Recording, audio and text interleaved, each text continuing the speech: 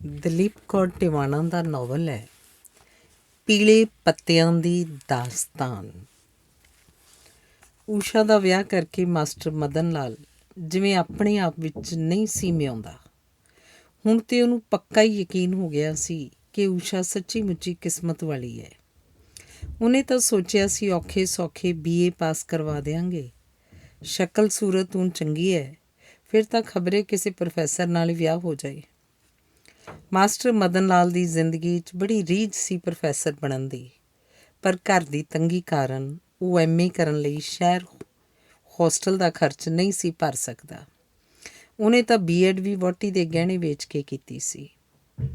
ਊਸ਼ਾ ਨੂੰ ਉਹ ਬੜੀ ਭਾਗਾਂ ਵਾਲੀ ਸਮਝਦਾ ਸੀ। ਜਦੋਂ ਹੀ ਉਹ ਹੋਈ, ਉੱਧਰੋਂ ਮਾਸਟਰ ਮਦਨ ਲਾਲ B.Ed ਵਿੱਚੋਂ ਪਾਸ ਹੋ ਗਿਆ ਅਤੇ ਉੱਧਰ ਉਹਦੀ ਇਸ ਪਿੰਡ ਦੇ ਸਕੂਲ ਵਿੱਚ ਨੌਕਰੀ ਲੱਗ ਗਈ। ਪਿੰਡ ਦੇ ਲੋਕ ਬੜੇ ਚੰਗੇ ਸਨ।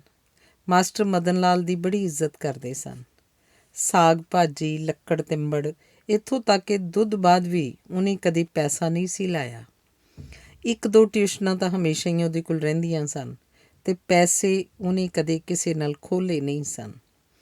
ਅਗਲੇ ਸੋਚਦੇ ਮਾਸਟਰ ਦਾ ਹੱਕ ਨਹੀਂ ਰੱਖਣਾ ਚਾਹੀਦਾ, ਨਹੀਂ ਤਾਂ ਅਗੰਤ ਨੂੰ ਭਰਾਂਗੇ, ਅਤੇ ਨਾਲ ਜਿਹੜਾ ਵਿੱਦਿਆ ਦਾ ਦਾਨ ਦੇਵੇ ਉਹ ਤਾਂ ਗੁਰਪੀਰ ਦੇ ਬਰਾਬਰ ਹੋਇਆ। ਸਕੂਲ ਭਾਵੇਂ ਮੁੰਡਿਆਂ ਦਾ ਸੀ, ਪਰ ਮਾਸਟਰ ਮਦਨ ਲਾਲ ਨੇ ਊਸ਼ਾ ਨੂੰ ਉਸੇ ਵਿੱਚ ਪੜ੍ਹਨ ਲਾ ਲਿਆ ਸੀ। ਉਹਦੀ ਦੇਖਾ ਦੇਖੀ ਕੁਝ ਹੋਰ ਕੁੜੀਆਂ ਵੀ ਆਉਣ ਲੱਗ ਪਈਆਂ ਸਨ। ਊਸ਼ਾ ਤੋਂ ਛੋਟੇ 2 ਦੇ ਭਰਾ ਸਨ। ਤਿੰਨੇ ਇਕੱਠੇ ਸਕੂਲ ਚਲੇ ਜਾਂਦੇ, ਇਕੱਠੇ ਸਕੂਲੋਂ ਆ ਜਾਂਦੇ। ਉਂਝ ਵੀ ਮਾਸਟਰ ਮਦਨ ਲਾਲ ਆਖਦਾ ਸੀ ਕਿ ਮੁੰਡਿਆਂ ਅਤੇ ਕੁੜੀਆਂ 'ਚ ਭਲਾ ਕੀ ਫਰਕ ਹੁੰਦਾ ਹੈ। ਮੁੰਡਿਆਂ ਦੇ ਨਾਲ ਪੜ੍ਹਦੀ, ਮੁੰਡਿਆਂ ਦੇ ਨਾਲ ਖੇਡਦੀ, ਹੌਲੀ ਹੌਲੀ ਉਹ ਪੜ੍ਹਾਈ ਵਿੱਚ, ਖੇਡਾਂ ਵਿੱਚ, ਡਰਾਮੇ ਡਿਬੇਟਾਂ ਵਿੱਚ ਉਹਨਾਂ ਨਾਲ ਮੁਕਾਬਲਾ ਵੀ ਕਰਨ ਲੱਗ ਪਈ ਅਤੇ ਫਿਰ ਮੁਕਾਬਲੇ ਵਿੱਚ ਉਹਨਾਂ ਨੂੰ ਪਿਛਾਂਹ ਛੱਡਣ ਲੱਗ ਪਈ। ਹੈਡ ਮਾਸਟਰ ਦੀ ਧੀ ਹੈ ਨਾ, ਤਾਂ ਕਰਕੇ ਕੋਈ ਜਦੋਂ ਆਖਦਾ ਤਾਂ ਊਸ਼ਾ ਨੂੰ ਲੱਗਦਾ ਇਹ ਗਲਤ ਹੈ। ਉਹਨੂੰ ਤਾਂ ਲੱਗਦਾ ਸੀ ਉਹ ਕਿਤੇ ਵੀ, ਕਿਸੇ ਮੁਕਾਬਲੇ ਵਿੱਚ ਵੀ ਕਿਸੇ ਨੂੰ ਵੀ ਹਰਾ ਸਕਦੀ ਹੈ। ਬਸ ਸਿਰਫ ਉਹਨੇ ਫੈਸਲਾ ਕਰਨਾ ਹੁੰਦਾ ਸੀ। 6ਵੀਂ 'ਚ ਪੜ੍ਹਦਿਆਂ ਉਹਨੇ ਹਮੇਸ਼ਾ ਤੋਂ ਫਸਟ ਆਉਂਦੇ ਜਸਪਾਲ ਨੂੰ ਆਖਿਆ ਸੀ, ਐਤਕੀ ਫਸਟ ਮੈਂ ਆਵਾਂਗੀ, ਅਤੇ ਉਹ ਫਸਟ ਆ ਗਈ ਸੀ। ਇੰਟਰ ਡਿਸਟ੍ਰਿਕਟ ਭਾਸ਼ਣ ਪ੍ਰਤੀਯੋਗਤਾ ਵਿੱਚ ਉਹਨੇ ਜੀਤ ਨੂੰ ਆਖਿਆ ਸੀ, ਚੱਲ ਸ਼ੀਲਡ ਜਿੱਤ ਕੇ ਲਿਆਈਏ, ਅਤੇ ਉਸ ਸਾਲ ਸ਼ੀਲਡ ਮਾਸਟਰ ਮਦਨ ਲਾਲ ਦੇ ਸਕੂਲ ਨੂੰ ਆ ਗਈ ਸੀ। ਗੱਲ ਕੀ, ਕਦੇ ਕਦੇ ਤਾਂ ਉਸ ਨੂੰ ਮਨ ਹੀ ਮਨ ਇਹ ਵੀ ਲੱਗਣ ਲੱਗ ਜਾਂਦਾ ਕਿ ਜਦੋਂ ਬਹੁਤ ਗਰਮੀ ਤੋਂ ਘਬਰਾ ਕੇ ਉਹਨੇ ਆਖਿਆ ਸੀ, ਰੱਬਾ ਮੀਂਹ ਪਾ ਦੇ, ਤਾਂ ਆਥਣ ਨੂੰ ਘਟਾ ਟੋਪ ਬੱਦਲ ਹੋ ਗਏ ਸਨ। ਜਦੋਂ ਇੱਕ ਦਿਨ ਉਹਨੇ ਚਾਹਿਆ ਸੀ, ਰੱਬ ਕਰੇ ਅੱਜ ਸਕੂਲ ਤੋਂ ਛੁੱਟੀ ਹੋ ਜਾਏ, ਸੱਚੀ ਉਸ ਦਿਨ ਛੁੱਟੀ ਸੀ। ਪਰ ਇੱਕ ਗੱਲ ਦਾ ਉਹਨੂੰ ਅਫਸੋਸ ਵੀ ਬੜਾ ਸੀ। ਮੱਝ ਦਾ ਸਾਰਾ ਕੰਮ, ਸੰਨੀ ਕਰਨੀ, ਪਾਣੀ ਪਿਲਾਉਣਾ ਅਤੇ ਧਾਰ ਕੱਢਣੀ, ਮਾਂ ਸਭ ਕੁਝ ਉਸੇ ਤੋਂ ਕਰਵਾਉਂਦੀ ਸੀ। ਅਤੇ ਇੱਕ ਦਿਨ ਜਦੋਂ ਸਕੂਲ ਦਾ ਕੰਮ ਕਰ ਰਹੀ ਸੀ ਤਾਂ ਮਾਂ ਨੇ ਬਾਰ-ਬਾਰ ਸੰਨੀ ਕਰਨ ਲਈ ਆਖਿਆ ਸੀ। ਉਹ ਖਿਝ ਕੇ ਬੋਲੀ, ਇਦੂ ਤਾਂ ਮਰ ਜੇ ਤੇਰੀ ਮੈਂ, ਅਤੇ ਕੁਝ ਦਿਨਾਂ ਮਗਰੋਂ ਸੱਚੀ ਮੱਝ ਬਿਮਾਰ ਹੋ ਕੇ ਮਰ ਗਈ ਸੀ। ਉਦੋਂ ਤੋਂ ਮਾਂ ਖਿਝ ਕੇ ਕਈ ਵਾਰ ਆਖ ਚੁੱਕੀ ਸੀ, ਇਹ ਤਾਂ ਕਾਲੀ ਜੀਭ ਵਾਲੀ ਹੈ। ਪਰ ਮਾਸਟਰ ਮਦਨ ਲਾਲ ਹਮੇਸ਼ਾ ਆਖਦਾ, ਮੇਰੀ ਇਹ ਧੀ ਬੜੀ ਕਰਮਾਂ ਵਾਲੀ ਹੈ। 2 ਭਾਈਆਂ ਦੀ ਬਾਂਹ ਫੜ ਕੇ ਲਿਆਈ ਹੈ, ਪੜ੍ਹਾਈ 'ਚ ਲੈ ਕੇ ਨਹੀਂ, ਸ਼ਕਲ ਸੂਰਤ ਤੋਂ ਕਿਸੇ ਬੜੇ ਘਰ ਦੀ ਧੀ ਲੱਗਦੀ ਹੈ। ਅਤੇ ਇੱਕ ਜੋਤਸ਼ੀ ਨੇ ਮਾਸਟਰ ਮਦਨ ਲਾਲ ਨੂੰ ਇਹ ਵੀ ਦੱਸਿਆ ਸੀ ਕਿ ਇਹ ਬੱਚੀ ਤੇਰੀ ਦੇ ਹੱਥ ਵਿੱਚ ਤਾਂ ਰਾਜਯੋਗ ਹੈ, ਬਹੁਤ ਬੜੇ ਘਰ ਜਾਊ। ਅਤੇ ਜੋਤਸ਼ੀ ਦੀ ਗੱਲ ਸੱਚੀ ਨਿਕਲੀ ਸੀ। PCS ਅਫਸਰ ਕੋਈ ਛੋਟੀ ਮੋਟੀ ਗੱਲ ਨਹੀਂ ਹੁੰਦੀ। ਫਿਰ ਅਗਲਿਆਂ ਨੇ ਆਪ ਮੰਗ ਕੇ ਰਿਸ਼ਤਾ ਲਿਆ। ਮਾਸਟਰ ਮਦਨ ਲਾਲ ਨੇ ਤਾਂ ਸਗੋਂ ਇੱਕ ਅੱਧੀ ਵਾਰੀ ਸੋਚਿਆ ਵੀ ਕਿ ਊਸ਼ਾ BA ਕਰ ਲੈਂਦੀ ਤਾਂ ਚੰਗਾ ਸੀ, ਪਰ ਅਗਲਿਆਂ ਇੰਨੀ ਦੇਰ ਕਿੱਥੇ ਉਡੀਕਣਾ ਸੀ, ਅਤੇ ਐਡਾ ਚੰਗਾ ਥਾਂ ਮਾਸਟਰ ਮਦਨ ਲਾਲ ਦਾ ਕਹਿਣਾ ਸੀ ਕਿਸੇ ਕਰਮਾਂ ਦੇ ਫਲ ਨਾਲ ਹੀ ਮਿਲਦਾ ਹੈ। ਮਾਸਟਰ ਮਦਨ ਲਾਲ ਨੇ ਤਾਂ ਅਜੇ ਊਸ਼ਾ ਦੇ ਵਿਆਹ ਬਾਰੇ ਸੋਚਿਆ ਵੀ ਨਹੀਂ ਸੀ। ਉਹ ਤਾਂ 10ਵੀਂ ਦਾ ਇਮਤਿਹਾਨ ਦੇ ਕੇ ਸ਼ਹਿਰ ਆਪਣੀ ਮਾਸੀ ਨੂੰ ਮਿਲਣ ਗਈ ਸੀ। ਉੱਥੇ ਕਿਤੇ ਅਗਲਿਆਂ ਦੇਖ ਲਈ।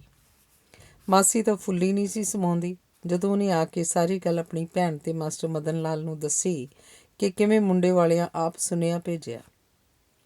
ਪਲ 2 ਪਲ ਲਈ ਤਾਂ ਮਾਸਟਰ ਮਦਨ ਲਾਲ ਨੂੰ ਸ਼ੱਕ ਹੋਇਆ ਸੀ ਕਿ ਜਿਹੜਾ ਆਪ ਰਿਸ਼ਤਾ ਮੰਗਦੇ ਨੇ, ਨਾਲੇ ਫਿਰ ਏਡੀ ਛੇਤੀ ਵਿਆਹ, ਵਿੱਚੋਂ ਕੋਈ ਗੱਲ ਨਾ ਹੋਵੇ। ਪਰ ਜਦੋਂ ਸ਼ਹਿਰ ਜਾ ਕੇ ਉਹ ਆਪ ਤਸੱਲੀ ਕਰ ਆਇਆ ਕਿ ਘਰ ਵੀ ਚੰਗਾ ਹੈ ਅਤੇ ਮੁੰਡਾ ਵੀ ਰੁਜ਼ਗਾਰ ਦੇ ਸਿਰੇ ਹੈ ਅਤੇ ਕੁੰਡਲੀਆਂ ਵੀ ਮਿਲਦੀਆਂ ਨੇ, ਫਿਰ ਤਾਂ ਉਹਨੂੰ ਪੱਕਾ ਯਕੀਨ ਹੋ ਗਿਆ ਕਿ ਇਹ ਸਭ ਊਸ਼ਾ ਦੇ ਬੜੇ ਭਾਗਾਂ ਦੀ ਖੇਡ ਹੈ, ਹੋਰ ਗੱਲ ਕੋਈ ਨਹੀਂ। ਪਤਾ ਲੱਗਣ ਉੱਤੇ ਕਿ ਮਲਿਕ ਸਾਹਿਬ ਦੇ ਮਾਂ-ਬਾਪ ਵਿਆਹ ਛੇਤੀ ਮੰਗ ਰਹੇ ਹਨ, ਪਹਿਲਾਂ ਤਾਂ ਊਸ਼ਾ ਦੀ ਮਾਂ ਨੂੰ ਫਿਕਰ ਹੋਇਆ, ਪਰ ਫਿਰ ਉਹਨੇ ਆਖਿਆ ਚਲੋ ਉਹ ਜਾਣੇ, ਬਹੁਤੀ ਤਿਆਰੀ ਜੇ ਨਹੀਂ ਹੋਈ ਧੀਆਂ ਨੂੰ ਤਾਂ ਸਦਾ ਹੀ ਦੇਣਾ ਹੈ, ਫਿਰ ਦਿੰਦੇ ਰਹਾਂਗੇ। ਵਿਆਹ ਦੇ ਦੋ ਜੇ ਅਗਲੇ ਇੰਨਾ ਬਹੁਤਾ ਆਖਦੇ ਨੇ। ਊਸ਼ਾ ਨੇ ਇੱਕ ਦਿਨ ਲਾਡ ਤੇ ਉੱਪਰੇ ਗੁੱਸੇ ਜਿਹੇ ਨਾਲ ਆਖਿਆ ਸੀ, ਪਾਪਾ ਤੁਸੀਂ ਤੇ ਮੈਨੂੰ BA ਕਰਵਾਉਣੀ ਸੀ। ਕਰਵਾਉਣੀ ਤਾਂ ਸੀ, ਪਰ ਤੇਰੀ ਕਿਸਮਤ ਬਹੁਤ ਤੇਜ਼ ਹੈ। ਹੁਣ ਤੂੰ BA ਕਰਕੇ ਕੀ ਲੈਣਾ ਹੈ? PCS ਅਫਸਰਾਂ ਵਿੱਚੋਂ ਹੀ DC ਬਣ ਜਾਂਦੇ ਨੇ, ਫਿਰ ਤਾਂ ਜ਼ਿਲ੍ਹੇ ਦੀ ਮਾਲਕਣ ਹੋਏਗੀ। ਸਾਡੀ ਭਾਈ ਅੜਦੇ ਥੁੜਦੇ ਸਿਫਾਰਿਸ਼ ਮੰਨ ਲਿਆ ਕਰੀ, ਹੋਰ ਨਾ ਨੌਕਰ ਚਾਕਰ ਕਿਧਰੇ ਬਾਹਰੋਂ ਹੀ ਮੋੜ ਦਿਆ ਕਰਨ, ਮਾਸਟਰ ਮਦਨ ਲਾਲ ਨੇ ਹਾਸੇ ਮਜ਼ਾਕ ਨਾਲ ਆਖਿਆ ਸੀ। ਫਿਰ ਊਸ਼ਾ ਦਾ ਵਿਆਹ ਕਰਨ ਮਗਰੋਂ 1-2 ਬੰਦਿਆਂ ਦੀ ਸਿਫਾਰਿਸ਼ ਕਰਕੇ ਜਦੋਂ ਕੰਮ ਵੀ ਕਰਵਾਇਆ ਸੀ ਤਾਂ ਉਹ ਜਿਵੇਂ ਆਪੇ ਵਿੱਚ ਨਹੀਂ ਸੀ ਮਿਆਉਂਦਾ। ਸਭ ਤੇਰੀ ਨੀਤ ਨੂੰ ਮੁਰਾਦਾਂ ਨੇ ਮਾਸਟਰ ਜੀ, ਕੁੜੀ ਸਾਰੀ ਉਮਰ ਰਾਜ ਕਰੂ। ਜਦੋਂ ਵਡੇਰੀ ਉਮਰ ਦੀ ਕੋਈ ਔਰਤ ਮਾਸਟਰ ਮਦਨ ਲਾਲ ਨੂੰ ਆਖਦੇ ਤਾਂ ਉਹਨੂੰ ਲੱਗਦਾ ਊਸ਼ਾ ਕਿਸੇ ਵੱਡੇ ਘਰ ਜਾਣ ਦੇ ਹੀ ਲਾਇਕ ਸੀ। ਉੱਪਰਲੀ ਮੰਜ਼ਿਲ ਤੇ ਬੈੱਡਰੂਮ ਦੇ ਪਿਛਲੇ ਪਾਸੇ ਵਾਲੀ ਬਾਰੀ ਵਿੱਚ ਖੜੋਤੀ ਊਸ਼ਾ ਨੂੰ ਜੋ ਕੋਈ ਦੂਰੋਂ ਦੇਖਦਾ ਤਾਂ ਫਰੇਮ 'ਚ ਜੜੀ ਤਸਵੀਰ ਪ੍ਰਤੀਤ ਹੁੰਦੀ ਸੀ। ਕਿੰਨਾ ਚਿਰ ਉਹ ਇਸ ਬਾਰੀ ਵਿੱਚ ਇਉਂ ਤਸਵੀਰ ਵਾਂਗ ਹੀ ਖੜੀ ਰਹਿੰਦੀ। ਅਸਲ ਵਿੱਚ ਕੋਠੀ ਦੇ ਮਗਰ ਸੜਕ ਤੋਂ ਪਾਰ ਜਿਹੜਾ ਬਾਗ ਸੀ, ਉਹਦੇ ਫੁੱਲਾਂ ਬੂਟਿਆਂ ਰੁੱਖਾਂ ਵੇਲਾਂ, ਇੱਥੋਂ ਤੱਕ ਕਿ ਉਸ ਵਿੱਚ ਵਗਦੇ ਖਾਲਾਂ, ਲੋਕਾਂ ਦੇ ਤੁਰਨ ਨਾਲ ਬਣੀਆਂ ਡੰਡੀਆਂ, ਰੁੱਖਾਂ ਦੇ ਤੁਰੇ ਫਿਰਦੇ ਪੰਛੀਆਂ, ਸਭ ਨੂੰ ਜਿਵੇਂ ਉਹ ਜਾਣਦੀ ਸੀ। ਤੇ ਬਾਗ ਤੋਂ ਪਾਰ ਲੰਘ ਕੇ ਇੱਕ ਡੰਡੀ ਜਿਹੜੀ ਗੁੰਮ ਹੋ ਜਾਂਦੀ ਸੀ, ਊਸ਼ਾ ਨੂੰ ਲੱਗਦਾ ਉਹਦੇ ਪਿੰਡ ਨੂੰ ਜਾਂਦੀ ਸੀ। ਉਸ ਬਾਰੀ 'ਚ ਖਲੋਤੀ ਕਿੰਨੀ ਵਾਰ ਉਸ ਡੰਡੀ ਤੋਂ ਤੁਰਦੀ ਆਪਣੇ ਪਿੰਡ ਗਈ ਸੀ। ਪਿੰਡ ਜਿੱਥੇ ਉਹਦਾ ਘਰ ਸੀ, ਮਾਂ ਪਿਓ ਸਨ, ਭਾਈ ਸਨ, ਪਿੰਡ ਦਾ ਸਕੂਲ ਸੀ, ਲੋਕ ਸਨ, ਸ਼ੇਰਾਂ ਵਾਲੀ ਦਾ ਮੰਦਰ ਸੀ, ਗਿਆਨਦਾਸ ਦਾ ਡੇਰਾ ਸੀ, 6ਵੀਂ ਪਾਤਸ਼ਾਹੀ ਦਾ ਗੁਰਦੁਆਰਾ ਸੀ, ਜਿੱਥੋਂ ਰਾਹੀਆਂ ਪਾਂਧੀਆਂ ਲਈ ਨਿੱਤ ਭਾਈ ਜੀ ਰੋਟੀਆਂ ਮੰਗਣ ਆਉਂਦਾ ਸੀ। ਉੱਥੇ ਸਿਰ 'ਤੇ ਕਲਗੀਆਂ ਬੰਨ੍ਹ ਕੇ, ਹੱਥ 'ਚ ਟੱਲੀਆਂ ਫੜ ਕੇ, ਬਗਲੀਆਂ ਪਾ ਕੇ ਭੋਲੇਨਾਥ ਮੰਗਣ ਆਉਂਦੇ। ਉੱਥੇ ਖੇਤ ਸਨ, ਰੁੱਖ ਸਨ, ਖੂਹ ਟੋਭੇ ਸਨ, ਗਾਵਾਂ ਮੱਝਾਂ ਸਨ, ਲੋਕ ਸਨ, ਜਿਉਂਦੇ ਲੋਕ।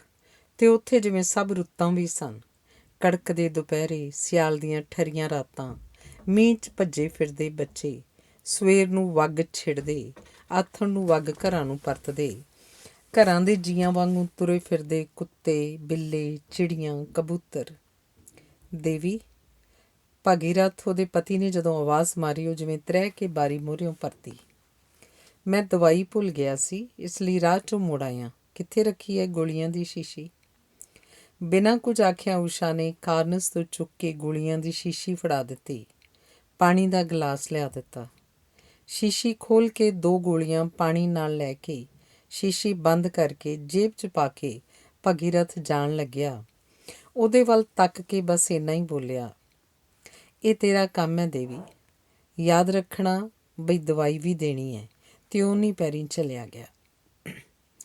ਹਾਂ, ਇਹੀ ਗੱਲ ਤਾਂ ਜਾਣ ਤੋਂ ਪਹਿਲਾਂ ਉਹਨੂੰ ਮਾਂ ਜੀ ਸਮਝਾ ਕੇ ਗਏ ਸੀ ਕਿ ਇਹਦੇ ਖਾਣ ਪੀਣ ਦਾ, ਆਰਾਮ ਦਾ ਤੇ ਦਵਾਈ ਦਾ ਹੁਣ ਤੂੰ ਖਿਆਲ ਰੱਖਣਾ।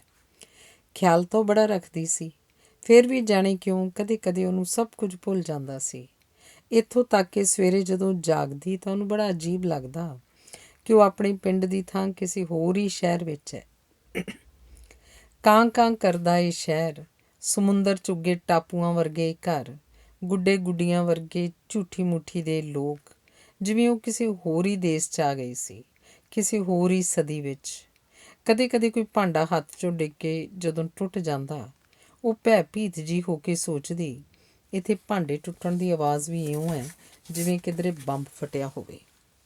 ਪਰ ਨਹੀਂ, ਕੁਝ ਵੀ ਟੁੱਟ ਭੱਜ ਜਾਵੇ, ਭਗੀਰਥ ਨੇ ਕਦੇ ਉਹਨੂੰ ਕੁਝ ਆਖਿਆ ਨਹੀਂ ਸੀ।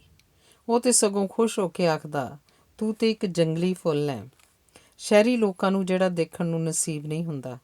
ਤੇ ਮੈਨੂੰ ਤੂੰ ਸਾਰੀ ਉਮਰ ਲਈ ਮਿਲ ਗਈ ਹੈ। ਸਾਰੀ ਉਮਰ? ਊਸ਼ਾ ਨੂੰ ਲੱਗਦਾ ਸਾਰੀ ਉਮਰ, ਤੇ ਅੱਗੋਂ ਉਸ ਤੋਂ ਕੁਝ ਵੀ ਸੋਚਣਾ ਹੁੰਦਾ। ਆਪਾਂ ਨੂੰ ਘਰ ਕਿਧਰੇ ਹੋਰ ਨਹੀਂ ਮਿਲ ਸਕਦਾ? ਇੱਕ ਦਿਨ ਊਸ਼ਾ ਨੇ ਭਾਗੀਰਥ ਨੂੰ ਪੁੱਛਿਆ। ਹੈ ਕਮਲੀ, ਏਡੀ ਵੱਡੀ ਇਹ ਕੋਠੀ ਹੈ, ਪਿਛਲੇ ਪਾਸੇ ਪਾਰਕ ਹੈ, ਦਫ਼ਤਰ ਨੇੜੇ ਹੈ, ਤੇ ਮੇਰਾ ਮਤਲਬ ਹੈ ਸਾਹਮਣੇ ਜਿਹੜਾ ਹਸਪਤਾਲ ਹੈ। ਹਸਪਤਾਲ ਆਪਾਂ ਨੂੰ ਕੀ ਆਖਦਾ ਹੈ? ਨਾਲੇ ਸੜਕ ਤੋਂ ਪਾਰ ਹੈ। ਉਂਝ ਤਾਂ ਭਗੀਰਥ ਠੀਕ ਆਖਦਾ ਸੀ, ਹਸਪਤਾਲ ਸੜਕ ਦੇ ਪਾਰ ਸੀ, ਪਰ ਘਰ ਦੀ ਉੱਪਰਲੀ ਮੰਜ਼ਿਲ 'ਤੇ ਖੜੋਤਿਆਂ ਦੂਰੋਂ ਲੋਕ ਆਉਂਦੇ ਜਾਂਦੇ ਦਿਸਦੇ ਸਨ। ਇਸ ਘਰ ਵਿੱਚ ਆ ਕੇ ਊਸ਼ਾ ਨੂੰ ਲੱਗਿਆ ਸੀ, ਹੇ ਰਾਮ, ਹਸਪਤਾਲ 'ਚ ਆਉਣ ਜਾਣ ਵਾਲਿਆਂ ਦੀ ਕਿੱਡੀ ਭੀੜ ਰਹਿੰਦੀ ਸੀ, ਜਿਵੇਂ ਸਾਰਾ ਸ਼ਹਿਰ ਹੀ ਬਿਮਾਰ ਪੈ ਗਿਆ ਹੋਵੇ। ਕਦੇ ਕਦੇ ਕਿਸੇ ਮਰ ਗਏ ਦੇ ਵਾਰਸ ਲਾਸ਼ ਨੂੰ ਲੈ ਕੇ ਰੋਂਦੇ ਕੁਰਲਾਉਂਦੇ ਹਸਪਤਾਲ ਦੇ ਗੇਟ ਤੋਂ ਨਿਕਲਦੇ ਤਾਂ ਊਸ਼ਾ ਦਾ ਜਿਵੇਂ ਤਰਾਹ ਨਿਕਲ ਜਾਂਦਾ। ਉਹ ਕਿੰਨਾ ਕਿੰਨਾ ਚਿਰ ਪੂਜਾ ਵਾਲੇ ਕਮਰੇ 'ਚ ਜਾ ਕੇ ਦੇਵੀ ਦੇਵਤਿਆਂ ਦੀਆਂ ਮੂਰਤੀਆਂ ਅੱਗੇ ਬੈਠੀ ਮੰਨਤਾਂ ਮੰਨਦੀ ਰਹਿੰਦੀ ਕਿ ਸਾਡੇ ਘਰ ਸੁੱਖ ਰਹੇ, ਇਸ ਘਰ ਵੀ ਤੇ ਪੇਕਿਆਂ ਦੇ ਘਰ ਵੀ। ਪਰ ਜਦੋਂ ਦਾ ਉਹਨੂੰ ਇਹ ਪਤਾ ਲੱਗਿਆ ਸੀ ਕਿ ਭਗੀਰਥ ਨੂੰ ਫੇਫੜਿਆਂ ਦੀ ਬਿਮਾਰੀ ਹੈ, ਉਹ ਪੇਕੇ ਘਰ ਨੂੰ ਭੁੱਲ ਹਰ ਵੇਲੇ ਇਸੇ ਘਰ ਦੀ ਸੁੱਖ ਮੰਗਦੀ ਰਹਿੰਦੀ। ਭਗੀਰਥ ਨੇ ਉਹਨੂੰ ਬਥੇਰਾ ਸਮਝਾਇਆ ਸੀ ਕਿ ਉਹ ਐਡਾ ਬਿਮਾਰ ਨਹੀਂ, ਨਿੱਤ ਦਫ਼ਤਰ ਜਾਂਦਾ ਹੈ, ਰੋਟੀ ਟੁੱਕ ਖਾਂਦਾ ਹੈ, ਬਸ ਦਵਾਈਆਂ ਹੀ ਫਾਲਤੂ ਖਾਣੀਆਂ ਪੈਂਦੀਆਂ ਸਨ, ਜਾਂ ਫਿਰ ਉਹ ਆਮ ਨਾਲੋਂ ਕੁਝ ਵੱਧ ਥੱਕ ਜਾਂਦਾ ਸੀ। ਵਿਆਹ ਵਾਲੀ ਰਾਤ ਜਦੋਂ ਭਗੀਰਥ ਨੇ ਉਹਨੂੰ ਆਖਿਆ ਸੀ, ਮੇਰੀਆਂ ਜ਼ਰਾ ਲੱਤਾਂ ਦਬਾ ਦੇ, ਮੈਂ ਬਹੁਤ ਥੱਕ ਗਿਆ ਇਸ ਜਗਨ 'ਚ, ਤਾਂ ਉਹਨੂੰ ਭਗੀਰਥ ਵੱਲ ਦੇਖ ਕੇ ਕੁਝ ਸਮਝ ਨਹੀਂ ਸੀ ਲੱਗਿਆ, ਤੇ ਉਹ ਛਣ ਛਣ ਕਰਦੇ ਚੂੜੇ ਚੂੜੀਆਂ ਵਾਲੇ ਹੱਥਾਂ ਨਾਲ ਉਹਦੀਆਂ ਲੱਤਾਂ ਘੁੱਟਣ ਲੱਗ ਪਈ ਸੀ। ਬੜਾ ਸੁੱਖ ਮਿਲਦਾ ਹੈ ਇਉਂ ਘੁਟਾਉਣ ਨਾਲ, ਭਗੀਰਥ ਨੇ ਮੋਹ ਨਾਲ ਉਹਦੇ ਵੱਲ ਤੱਕਦਿਆਂ ਆਖਿਆ ਸੀ। ਨੀਵੀਂ ਪਾਈ ਕਿੰਨਾ ਹੀ ਚਿਰ ਉਹਦੀਆਂ ਲੱਤਾਂ ਦਬਾਉਂਦੀ ਰਹੀ। ਕਿੰਨੇ ਹੀ ਚਿਰ ਮਗਰੋਂ ਜਦੋਂ ਉਸ ਵੱਲ ਝਾਕੀ ਤਾਂ ਉਹ ਸੌਂ ਚੁੱਕਿਆ ਸੀ। ਸੁੱਤੇ ਪਏ ਭਗੀਰਥ ਵੱਲ ਉਹਨੇ ਸੰਵਾਰ ਕੇ ਦੇਖਿਆ। ਭਗੀਰਥ ਉਹਨੂੰ ਬਹੁਤ ਚੰਗਾ ਲੱਗਿਆ। ਲੱਤਾਂ ਦਬਾਉਂਦਿਆਂ ਰਹਿਣ ਨਾਲ ਕਿਧਰੇ ਜਾਗ ਤਾਂ ਨਹੀਂ ਪੈਣਗੇ, ਇਹ ਸੋਚਦਿਆਂ ਉਹਦੇ ਹੱਥ ਅਟਕ ਗਏ। ਭਗੀਰਥ ਸੱਚੀ ਜਾਗ ਪਿਆ। ਥੱਕ ਗਈ? ਅੱਛਾ ਸੌਂ ਜਾ, ਆਖੋ ਪਾਸਾ ਪਲਟ ਕੇ ਪੈ ਗਿਆ। ਪਰ ਊਸ਼ਾ ਨੂੰ ਬਹੁਤ ਦੇਰ ਤੱਕ ਨੀਂਦ ਨਹੀਂ ਸੀ ਆਈ। ਉਹ ਪਿਛਲੀ ਬਾਰੀ ਵਿੱਚੋਂ ਬਾਹਰ ਤਾਰਿਆਂ ਵਿੱਚ ਵੇਖਦੀ ਰਹੀ। ਤਾਰਿਆਂ ਉੱਪਰ ਦੀ ਤੁਰਦੀ ਉਹ ਆਪਣੇ ਪਿੰਡ ਪਹੁੰਚ ਗਈ। ਕੱਲ੍ਹ ਆਥਣੇ ਜਿਹੜੀ ਕਾਲੀ ਬੋਲੀ ਹਨੇਰੀ ਚੱਲੀ ਸੀ, ਕਿੰਨੇ ਹੀ ਕੱਚੇ ਫਲ ਝਾੜ ਗਈ ਹੋਣੀ ਹੈ। ਕਦੇ ਕਦੇ ਤਾਂ ਦਰਖਤ ਦਾ ਉਹ ਟਾਹਣ ਵੀ ਟੁੱਟ ਜਾਂਦਾ ਜਿਸ ਉੱਤੇ ਕਿਸੇ ਪੰਛੀ ਨੇ ਆਲ੍ਹਣਾ ਪਾਇਆ ਹੁੰਦਾ। ਉਹਨਾਂ ਸਾਰੇ ਦਰਖਤਾਂ ਕੋਲ ਗਈ ਜਿਨ੍ਹਾਂ ਦੇ ਕੱਚੇ ਫਲ ਹਨੇਰੀ 'ਚ ਝੜ ਗਏ ਸਨ, ਤੇ ਹਰ ਉਸ ਪੰਛੀ ਕੋਲ ਵੀ ਜਿਸ ਕਿਸੇ ਦੇ ਆਲ੍ਹਣੇ ਵਾਲਾ ਟਾਹਣ ਟੁੱਟਿਆ ਸੀ। ਹਮੇਸ਼ਾ ਵਾਂਗ ਮਾਸਟਰ ਮਦਨ ਲਾਲ, ਉਹਦਾ ਪਾਪਾ, ਆਖ ਰਿਹਾ ਸੀ, ਰੱਬ ਦੇ, ਪ੍ਰਕਿਰਤੀ ਦੇ ਆਪਣੇ ਨੇਮ ਨੇ, ਕਦੇ ਤੁਹਾਨੂੰ ਉਹਨਾਂ ਦੀ ਸਮਝ ਲੱਗ ਜਾਂਦੀ ਹੈ ਤੇ ਕਦੇ ਨਹੀਂ। ਮਾਂ, ਕੀ ਪਾਪਾ ਠੀਕ ਆਖਦੇ ਨੇ? ਉਹਨੇ ਜਦੋਂ ਵੀ ਕਦੇ ਪੁੱਛਿਆ ਸੀ ਤਾਂ ਮਾਂ ਨੇ ਹਮੇਸ਼ਾ ਇਹ ਆਖਿਆ ਸੀ, ਕੀ ਠੀਕ ਹੈ ਕੀ ਠੀਕ ਨਹੀਂ ਇਹ ਸੋਚਣਾ ਤੇਰੇ ਪਾਪਾ ਦਾ ਹੀ ਕੰਮ ਹੈ। ਤੇ ਇਉਂ ਮਾਂ ਸਾਰੀਆਂ ਜ਼ਿੰਮੇਵਾਰੀਆਂ ਤੋਂ ਮੁਕਤ ਹੋ ਜਾਂਦੀ ਸੀ। ਅੱਜ ਤਾਰਿਆਂ 'ਚ ਤੁਰੀ ਫਿਰਦੀ ਨੂੰ ਉਹਨੂੰ ਆਪਣਾ ਮਾਂ ਪਿਓ ਦਾ ਪਤਾ ਨਹੀਂ ਕਿਵੇਂ ਖਿਆਲ ਆ ਗਿਆ ਸੀ। ਤੇ ਫਿਰ ਭਗੀਰਥ ਦੀ ਮਾਂ ਕਹਿੰਦੀ ਸੁਣਾਈ ਦਿੱਤੀ, ਰਿਸ਼ਤੇ ਬਥੇਰੇ ਚੰਗੇ ਚੰਗੇ ਘਰਾਂ ਦੇ, ਬਥੇਰੀਆਂ ਪੜ੍ਹੀਆਂ ਲਿਖੀਆਂ ਦੇ ਆਉਂਦੇ ਸੀ। ਮੈਨੂੰ ਤਾਂ ਸਾਊ ਜੀ ਕੁੜੀ ਚਾਹੀਦੀ ਸੀ ਜਿਹੜੀ ਮੇਰੇ ਪੁੱਤ ਦੀ ਸੇਵਾ ਕਰੇ। ਉਹਦਾ ਮਨ ਕੀਤਾ, ਆਖੇ, ਮਾਂ ਮੇਰੇ ਤਾਂ ਹੁਣ ਇਹ ਸਿਰ ਦੇ ਸਾਈਂ ਨੇ। ਜਦੋਂ ਊਸ਼ਾ ਇਹ ਸਭ ਗੱਲਾਂ ਕਰ ਰਹੀ ਸੀ ਤਾਂ ਰਾਤ ਚੁੱਪਚਾਪ ਉਹਦੇ ਬਾਹੀਂ ਕੋਲੋਂ ਦੀ ਲੰਘੀ ਜਾ ਰਹੀ ਸੀ। ਫਿਰ ਪਤਾ ਨਹੀਂ ਕਦੋਂ ਉਹਨੂੰ ਨੀਂਦ ਆ ਗਈ। ਮਾਂ ਨੇ ਆਖਿਆ ਵੀ ਸੀ ਉੱਥੇ ਜਾ ਕੇ ਛੇਤੀ ਉੱਠ ਜਾਇਆ ਕਰੀ, ਫਿਰ ਵੀ ਉਹ ਦੇਰ ਤੱਕ ਸੁੱਤੀ ਪਈ ਸੀ। ਉੱਠੋ ਦੇਵੀ ਜੀ। ਭਗੀਰਥ ਨੇ ਜਦੋਂ ਜਗਾਇਆ ਉਹਨੂੰ ਬੜੀ ਸੰਗ ਲੱਗੀ ਸੀ। ਪਰ ਇਹ ਤਾਂ ਪੁਰਾਣੀ ਗੱਲ ਹੈ, ਹੁਣ ਕਦੇ ਇਉਂ ਨਹੀਂ ਸੀ ਹੁੰਦਾ। ਇੱਕ ਵਾਰੀ ਭਗੀਰਥ ਨੇ ਨਾਰਾਜ਼ ਹੋ ਕੇ ਉਹਨੂੰ ਜਦੋਂ ਆਖਿਆ ਸੀ ਕਿ ਇਹ ਹੋ ਹੀ ਨਹੀਂ ਸਕਦਾ ਸੀ ਉਹਦੀ ਮਾਂ ਜਾਂ ਨਾਨੀ ਦੇਰ ਤੱਕ ਸੁੱਤੀਆਂ ਪਈਆਂ ਹੋਣ, ਉਸ ਤੋਂ ਪਿੱਛੋਂ ਉਹ ਕਦੇ ਦੇਰ ਨਾਲ ਨਹੀਂ ਸੀ ਉੱਠੀ। ਸਵੇਰੇ ਦੇਰ ਨਾ ਹੋ ਜਾਏ ਇਸ ਡਰ ਕਾਰਨ ਕਈ ਵਾਰੀ ਤਾਂ ਰਾਤ ਨੂੰ ਉਹਨੂੰ ਜਾਗ ਆ ਜਾਂਦੀ, ਤੇ ਕਦੇ ਕਦੇ ਤਾਂ ਉਹਨੂੰ ਨੀਂਦ ਹੀ ਨਾ ਆਉਂਦੀ, ਤੇ ਫਿਰ ਦਿਨ ਨੂੰ ਉਹਦਾ ਸਿਰ ਦੁਖਣ ਲੱਗ ਜਾਂਦਾ। ਸਿਰ ਦੁਖਣ ਲੱਗ ਜਾਂਦਾ ਤਾਂ ਭਗੀਰਥ ਨੂੰ ਕਦੇ ਨਾ ਦੱਸਦੀ, ਕਿਉਂਕਿ ਜਦੋਂ ਵੀ ਕਦੇ ਉਹ ਆਖਦੀ ਕਿ ਉਹਦਾ ਕੁਝ ਦੁਖਦਾ ਹੈ ਤਾਂ ਭਗੀਰਥ ਬਹੁਤ ਨਾਰਾਜ਼ ਹੁੰਦਾ ਕਿ ਉਹ ਆਪਣੀ ਸਿਹਤ ਦਾ ਖਿਆਲ ਕਿਉਂ ਨਹੀਂ ਸੀ ਰੱਖਦੀ। ਕਈ ਵਾਰੀ ਉਹਦਾ ਭਗੀਰਥ ਨੂੰ ਆਖਣ ਨੂੰ ਵੀ ਮਨ ਕਰਦਾ ਕਿ ਆਪਾਂ ਇਹ ਘਰ ਬਦਲ ਲਈਏ। ਉਹਨੂੰ ਜਿਵੇਂ ਵਹਿਮ ਜਿਹਾ ਹੋ ਗਿਆ ਸੀ ਕਿ ਇੱਥੇ ਰਹਿੰਦਿਆਂ ਭਗੀਰਥ ਦੀ ਫੇਫੜਿਆਂ ਦੀ ਬਿਮਾਰੀ ਠੀਕ ਨਹੀਂ ਹੋਣੀ। ਉਹਨੂੰ ਲੱਗਦਾ ਸੀ ਕੋਈ ਥਾਂ ਹੀ ਸਰਾਪੀ ਹੁੰਦੀ ਹੈ। ਦੇਖੋ ਨਾ, ਕਿਸੇ ਥਾਂ 'ਤੇ ਮੰਦਰ ਬਣਦਾ ਅਤੇ ਕਿਸੇ ਥਾਂ 'ਤੇ ਮੜੀਆਂ। ਇਹ ਥਾਂ ਦੇ ਹੀ ਭਾਗ ਹੁੰਦੇ ਨੇ। ਉਸੇ ਤਰ੍ਹਾਂ ਹਸਪਤਾਲ ਵਾਲੀ ਥਾਂ ਨੇ ਜਿਵੇਂ ਇਹ ਸਭ ਦੁੱਖ ਝੱਲਣਾ ਹੀ ਸੀ। ਉਹ ਦੁੱਖ ਜਿਵੇਂ ਹਵਾ 'ਚ ਘੁਲ ਜਾਂਦਾ ਅਤੇ ਨੇੜੇ ਤੇੜੇ ਦੇ ਘਰਾਂ ਦੀਆਂ ਛੱਜਾਂ 'ਤੇ ਮੰਡਲਾਉਂਦਾ ਰਹਿੰਦਾ ਹੈ ਕਿਸੇ ਪ੍ਰੇਤ ਸਾਏ ਵਾਂਗ। ਪਰ ਉਹਨੂੰ ਪਤਾ ਸੀ ਭਗੀਰਥ ਨੂੰ ਉਹਨੇ ਇਹ ਗੱਲ ਸਮਝਾ ਨਹੀਂ ਸਕਣੀ। ਹਾਰ ਕੇ ਉਹਨੇ ਇਹੀ ਸੋਚਿਆ ਸੀ, ਡਾਕਟਰ ਜਿਵੇਂ ਆਖਦਾ ਉਵੇਂ ਕਰੀ ਜਾਓ। ਘਰ ਦੀ ਸਫਾਈ ਦੇ ਨਾਲ ਧੂਫ ਗੁੱਗਲ ਡੰਗੀ ਰੱਖਣਾ, ਰੋਟੀ ਟੁੱਕ ਖਾਸ ਧਿਆਨ ਨਾਲ ਬਣਾਉਣਾ, ਕੱਪੜੇ ਭਾਂਡਿਆਂ ਨੂੰ ਧੋਣ ਸਮੇਂ ਵਿੱਚ ਦਵਾਈ ਪਾ ਲੈਣੀ, ਭਗੀਰਥ ਨੂੰ ਦੁੱਧ ਫਲ ਦਵਾਈਆਂ ਬਿਨਾਂ ਨਾਗਾ ਐਨ ਵਕਤ ਸਿਰ ਦੇ ਦੇਣਾ ਅਤੇ ਉਹਦੇ ਆਰਾਮ ਦਾ ਪੂਰਾ ਧਿਆਨ ਰੱਖਣਾ। ਬਹੁਤਾ ਚਿਰ ਬੈਠਣਾ ਨਹੀਂ, ਪੜ੍ਹਨਾ ਨਹੀਂ, ਬੋਲਣਾ ਨਹੀਂ, ਬੇਆਰਾਮ ਜਾਂ ਗੁੱਸੇ ਨਹੀਂ ਹੋਣ ਦੇਣਾ। ਇਸ ਸਭ ਕਾਸੇ ਦਾ ਉਹਨੂੰ ਪਤਾ ਸੀ। ਕਈ ਵਾਰੀ ਫਿਲਮ ਦੇਖਣ ਜਾਣ ਨੂੰ ਉਹਦਾ ਮਨ ਕਰਦਾ। ਪਹਿਲੇ ਇੱਕ ਅੱਧੀ ਵਾਰੀ ਭਗੀਰਥ ਨੂੰ ਆਪ ਲੈ ਗਿਆ। ਇੱਕ ਦੋ ਵਾਰੀ ਮਾਲੀ ਦੀ ਵਹੁਟੀ ਨਾਲ ਭੇਜ ਦਿੱਤੀ। ਪਰ ਜਦੋਂ ਇੱਕ ਦਿਨ ਉਹਨੇ ਸਿਨੇਮਾ ਚੱਲਣ ਲਈ ਆਖਿਆ ਤਾਂ ਅੱਗੋਂ ਭਗੀਰਥ ਬੋਲਿਆ, ਤੂੰ ਸੋਚ ਸਕਦੀ ਹੈ ਦੇਵੀ ਕਿ ਪਤੀ ਘਰ ਬਿਮਾਰ ਪਿਆ ਹੋਵੇ ਅਤੇ ਪਤਨੀ ਸਿਨੇਮਾ ਦੇਖਣ ਆਈ ਹੋਵੇ। ਅੱਜ ਤੋਂ 20 ਸਾਲ ਪਹਿਲਾਂ ਇਹ ਹੁੰਦਾ ਹੋਏਗਾ। ਅੱਜ ਦੀਆਂ ਔਰਤਾਂ ਤਾਂ ਖਬਰੇ ਔਰਤਾਂ ਹੀ ਨਹੀਂ ਰਹਿ ਗਈਆਂ। ਇਸ ਤੋਂ ਪਿੱਛੋਂ ਊਸ਼ਾ ਨੇ ਕਦੇ ਸਿਨੇਮਾ ਜਾਣ ਲਈ ਨਹੀਂ ਸੀ ਆਖਿਆ। ਭਗੀਰਥ ਨੇ ਖੁਦ ਵੀ ਜੇ ਕਦੇ ਪੁੱਛਿਆ ਤਾਂ ਉਹਨੇ ਨਾਂਹ ਕਰ ਦਿੱਤੀ। ਉਹਨੂੰ ਤਾਂ ਲੱਗਦਾ ਸੀ ਉਹ ਕਿੱਡੀ ਬੇਵਕੂਫ ਸੀ ਜਦੋਂ ਉਹਨੇ ਬਿਮਾਰ ਪਤੀ ਨੂੰ ਸਿਨੇਮਾ ਚੱਲਣ ਲਈ ਆਖਿਆ ਸੀ। ਕਦੇ ਵੇਲਾ ਸੀ ਉਹਦਾ ਆਪਣੇ ਪਿੰਡ ਜਾਣ ਨੂੰ ਬਹੁਤ ਮਨ ਕਰਦਾ ਰਹਿੰਦਾ ਸੀ, ਪਰ ਹੁਣ ਤਾਂ ਉਹ ਵੀ ਨਹੀਂ ਸੀ ਕਰਦਾ। ਮਾਸਟਰ ਮਦਨ ਲਾਲ, ਉਹਦਾ ਪਾਪਾ, ਕਰੂਏ ਦੇ ਵਰਤਾਂ ਨੂੰ ਬਹੁਤ ਜ਼ੋਰ ਲਾ ਕੇ ਜਦੋਂ ਲੈ ਗਿਆ ਸੀ, ਉਦੋਂ ਵੀ ਉਹ ਅਗਲੇ ਦਿਨ ਹੀ ਪਰਤ ਆਈ ਸੀ।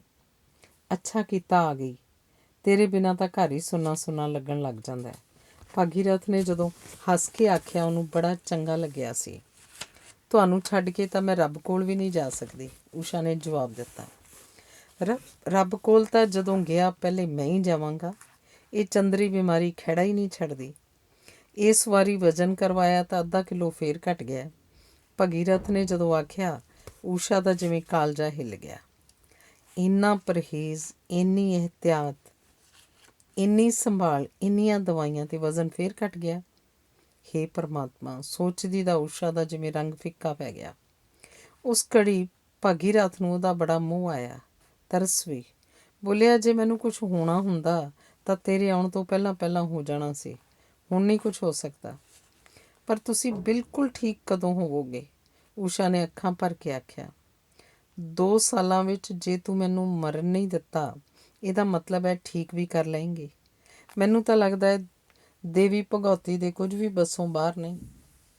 ਪਾਪਾ ਆਖਦੇ ਸਨ, ਰਾਤ ਦੇ ਅੰਧਕਾਰ ਦਾ ਊਸ਼ਾ ਨਾਸ਼ ਕਰ ਦਿੰਦੀ ਹੈ, ਇਸੇ ਲਈ ਤੇਰਾ ਨਾਂ ਊਸ਼ਾ ਰੱਖਿਆ। ਊਸ਼ਾ ਨੇ ਹੱਸ ਕੇ ਦੱਸਿਆ, ਪਰ ਮੇਰੀ ਤਾਂ ਤੂੰ ਦੇਵੀ ਹੈ, ਸਰਬ ਕਲਾ ਸਮਰੱਥ ਦੇਵੀ। ਇਸੇ ਲਈ ਮੈਂ ਤੇਰਾ ਨਾਂ ਵਿਆਹ ਵੇਲੇ ਆਪਣੇ ਮਨ ਵਿੱਚ ਊਸ਼ਾ ਤੋਂ ਦੇਵੀ ਬਦਲ ਦਿੱਤਾ ਸੀ।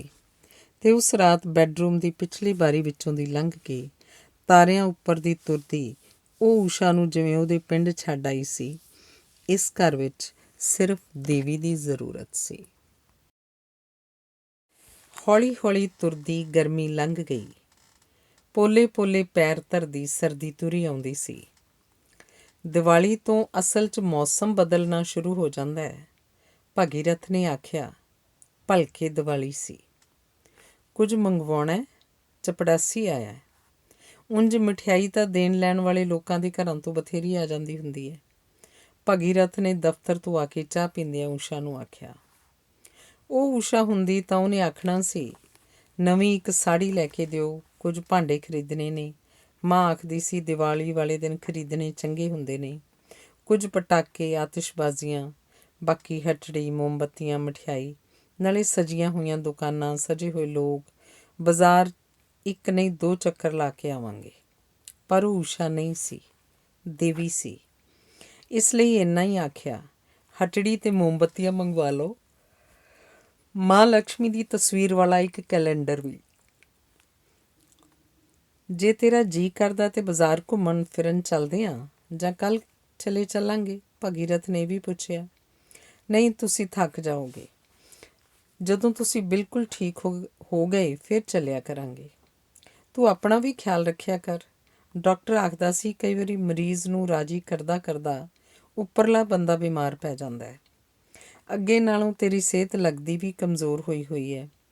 ਭਗੀਰਥ ਨੇ ਜਦੋਂ ਆਖਿਆ, ਉਹ ਹੱਸ ਪਈ। ਭਗੀਰਥ ਉਹਨੂੰ ਹੱਸਦੀ ਨੂੰ ਦੇਖ ਇੱਕ ਪਲ ਉਸ ਵੱਲ ਝਾਕਦਾ ਰਿਹਾ। ਇਹ ਹਾਸਾ ਕਿੰਨਾ ਸੁਭਾਵਕ ਸੀ, ਇੱਕ ਫੁੱਲ ਦੇ ਖਿੜਨ ਵਾਂਗ, ਤੇ ਕਈ ਵਾਰ ਉਹ ਬਿਨਾਂ ਹੀ ਹੱਸਣ ਵਾਲੀ ਗੱਲ ਦੇ ਹੱਸਣ ਲੱਗ ਜਾਂਦੀ ਸੀ, ਤੇ ਭਗੀਰਥ ਨੂੰ ਉਹ ਹਾਸਾ ਕਦੇ ਕਦੇ ਅਜੀਬ ਜਿਹਾ ਵੀ ਲੱਗਦਾ। ਕੀ ਦੇਖ ਰਹੇ ਹੋ? ਊਸ਼ਾ ਨੇ ਪੁੱਛਿਆ। ਤੂੰ ਬਿਲਕੁਲ ਅਨਪੜ੍ਹਾਂ ਵਾਂਗ ਹੱਸਦੀ ਹੈ, ਉੱਚੀ ਉੱਚੀ। ਹੋਰ ਬਿਮਾਰਾਂ ਵਾਂਗ ਹੱਸਿਆ ਕਰਾਂ, ਉਹਨੇ ਉਸੇ ਤਰ੍ਹਾਂ ਹੱਸਦਿਆਂ ਆਖਿਆ। ਪਰ ਉਹਦੀ ਇਹ ਗੱਲ ਭਗੀਰਥ ਨੂੰ ਜਿਵੇਂ ਛਿੱਲਦੀ ਲੰਘੀ। ਉਹਨੇ ਕ੍ਰੋਧਵਾਨ ਹੋ ਕੇ ਆਖਿਆ, ਜਾਹਲ ਲੜਕੀ, ਮੁੰਡਿਆਂ ਵਾਲੇ ਸਕੂਲ 'ਚ ਪੜ੍ਹ ਕੇ ਤੈਨੂੰ ਇਹੀ ਭੁੱਲ ਗਿਆ ਕਿ ਔਰਤ ਹੋਣਾ ਕੀ ਹੁੰਦਾ ਹੈ। ਇਸ ਤਰ੍ਹਾਂ ਹੱਸਦੀ ਤੂੰ ਪਾਗਲ ਲੱਗਦੀ ਹੈ। ਊਸ਼ਾ ਦਾ ਹਾਸਾ ਉਹਦੇ ਬੁੱਲ੍ਹਾਂ ਉੱਪਰ ਹੀ ਜਿਵੇਂ ਮਰ ਗਿਆ। ਉਹ ਉੱਠ ਕੇ ਅੰਦਰ ਚਲੀ ਗਈ।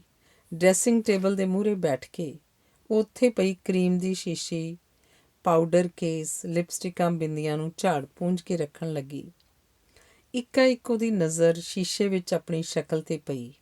ਉਹਨੇ ਦੇਖਿਆ ਸ਼ੀਸ਼ੇ ਵਿੱਚ ਹੀ ਉਹਦੀ ਸ਼ਕਲ ਦੀਆਂ ਅੱਖਾਂ ਪਾਣੀ ਨਾਲ ਭਰੀਆਂ ਹੋਈਆਂ ਸਨ, ਤੇ ਫਿਰ ਉਹ ਪਾਣੀ ਕੰਢਿਆਂ ਨੂੰ ਪਾਰ ਕਰਕੇ ਵਹਿ ਤੁਰਿਆ। ਹੌਲੀ ਹੌਲੀ ਤੁਰਦਾ ਭਗੀਰਥ ਉਹਦੇ ਪਿੱਛੇ ਆ ਖਲੋਤਾ। ਅੱਖਾਂ ਝੁਕਾਈ ਉਹ ਝਾੜ ਪੂੰਝ ਦਾ ਕੰਮ ਉਸੇ ਤਰ੍ਹਾਂ ਕਰਦੀ ਰਹੀ। ਭਗੀਰਥ ਨੇ ਪੋਲੇ ਜਿਹੇ ਉਹਦੇ ਮੋਢੇ 'ਤੇ ਹੱਥ ਰੱਖਿਆ। ਦੇਵੀ ਨਾਰਾਜ਼ ਹੋ ਗਈ? ਉਹਨੇ ਹੱਸ ਕੇ ਪੁੱਛਿਆ। ਊਸ਼ਾ ਨੇ ਕੋਈ ਉੱਤਰ ਨਾ ਦਿੱਤਾ, ਬਸ ਅੱਖਾਂ ਭਰ ਉਛਲਦੀਆਂ ਰਹੀਆਂ। ਮੈਨੂੰ ਇਹ ਪਸੰਦ ਨਹੀਂ ਕਿ ਤੂੰ ਮੈਨੂੰ ਖਾਮਖਾ ਪਰੇਸ਼ਾਨ ਕਰੇ। ਮੈਂ ਤੇਰੇ ਗੋਲੀ ਤਾਂ ਨਹੀਂ ਮਾਰਤੀ, ਇਉਂ ਰੋਨੀ ਹੈ। ਇਹ ਨਹੀਂ ਦੇਖਣਾ ਵੀ ਅਗਲਾ ਬਿਮਾਰ ਹੈ, ਬਦਸ਼ਗਨੀ ਜੀ ਤੂੰ ਰੋਂਦੀ ਹੈ। ਮੈਂ ਪੁੱਛਦਾ, ਤੈਨੂੰ ਹੋਇਆ ਕੀ ਹੈ?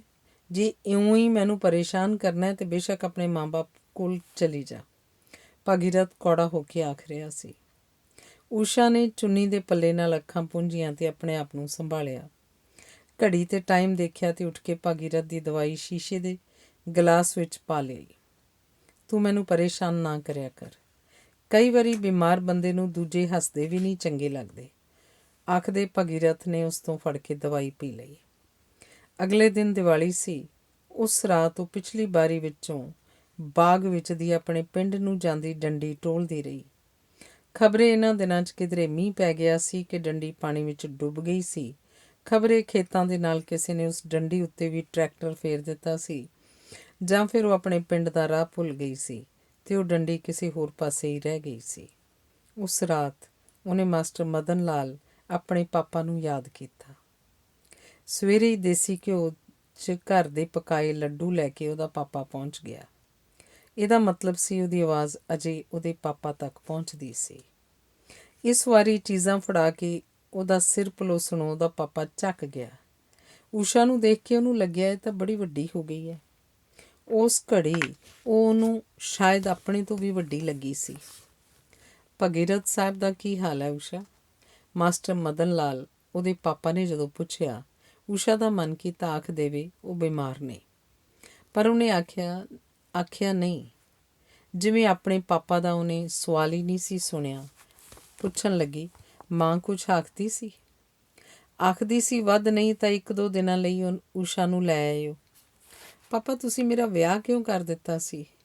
ਇੱਕਾ ਇੱਕ ਊਸ਼ਾ ਨੇ ਜਦੋਂ ਪੁੱਛਿਆ। ਮਾਸਟਰ ਮਦਨ ਲਾਲ ਨੂੰ ਜਿਵੇਂ ਗੱਲ ਦੀ ਸਮਝ ਨਾ ਆਈ। ਉਪਰਾ ਜਿਹਾ ਹਾਸਾ ਹੱਸ ਕੇ ਆਖਣ ਲੱਗਾ, ਕੁੜੀਆਂ ਦਾ ਵਿਆਹ ਤਾਂ ਕਰਨਾ ਹੀ ਹੁੰਦਾ। ਤੇਰੀ ਮਾਂ ਨੇ ਪੈਸੇ ਵੀ ਭੇਜੇ ਨੇ, ਲੈ ਲਈ ਕੁਛ। ਬਟੂਏ 'ਚੋਂ 10-10 ਦੇ 2 ਨੋਟ ਕੱਢ ਕੇ ਊਸ਼ਾ ਨੂੰ ਫੜਾਉਂਦਿਆਂ ਮਾਸਟਰ ਮਦਨ ਲਾਲ ਨੇ ਆਖਿਆ, ਮੇਰੇ ਕੋਲ ਹੈ ਸਭ ਕੁਝ।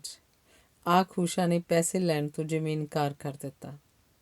ਛੋਟੀ ਹੁੰਦੀ ਤਾਂ ਲੜ ਕੇ ਲੈਂਦੀ ਹੁੰਦੀ ਸੀ। ਕੋਈ ਨਾ, ਰੱਖ ਲੈ ਫਿਰ ਵੀ। ਪਾਪਾ, ਤੁਸੀਂ ਆਪਣੇ ਲੜਕੇ ਬਹੁਤੀਆਂ ਪੜ੍ਹੀਆਂ ਲੜਕੀਆਂ ਨਾਲ ਵਿਆਹੋਗੇ ਜਾਂ ਘੱਟ ਪੜ੍ਹੀਆਂ ਨਾਲ? ਇੱਕਾ ਇੱਕ ਊਸ਼ਾ ਨੇ ਪੁੱਛਿਆ। ਅਸੀਂ ਆਪਣੇ ਲੜਕੇ ਜਿਵੇਂ ਤੂੰ ਆਖੇਂਗੀ। ਮਾਸਟਰ ਮਦਨ ਲਾਲ ਨੇ ਊਸ਼ਾ ਦੀ ਮੇਰ ਤੇਰ ਵਾਲੀ ਗੱਲ 'ਤੇ ਹੱਸਦਿਆਂ ਆਖਿਆ। ਆਪਣੇ ਕਮਰੇ 'ਚ ਉੱਠ ਕੇ ਭਗੀਰਥ ਵੀ ਆ ਰਿਹਾ ਸੀ। ਮਾਸਟਰ ਮਦਨ ਲਾਲ ਊਸ਼ਾ ਦਾ ਪਾਪਾ ਉਹਨੂੰ ਮਿਲਣ ਲਈ ਉੱਠ ਕੇ ਖੜ੍ਹਾ ਹੋਣ ਹੀ ਵਾਲਾ ਸੀ ਕਿ ਉਹ ਗੁਸਲਖਾਨੇ ਵੱਲ ਨੂੰ ਮੁੜ ਗਿਆ। ਇਹ ਦੇਖ ਪਿਓ ਧੀ ਦਾ ਜਿਵੇਂ ਗੱਲਾਂ ਦਾ ਸਿਲਸਿਲਾ ਟੁੱਟ ਗਿਆ। ਭਗੀਰਥ ਦੇ ਇਉਂ ਪਾਸਾ ਵੱਟ ਕੇ ਲੰਘ ਜਾਣ ਦੀ ਗੱਲ ਵੀ ਦੋਵੇਂ ਜਿਵੇਂ ਇੱਕ ਦੂਜੇ ਤੋਂ ਛੁਪਾ ਰਹੇ ਸਨ। ਹਾਂ ਸੱਚ, ਤੇਰੀ ਸਹੇਲੀ ਸੀ ਨਾ ਬੀਬੂ, ਉਹਦਾ ਵਿਆਹ ਹੈ ਇਸ ਪੂਰਨਮਾਸ਼ੀ ਦਾ। ਆਖਦੀ ਸੀ ਮਾਸਟਰ ਜੀ ਊਸ਼ਾ ਨੂੰ ਆਖਿਓ ਜ਼ਰੂਰ ਆਵੇ। ਨਾਲੇ ਨਹੋਰਾ ਕਰਦੀ ਸੀ, ਆਖੇ ਜਿੱਦਣ ਦੀ ਊਸ਼ਾ ਵੱਡੀ ਅਫਸਰਨੀ ਬਣ ਗਈ ਹੈ ਪਿੰਡ ਵਾਲਿਆਂ ਨੂੰ ਤਾਂ ਉੱਕਾ ਹੀ ਭੁੱਲ ਗਈ ਹੈ। ਕਹਿੰਦੀ ਸੀ ਭਗੀਰਥ ਨੂੰ ਵੀ ਨਾਲ ਲੈ ਕੇ ਆਵੇ। ਉਹਦਾ ਅਜੇ ਐਸ ਪੂਰਨਮਾਸ਼ੀ ਨੂੰ ਵਿਆਹ ਹੈ? ਮੈਨੂੰ ਤਾਂ ਲੱਗਦਾ ਜਿਵੇਂ ਸਦੀਆਂ ਹੀ ਹੋ ਗਈਆਂ ਮੈਨੂੰ ਪਿੰਡੋਂ ਆਈ ਨੂੰ। ਜਿਵੇਂ ਪਿੰਡ ਪਤਾ ਨਹੀਂ ਕਿੱਡਾ ਕੁ ਗਾਹਾਂ ਲੰਘ ਗਿਆ ਹੋਊ। ਲੋਕ ਜਿਵੇਂ ਪਤਾ ਨਹੀਂ ਕਿੱਥੇ ਚਲੇ ਗਏ ਹੋਣਗੇ। ਅਤੇ ਕਦੇ ਕਦੇ ਤਾਂ ਮੈਨੂੰ ਲੱਗਦਾ ਹੈ ਜਿਵੇਂ ਮੈਂ ਹਮੇਸ਼ਾ ਤੋਂ ਇੱਥੇ ਇਉਂ ਹੀ ਰਹਿ ਰਹੀ ਹਾਂ, ਜਿਵੇਂ ਮੈਂ ਆਪਣੀ ਓ ਦਾਦੀ ਹੋਵਾਂ। ਊਸ਼ਾ ਉਹ ਗੱਲਾਂ ਕਰ ਰਹੀ ਸੀ ਜਿਵੇਂ ਬਰੜਾ ਰਹੀ ਹੋਵੇ। ਗੁਸਲਖਾਨੇ ਵੱਲੋਂ ਹੋ ਕੇ ਭਗੀਰਥ ਆ ਰਿਹਾ ਸੀ। ਉਹਨੇ ਝੁੱਕ ਕੇ ਮਾਸਟਰ ਮਦਨ ਲਾਲ ਊਸ਼ਾ ਦੇ ਪਾਪਾ ਦੇ ਗੋਡੀ ਹੱਥ ਲਾਏ। ਮਾਸਟਰ ਮਦਨ ਲਾਲ ਗਦ ਹੋ ਗਿਆ। ਏਡਾ ਵੱਡਾ ਅਫਸਰ ਉਹਦੇ ਗੋਡੀ ਹੱਥ ਲਾ ਰਿਹਾ ਸੀ। ਏਡਾ ਵੱਡਾ ਅਫਸਰ ਉਹਦੇ ਘਰ ਢੁੱਕਿਆ ਸੀ। ਏਡਾ ਵੱਡਾ ਅਫਸਰ ਉਹਦਾ ਰਿਸ਼ਤੇਦਾਰ ਸੀ, ਜਵਾਈ ਸੀ। ਰਾਜ਼ੀ ਖੁਸ਼ੀ ਹੋ? ਮਾਸਟਰ ਮਦਨ ਲਾਲ ਨੇ ਆਸ਼ੀਰਵਾਦ ਦੇਣ ਵਾਂਗ ਪੁੱਛਿਆ। ਠੀਕ ਹਾਂ ਦੇਵੀ ਜੀ, ਆਏ ਗਏ ਨੂੰ ਕੁਝ ਖਾਣ ਪੀਣ ਨੂੰ ਨਹੀਂ ਦੇਈਦਾ? ਭਗੀਰਥ ਨੇ ਪਹਿਲੀ ਗੱਲ ਮਾਸਟਰ ਮਦਨ ਲਾਲ ਤੇ ਦੂਜੀ ਊਸ਼ਾ ਨੂੰ ਆਖੀ। ਊਸ਼ਾ ਚੌਂਕੀ। ਉਹ ਆਪਣੇ ਪਾਪਾ ਨੂੰ ਚਾਹ ਪਾਣੀ ਪੁੱਛਣਾ ਤਾਂ ਭੁੱਲ ਹੀ ਗਈ ਸੀ। ਰਸੋਈ 'ਚ ਜਾਣ ਲਈ ਜਦੋਂ ਉੱਠਣ ਲੱਗੀ ਭਗੀਰਥ ਨੇ ਹੱਥ ਦੇ ਇਸ਼ਾਰੇ ਨਾਲ ਰੋਕ ਕੇ ਆਖਿਆ, ਤੁਸੀਂ ਬੈਠੋ, ਮੈਂ ਆਖ ਦਿੰਦਾ ਨੌਕਰ ਨੂੰ, ਤੇ ਉੱਠ ਕੇ ਅੰਦਰ ਨੂੰ ਚਲਾ ਗਿਆ। ਮਾਸਟਰ ਮਦਨ ਲਾਲ ਨੂੰ ਲੱਗਿਆ ਕਿੰਨਾ ਅੱਛਾ ਸੀ ਉਹਦਾ ਜਵਾਈ, ਪਰ ਊਸ਼ਾ ਜਾਣਦੀ ਸੀ ਚਾਹ ਤਾਂ ਬਹਾਨਾ ਸੀ ਇੱਥੋਂ ਉੱਠ ਜਾਣ ਦਾ। ਮਾਸਟਰ ਮਦਨ ਲਾਲ ਦੇ ਉੱਥੇ ਬੈਠਿਆਂ ਲੋਕਾਂ ਦੇ ਘਰੋਂ ਦੀਵਾਲੀ ਦੀਆਂ ਸ਼ੁਭ ਇੱਛਾਵਾਂ ਦੇ ਨਾਲ ਜਦੋਂ ਫਲਾਂ ਦੀਆਂ ਟੋਕਰੀਆਂ ਤੇ ਮਠਿਆਈਆਂ ਦੇ ਡੱਬੇ ਆਉਣ ਲੱਗੇ ਤਾਂ ਉਹਨੂੰ ਪਿੰਡੋਂ ਆਪਣੇ ਲਿਆਂਦੇ ਲੱਡੂ ਐਵੇਂ ਜਿਹੇ ਲੱਗੇ। ਫਿਰ ਨੌਕਰ ਜਦੋਂ ਚਾਹ ਦੇ ਨਾਲ ਵੱਡੀ ਸਾਰੀ ਪਲੇਟ ਭਰ ਕੇ ਖੋਏ ਦੀ ਮਠਿਆਈ ਦੀ ਲੈ ਆਇਆ ਤਾਂ ਮਾਸਟਰ ਮਦਨ ਲਾਲ ਨੇ ਊਸ਼ਾ ਦੇ ਆਖਣ ਉੱਤੇ ਵੀ ਸਿਰਫ ਚਾਹ ਹੀ ਪੀਤੀ, ਮਠਿਆਈ ਨਹੀਂ ਲਈ। ਮਠਿਆਈ ਖਾਣਾ ਉਹਨੂੰ ਬਸ ਚੰਗਾ ਜਿਹਾ ਨਹੀਂ ਸੀ ਲੱਗਾ। ਉਹ ਝੱਟ ਹੀ ਜਾਣ ਲਈ ਵੀ ਤਿਆਰ ਹੋ ਗਿਆ। ਪਾਪਾ ਚੱਲੇ ਨੇ, ਊਸ਼ਾ ਨੇ ਅੰਦਰ ਆ ਕੇ ਬਿਸਤਰੇ 'ਤੇ ਲੇਟ ਕੇ ਅਖਬਾਰ ਪੜ੍ਹ ਰਹੇ ਭਗੀਰਥ ਨੂੰ ਦੱਸਿਆ। ਚੰਗਾ, ਉਹਨੇ ਉਸੇ ਤਰ੍ਹਾਂ ਅਖਬਾਰ ਪੜ੍ਹਦੇ ਨੇ ਉੱਤਰ ਦਿੱਤਾ। ਇੱਕ ਪਲ ਉਹ ਖੜੀ ਉਸ ਵੱਲ ਦੇਖਦੀ ਰਹੀ ਅਤੇ ਫਿਰ ਵਾਪਸ ਆ ਕੇ ਮਾਸਟਰ ਮਦਨ ਲਾਲ ਆਪਣੇ ਪਾਪਾ ਨੂੰ ਆਖਣ ਲੱਗੀ, ਉਹ ਤਾਂ ਸੌਂ ਗਏ ਨੇ। ਕੋਈ ਨਹੀਂ, ਮੇਰਾ ਆਸ਼ੀਰਵਾਦ ਆਖਦੀ। 10-20 ਦਿਨਾਂ ਨੂੰ ਮੈਂ ਫਿਰ ਗੇੜਾ ਮਾਰੂ। ਚਿੱਠੀ ਪਾ ਦਿਆ ਕਰ। ਆ ਜਾਇਓ ਕਿਸੇ ਦਿਨ ਮਿਲਣ। ਸਾਰਾ 1 ਘੰਟੇ ਦਾ ਤਾਂ ਰਾਹ ਹੈ। ਤੇਰੀ ਮਾਂ ਬਹੁਤ ਯਾਦ ਕਰਦੀ ਰਹਿੰਦੀ ਹੈ। ਮੇਘ ਵੀ ਆਖਦਾ ਸੀ ਭੈਣ ਨੂੰ ਲੈ ਕੇ ਆਇਓ। ਉਹਨੇ ਜਾਣ ਲਈ ਉੱਠ ਕੇ ਖੜੇ ਹੋਏ ਨੇ ਆਖਿਆ। ਸਾਹਮਣੇ ਖਾਣੇ ਵਾਲੀ ਮੇਜ਼ 'ਤੇ ਫਲਾਂ ਦੀਆਂ ਟੋਕਰੀਆਂ, ਮਠਿਆਈ ਦੇ ਡੱਬਿਆਂ ਵੱਲ ਊਸ਼ਾ ਦਾ ਧਿਆਨ ਗਿਆ। ਮਨ ਕੀਤਾ ਇੱਕ ਟੋਕਰੀ ਵਿੱਚ ਕੁਝ ਚੰਗੇ ਫਲ ਤੇ ਮਠਿਆਈ ਪਾ ਕੇ ਉਹ ਆਪਣੇ ਭਰਾਵਾਂ ਲਈ ਦੇ ਦੇਵੇ, ਪਰ ਹੌਸਲਾ ਨਹੀਂ ਪਿਆ। ਹੋ ਸਕਦਾ ਉਹਦੇ ਆਖਣ 'ਤੇ ਉਹਦਾ ਪਾਪਾ ਲੈ ਕੇ ਵੀ ਨਾ ਜਾਂਦਾ। ਉਂਝ ਹੀ ਬਸ ਉਹਦਾ ਜੀਅ ਕੀਤਾ ਸੀ। ਆਪਣੇ ਪਾਪਾ ਨੂੰ ਉਹ ਗੇਟ ਤੱਕ ਛੱਡਣ ਆਈ। ਜਾਣ ਵੇਲੇ ਪਾਪਾ ਨੇ ਉਹਦਾ ਸਿਰ ਪਲੋਸਿਆ ਅਤੇ ਪਤਾ ਨਹੀਂ ਕਿਉਂ ਇਸ ਵੇਲੇ ਮਾਸਟਰ ਮਦਨ ਲਾਲ ਨੂੰ ਉਹ ਆਪਣੀ ਉਮਰ ਨਾਲੋਂ ਵੀ ਛੋਟੀ ਲੱਗੀ ਅਤੇ ਪਹਿਲੀ ਵਾਰੀ ਮਾਸਟਰ ਮਦਨ ਲਾਲ ਨੂੰ ਲੱਗਿਆ ਕਿ ਉਸ ਨੇ ਚੰਗੇ ਵਰ ਘਰ ਦੇ ਲਾਲਚ ਵਿੱਚ ਊਸ਼ਾ ਦਾ ਬਹੁਤ ਛੋਟੀ ਦਾ ਹੀ ਵਿਆਹ ਕਰ ਦਿੱਤਾ। ਕਿੰਨਾ ਚਿਰ ਗੇਟ ਕੋਲ ਖਲੋਤੀ ਉਹ ਆਪਣੇ ਪਾਪਾ ਨੂੰ ਜਾਂਦੇ ਨੂੰ ਦੇਖਦੀ ਰਹੀ। ਪਤਾ ਸੀ ਬੱਸਾਂ ਦੇ ਅੱਡੇ ਤੱਕ ਉਹ ਪੈਦਲ ਹੀ ਜਾਏਗਾ।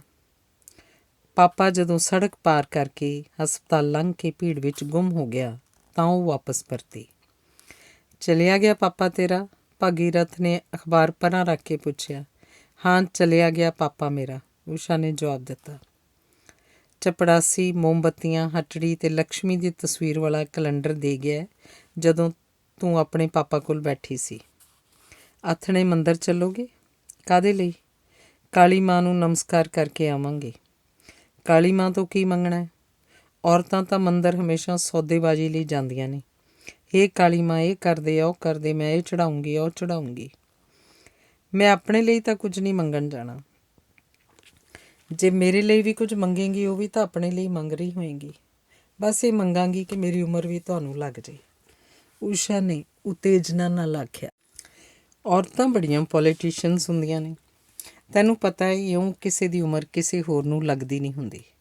ਤਦੇ ਇਹ ਆਖੀ ਜਾਂਦੀ ਹੈ। ਮੈਂ ਕਸਮ ਖਾ ਕੇ ਆਖਦੀ ਹਾਂ। ਊਸ਼ਾ ਕੁਝ ਆਖਣ ਲੱਗੀ ਸੀ ਪਰ ਅੱਗੋਂ ਚੁੱਪ ਕਰ ਗਈ। ਔਰ ਲੈ ਮੇਰੀ ਅਲਮਾਰੀ ਵਿਚਲੇ ਸੇਫ ਦੀ ਚਾਬੀ। ਉਸ ਵਿੱਚ ਇੱਕ ਲੈਦਰ ਦਾ ਬਰੀਫ ਕੇਸ ਪਿਆ, ਉਹ ਲਿਆ। ਭਗੀਰਥ ਨੇ ਉਹਨੂੰ ਚਾਬੀ ਫੜਾਉਂਦਿਆਂ ਆਖਿਆ। ਊਸ਼ਾ ਜਾ ਕੇ ਲੈਦਰ ਦਾ ਬਰੀਫ ਕੇਸ ਲੈ ਆਈ। ਬੈਠ ਜਾ। ਬਰੀਫ ਕੇਸ ਫੜ ਕੇ ਭਗੀਰਥ ਨੇ ਉਹਨੂੰ ਕੋਲ ਪਈ ਕੁਰਸੀ ਉੱਪਰ ਬੈਠ ਜਾਣ ਦਾ ਇਸ਼ਾਰਾ ਕਰਕੇ ਆਖਿਆ। ਊਸ਼ਾ ਬੈਠ ਗਈ। ਭਗੀਰਥ ਨੇ ਲੈਦਰ ਦਾ ਉਹ ਬਰੀਫ ਕੇਸ ਖੋਲ੍ਹਿਆ। ਇੱਕ ਢੇਰ ਚਿੱਠੀਆਂ ਦਾ ਅਤੇ ਕੁਝ ਤਸਵੀਰਾਂ ਉਸ ਵਿੱਚੋਂ ਕੱਢ ਕੇ ਆਪਣੇ ਕੋਲ ਬੈੱਡ ਉੱਪਰ ਰੱਖ ਲਈਆਂ। ਫਿਰ ਇੱਕ ਇੱਕ ਕਰਕੇ ਉਹਨੇ ਸਭ ਤਸਵੀਰਾਂ ਊਸ਼ਾ ਨੂੰ ਵਿਖਾਈਆਂ। ਕੈਸੀ ਲੱਗਦੀ ਹੈ ਲੜਕੀ ਤੈਨੂੰ? ਅਖੀਰ ਵਿੱਚ ਉਹਨੇ ਪੁੱਛਿਆ। ਸਾਰੀਆਂ ਹੀ ਤਸਵੀਰਾਂ ਨੂੰ ਇੱਕ ਵਾਰੀ ਫਿਰ ਮੁੜ ਕੇ ਵੇਖ ਕੇ ਊਸ਼ਾ ਨੇ ਆਖਿਆ, ਬਹੁਤ ਸੋਹਣੀ ਲੱਗਦੀ ਹੈ। ਇਹ ਚਿੱਠੀ ਵੀ ਪੜ੍ਹ। ਇੱਕ ਚਿੱਠੀ ਊਸ਼ਾ ਨੂੰ ਫੜਾਉਂਦਿਆਂ ਭਗੀਰਥ ਨੇ ਆਖਿਆ। ਚਿੱਠੀ ਹੱਥ 'ਚ ਫੜੀ ਇੱਕ ਵਾਰੀ ਉਹ ਭਗੀਰਥ ਵੱਲ ਝਾਕੀ ਅਤੇ ਫਿਰ ਚਿੱਠੀ ਪੜ੍ਹਨ ਲੱਗੀ। ਲਿਖਿਆ ਸੀ, ਮੇਰੇ ਦੇਵ, ਲੱਗਦਾ ਹੈ ਮੇਰਾ ਤੇਰੇ ਨਾਲ ਰਿਸ਼ਤਾ ਸਿਰਫ ਇਸੇ ਜਨਮ ਦਾ ਨਹੀਂ, ਬਹੁਤ ਜਨਮਾਂ ਦਾ ਹੈ। ਇਹ ਰਿਸ਼ਤਾ ਸ਼ਾਇਦ ਉਦੋਂ ਤੋਂ ਸ਼ੁਰੂ ਹੋ ਗਿਆ ਸੀ ਜਦੋਂ ਮੈਂ ਗੰਗਾ ਸਾਂ ਅਤੇ ਤੂੰ ਭਗੀਰਥ ਤਪੀਸਰ।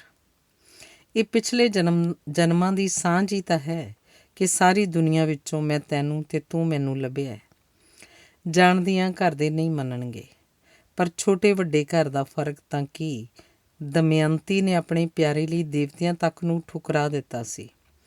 ਬਸ ਤੂੰ ਕੰਪੀਟੀਸ਼ਨ 'ਚੋਂ ਲੰਘ ਜਾ, ਫਿਰ ਤਾਂ ਆਪਾਂ ਬੱਦਲਾਂ 'ਚ ਵੀ ਆਲਣਾ ਪਾ ਸਕਦੇ ਹਾਂ। ਜ਼ਿੰਦਗੀ ਦਾ ਉਹ ਦਿਨ ਮੈਨੂੰ ਵਿਅਰਥ ਲੱਗਦਾ ਜਿਸ ਦਿਨ ਵਿੱਚੋਂ ਮੈਂ ਤੇਰੀ ਹੋਂਦ ਮਨਫੀ ਕਰਕੇ ਸੋਚਦੀ ਹਾਂ।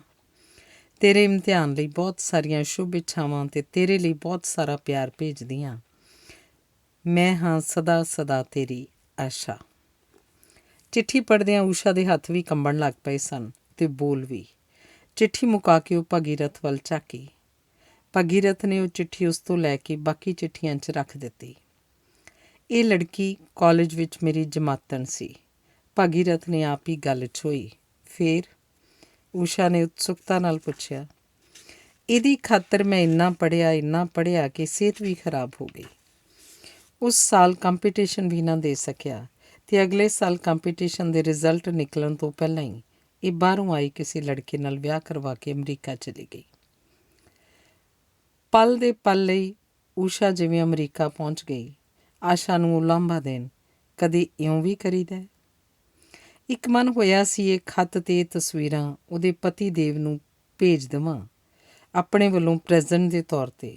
ਫਿਰ ਸੋਚਿਆ, ਜੇ ਉਹਦੇ ਪਤੀ ਨੇ ਉਹਨੂੰ ਛੱਡ ਵੀ ਦਿੱਤਾ, ਮੇਰਾ ਇਹਦੇ ਨਾਲ ਕੀ ਸੌਰੂਗਾ। ਸੋ ਇਹ ਹੁੰਦੀਆਂ ਨੇ ਔਰਤਾਂ, ਇਹ ਹੁੰਦੇ ਨੇ ਉਹਨਾਂ ਦੇ ਕਸਮਾਂ ਵਾਅਦੇ, ਇਹ ਹੁੰਦਾ ਇਹਨਾਂ ਦਾ ਪਿਆਰ ਮੁਹੱਬਤ। ਮੈਂ ਕਹਿੰਦਾ ਸਭ ਝੂਠ ਬਕਵਾਸ ਨਿਰੀ ਪੋਲੀਟਿਕਸ ਹੁੰਦਾ। ਇਹ ਆਖਦਿਆਂ ਉਹ ਸਭ ਤਸਵੀਰਾਂ ਅਤੇ ਖੱਤ ਭਗੀਰਥ ਨੇ ਮੁੜ ਉਸੇ ਲੈਦਰ ਦੇ ਬਰੀਫ ਕੇਸ 'ਚ ਪਾ ਦਿੱਤੇ। ਜ਼ਿਪ ਬੰਦ ਕਰਕੇ ਉਹਨੂੰ ਫੜਾਉਂਦਾ ਬੋਲਿਆ, ਇਹਨੂੰ ਉੱਥੇ ਹੀ ਰੱਖ। ਚਿੱਠੀਆਂ ਅਤੇ ਤਸਵੀਰਾਂ ਵਾਲਾ ਲੈਦਰ ਦਾ ਬਰੀਫ ਕੇਸ ਅਲਮਾਰੀ ਦੇ ਸੇਫ ਵਿੱਚ ਰੱਖ ਕੇ ਚਾਬੀ ਭਗੀਰਥ ਨੂੰ ਫੜਾਉਣ ਪਿੱਛੋਂ ਊਸ਼ਾ ਨੂੰ ਲੱਗਿਆ ਜਿਵੇਂ ਇਸ ਘਰ ਵਿੱਚ ਉਹ ਇਕੱਲੀ ਔਰਤ ਨਹੀਂ, ਆਸ਼ਾ ਵੀ ਹੈ। ਉਹਦਾ ਮਨ ਕੀਤਾ ਕਿ ਅੱਜ ਉਹਨੂੰ ਮਾਸਟਰ ਮਦਨ ਲਾਲ ਆਪਣੇ ਪਾਪਾ ਦੇ ਨਾਲ ਕੁਝ ਦਿਨਾਂ ਲਈ ਆਪਣੇ ਪਿੰਡ ਚਲੀ ਜਾਣਾ ਚਾਹੀਦਾ ਸੀ। ਉਹ ਤੌਲੀਆ ਲੈ ਕੇ ਨਹਾਉਣ ਚਲੀ ਗਈ। ਬਾਥਰੂਮ ਦਾ ਬਾਰ ਬੰਦ ਕਰਕੇ ਨਲਕਾ ਛੱਡ ਕੇ ਉਹ ਕਿੰਨਾ ਚਿਰ ਨਲਕੇ ਨੂੰ ਹੱਥ ਪਾਈ ਕੁਝ ਸੋਚਦੀ ਜਿਹੀ ਖੜੀ ਰਹੀ। ਬਾਲਟੀ ਭਰ ਕੇ ਪਾਣੀ ਉੱਪਰ ਹੀ ਡੁੱਲੀ ਜਾ ਰਿਹਾ ਸੀ। ਫਿਰ ਕੱਪੜੇ ਲਾਹ ਕੇ ਜਦੋਂ ਕੱਪ ਭਰ ਕੇ ਉਹਨੇ ਪਾਣੀ ਦਾ ਆਪਣੇ ਪਿੰਡੇ ਉੱਤੇ ਪਾਇਆ, ਜਿਵੇਂ ਤਰਬਕ ਕੇ ਜਾਗੀ। ਭੁਲੇਖੇ ਨਾਲ ਉਹਨੇ ਠੰਡੇ ਪਾਣੀ ਦੀ ਥਾਂ ਗਰਮ ਪਾਣੀ ਦਾ ਨਲਕਾ ਖੋਲ੍ਹ ਰੱਖਿਆ ਸੀ ਅਤੇ ਬਹੁਤ ਤੱਤੇ ਪਾਣੀ ਦਾ ਕੱਪ ਉਹਨੇ ਆਪਣੇ ਉੱਤੇ ਪਾ ਲਿਆ ਸੀ। ਤੱਤੇ ਪਾਣੀ ਦਾ ਨਲਕਾ ਬੰਦ ਕੀਤਾ, ਬਾਲਟੀ 'ਚ ਠੰਡਾ ਪਾਣੀ ਛੱਡਿਆ। ਨਹਾਉਂਦਿਆਂ ਉਹਨੂੰ ਯਾਦ ਆਇਆ, ਸਕੂਲ ਵਿੱਚ ਦੂਜੀ ਕਿ ਤੀਜੀ ਜਮਾਤ ਵਿੱਚ ਉਹਦੇ ਨਾਲ ਇੱਕ ਕੁੜੀ ਹੁੰਦੀ ਸੀ, ਰੂਪੋ। ਇੱਕ ਵਾਰੀ ਉਹਨੇ ਊਸ਼ਾ ਦਾ ਬਹੁਤ ਸੋਹਣੀ ਲਿਖੀ ਗਿੱਲੀ ਲਿਖਾਈ ਵਾਲੀ ਫੱਟੀ ਉੱਤੇ ਹੱਥ ਫੇਰ ਦਿੱਤੇ ਸਨ। ਅੱਖਰ ਸਭ ਜਿਵੇਂ ਜ਼ਖਮੀ ਹੋ ਗਏ ਸਨ। ਉਹਨਾਂ ਦੇ ਟੁੱਟੇ ਭੱਜੇ ਫਿੱਸੇ ਜਿਸਮ ਤੇ ਕਾਲੇ ਖੂਨ ਦੇ ਧੱਬਿਆਂ ਨੇ ਫੱਟੀ ਨੂੰ ਬਹੁਤ ਲਾਚਾਰ ਦਿਸਣ ਲਾ ਦਿੱਤਾ ਸੀ।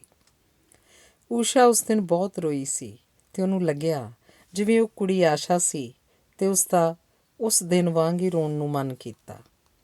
ਪਰ ਅੱਜ ਤਾਂ ਦੀਵਾਲੀ ਦਾ ਦਿਨ ਸੀ। ਰਾਮ ਚੰਦਰ ਜੀ ਬਨਵਾਸ ਤੋਂ ਘਰ ਨੂੰ ਮੁੜੇ ਸਨ। ਅੱਜ ਦਾ ਦਿਨ ਰੋਣ ਦਾ ਦਿਨ ਨਹੀਂ। ਨਹਾ ਕੇ ਉਹਨੇ ਨਵੀਂ ਸਾੜੀ ਬੰਨੀ। ਦੀਵਾਲੀ ਮੁਬਾਰਕ ਆਖਣ ਆਏ ਲੋਕਾਂ ਨਾਲ ਹੱਸ ਕੇ ਰਸਮੀ ਗੱਲਾਂ ਵੀ ਕੀਤੀਆਂ। ਆਥਣੇ ਮੋਮਬੱਤੀਆਂ ਵੀ ਡੰਗੀਆਂ। ਹਟੜੀ ਦੇ ਮੂਹਰੇ ਬੈਠ ਕੇ ਲਕਸ਼ਮੀ ਪੂਜਾ ਵੀ ਕੀਤੀ। ਪਰ ਅੱਜ ਦੀ ਰਾਤ ਉਹਨੂੰ ਨੀਂਦ ਨਹੀਂ ਸੀ ਆ ਰਹੀ। ਜੇ ਉਹ ਪਿੰਡ ਵੱਲ ਨੂੰ ਤੁਰਦੀ, ਉਹਨੂੰ ਲੱਗਦਾ ਇਹ ਰਾਹ ਤਾਂ ਅਮਰੀਕਾ ਨੂੰ ਜਾਂਦਾ ਹੈ, ਅਤੇ ਜੇ ਉਹ ਅਮਰੀਕਾ ਜਾਣ ਦੀ ਸਲਾਹ ਬਣਾਉਂਦੀ ਤਾਂ ਉਹ ਆਪਣੇ ਪਿੰਡ ਨੂੰ ਜਾਂਦੀ ਡੰਡੀ 'ਤੇ ਤੁਰ ਰਹੀ ਹੁੰਦੀ। ਸਵੇਰੇ ਜਦੋਂ ਜਾਗੀ, ਉਹ ਬਹੁਤ ਥੱਕੀ ਟੁੱਟੀ ਸੀ। ਸਾਰੀ ਰਾਤ ਉਹ ਤੁਰਦੀ ਜੋ ਰਹੀ ਸੀ। ਅਗਲੀ ਰਾਤ ਜਦੋਂ ਜਾਗੀ ਸੀ ਤਾਂ ਉਹਨੂੰ ਲੱਗਿਆ ਰਾਤ ਤੁਰਦੀ ਤੁਰਦੀ ਉਹ ਕਈ ਵਰ੍ਹੇ ਲੰਘ ਆਈ ਸੀ। ਸ਼ਾਇਦ ਇਸੇ ਲਈ ਵਾਲ ਵਾਹੁੰਦਿਆਂ ਉਹਨੇ ਸ਼ੀਸ਼ੇ 'ਚ ਦੇਖਿਆ ਉਹਦੀ ਚੀਰ ਵਿੱਚ ਇੱਕ ਚਿੱਟਾ ਵਾਲ ਦਿਸ ਰਿਹਾ ਸੀ। ਫਿਰ ਉਹਨੂੰ ਯਾਦ ਆਇਆ ਭਾਗੀਰਥ ਨੇ ਜਿਸ ਦਿਨ ਦਾ ਉਹਨੂੰ ਹੱਸਦੀ ਨੂੰ ਟੋਕਿਆ ਸੀ, ਉਹ ਜਿਵੇਂ ਹੱਸਣਾ ਹੀ ਭੁੱਲ ਗਈ ਸੀ।